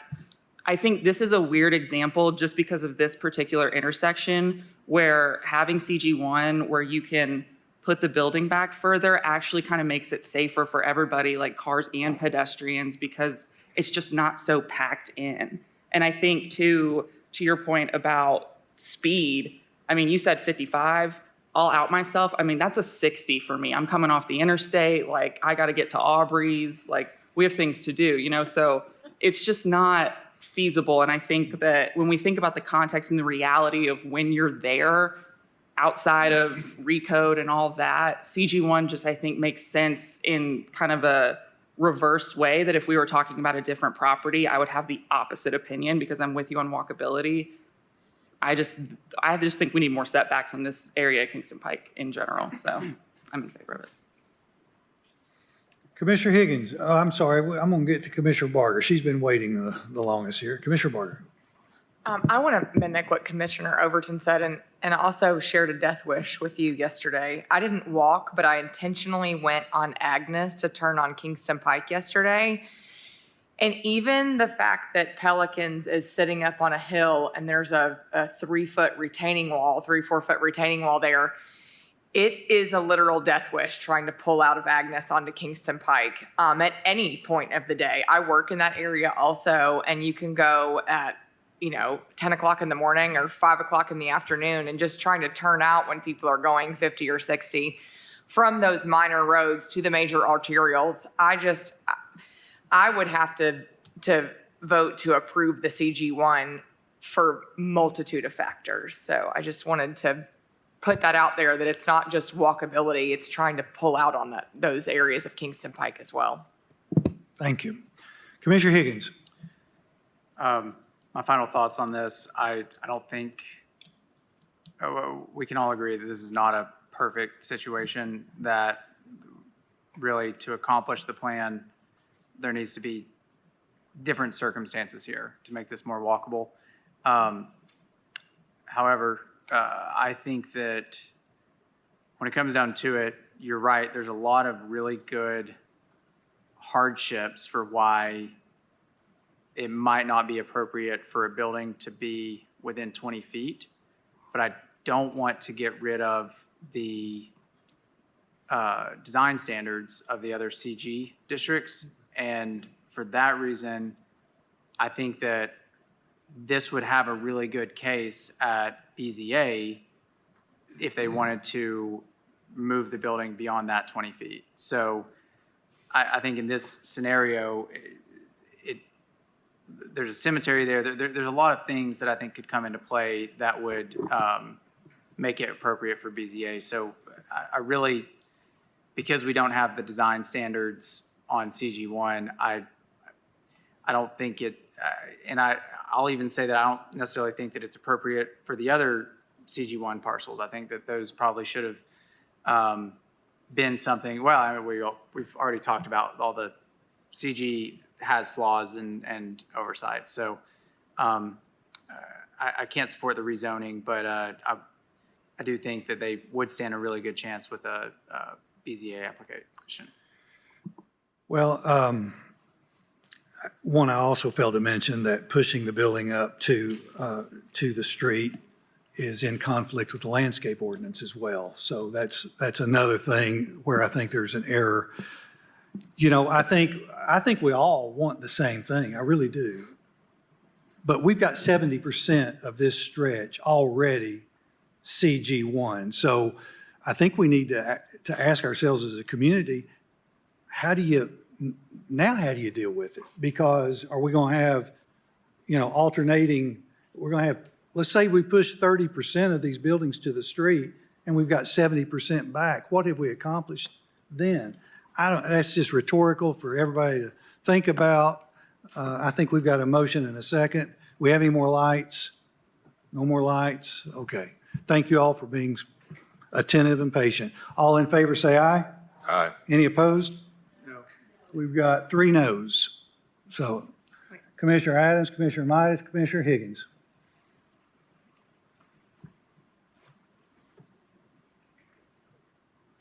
Motion passes. Thank you. Let's see here. What's next?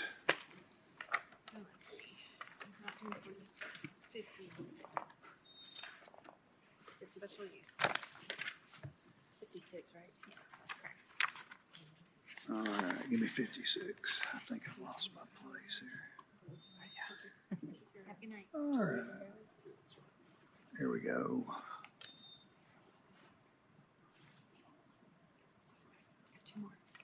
All right, 2 more to go.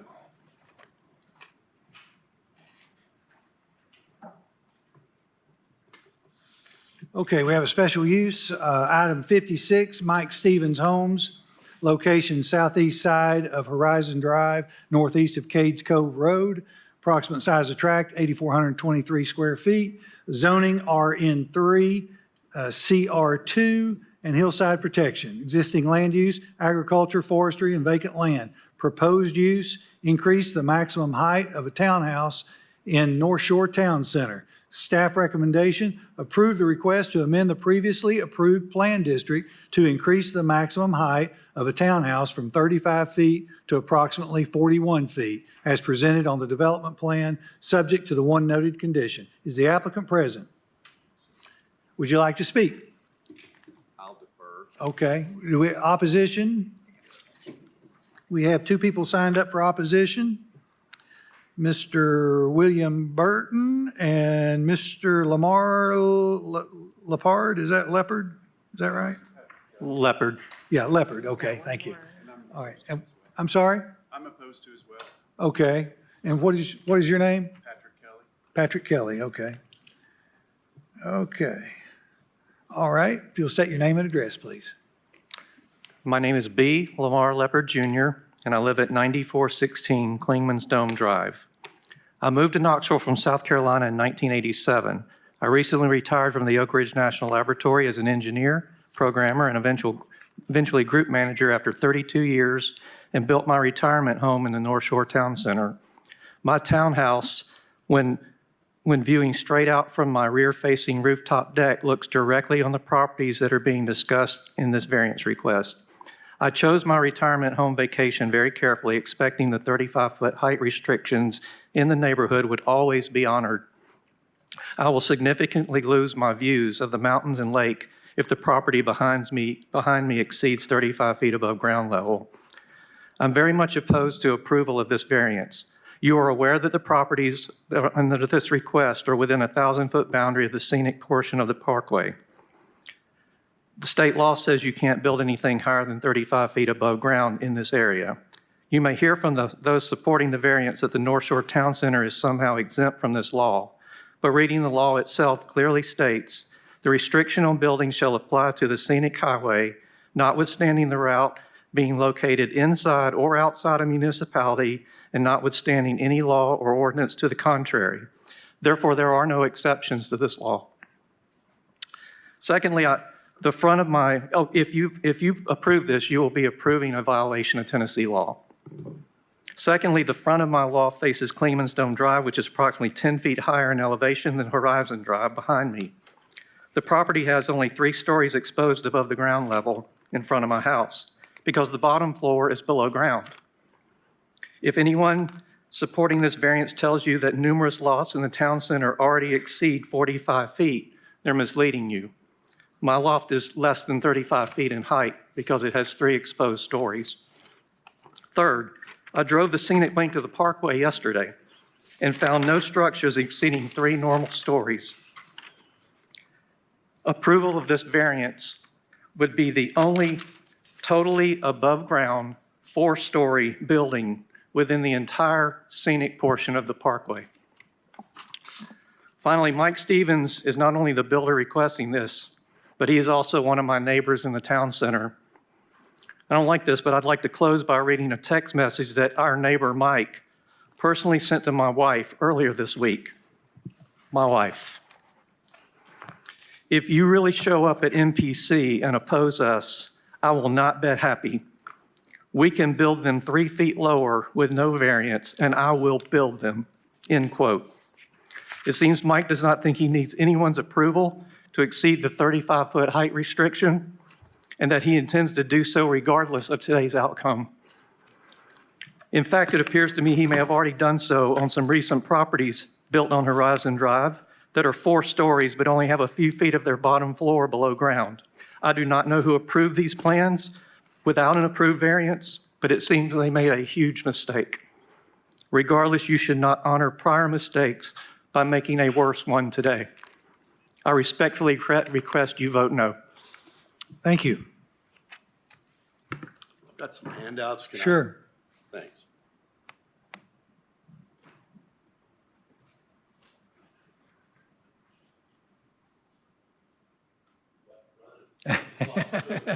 We'll wait on you.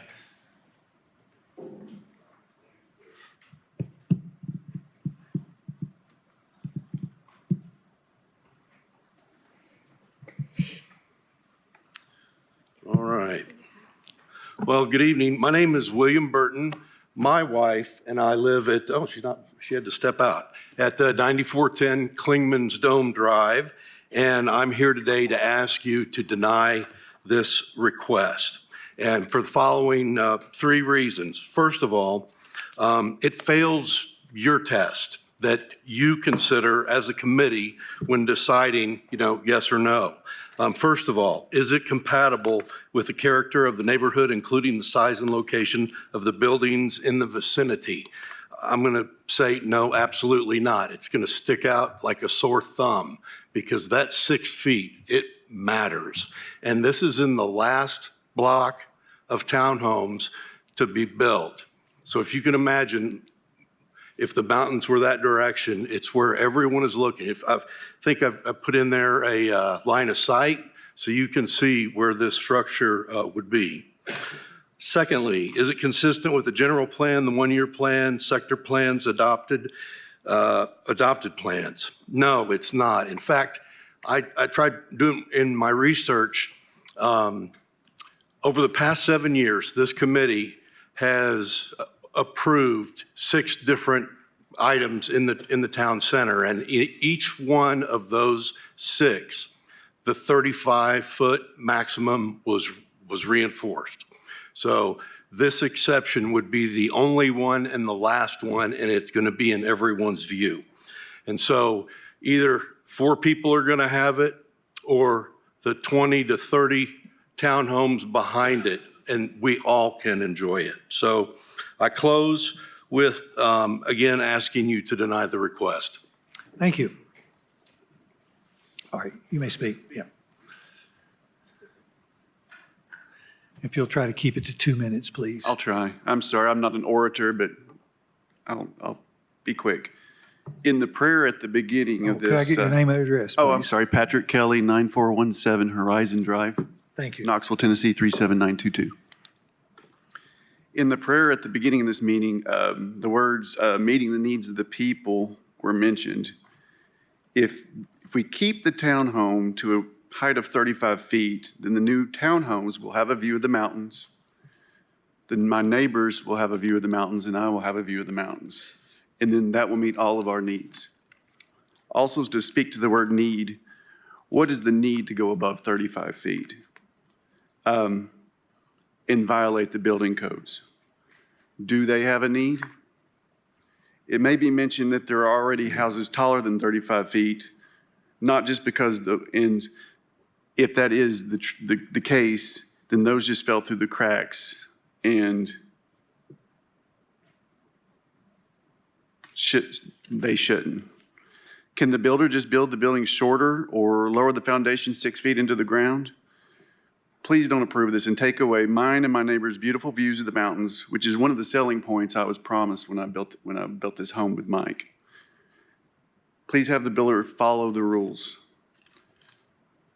The staff recommendation comments did not mention that the extra height will in fact take away our mountain views entirely, which will detract from my house value mentioned in item number 4, and will affect it at least, I don't know how many homes.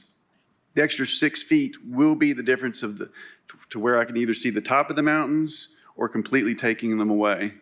I do have a picture if that'll help, and thank you for your time and consideration. Thank you. Thank you. All right. Let's see, where are we?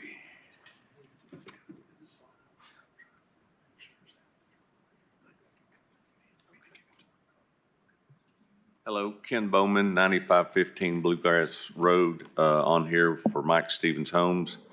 I just refer to the staff recommendation. I think that if you go through the notes and the comments and looking at what we're proposing to build, this is the last townhouse lofts, as we call them, to be built in North Shore Town Center. And it is between two existing buildings. And because of the road grade, this building will not exceed the height of either building on either side. And it's because of the way the road slopes. The determination of the height goes to grade plane, as you all state in the staff recommendations. So this building is identical in design as the building to the immediate left, which is a fiveplex. The building on the right, they are all 4 stories. So I understand the concern of the view, but we're talking about from rooftop, your elevation will not change from the existing buildings on either side, and it will conform to the development as a whole. So I ask for you all to approve staff recommendation, please. Thank you. Commission?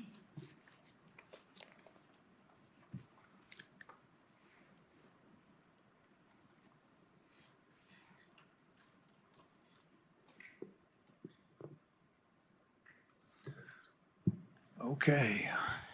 Commissioner Overton. Sorry, Mike, I know you went over this on Tuesday, but just so I'm crystal clear, what the applicant just said, like, the slope of the road makes it, my understanding is the slope of the road makes it to where they build it 6 feet higher, but when they're done, is it true that the roof will basically be, the roof height will be flush with the surrounding existing buildings? I said that much as possible, but.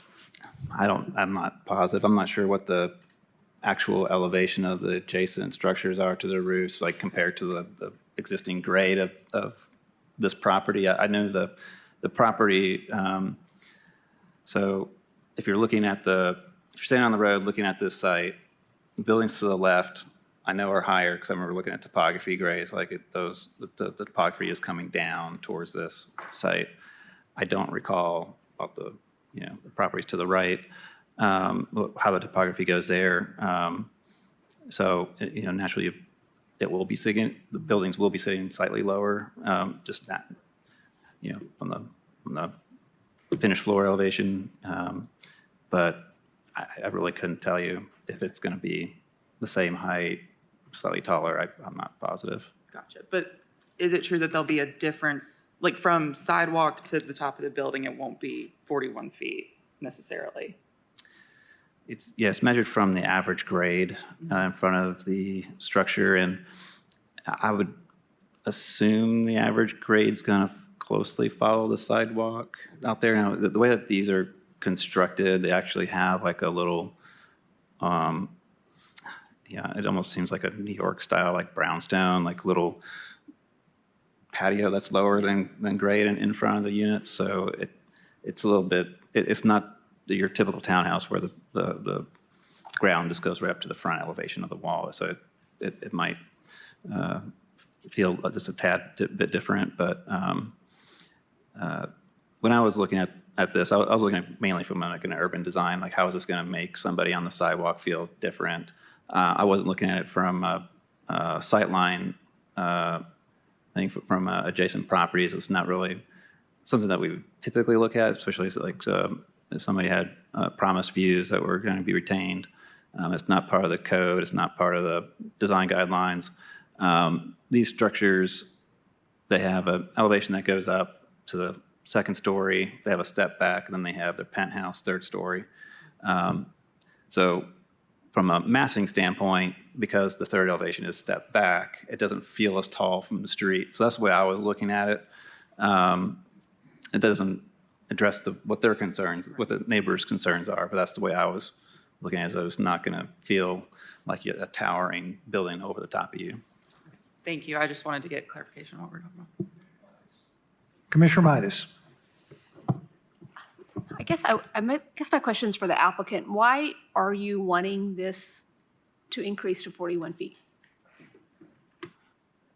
That is based on the grade plane of, you average out the lower height and the higher height to create the grade plane. Being that it is in between two existing buildings, it's identical to the building on the left. I have a drawing that shows elevations that would show you that the height is consistent with both buildings on either side. So the 41 feet, depending on if you measure, you have buildings in there that go over 40 feet if you measure from rear elevation, but say the lowest point of grade. Grade plane's determined by the average from the sidewalk to the back. So that's going to vary from building to building. So as it sounds like we're asking for a lot, it's very consistent because of topography. We're in East Tennessee, this development, if you've driven through there, we have buildings that are connected that step down from one another. We're at the very flattest part of the development and the lowest part of the development. We back up to target.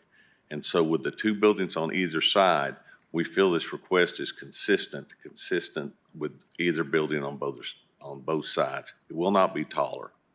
So from skyline and view, it will not obstruct any more than the buildings on either side.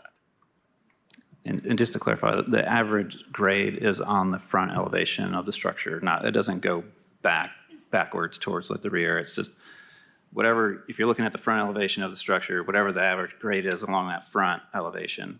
So really, if you look at their plan, you have the 3 units on the left. Everything is very flat. You know, the average grade in front of those buildings along the front is relatively level. It's the last unit where the grade drops because there's an alleyway between, just to the right side of this structure. So they're dropping the grade down to that alley. So this last unit just has a different average grade than the rest of them do. So it has a slightly taller has a slightly taller height by average grade. The other units are still over the 35 feet too. So they're not, they're all over the 35. The last unit, the one on the right, is the one that's technically the tallest, in the only sense that the average grade in front of the structure is lower. So. Commissioner Midas. Anybody else? All right, Commissioner Levinson. I move we approve Okay. the variance, figuring it's going to be essentially the same height as the other buildings. It's going to block a view no matter what you do, but I think it's consistent with the topography plan. So per staff recommendation? As per Okay. staff recommendation. So the motion is to approve the request to amend the previously approved plan district to increase the maximum height of a townhouse from 35 feet to approximately 41 feet as presented on the development plan, subject to the one noted condition. Do we have a second? We have a second by Commissioner Overton. Seeing no other lights, all in favor say aye. Aye. Any opposed? We have one no. Motion carries. Commissioner Midas. We have one other item here, and that is, let's see here. Okay. The appointment of the Executive Committee, Vice Chair Huber is compelled to serve, and then we have Commissioner Adams, Levinson, and Browning have been generous of their time to agree to serve, so thank you. We are adjourned.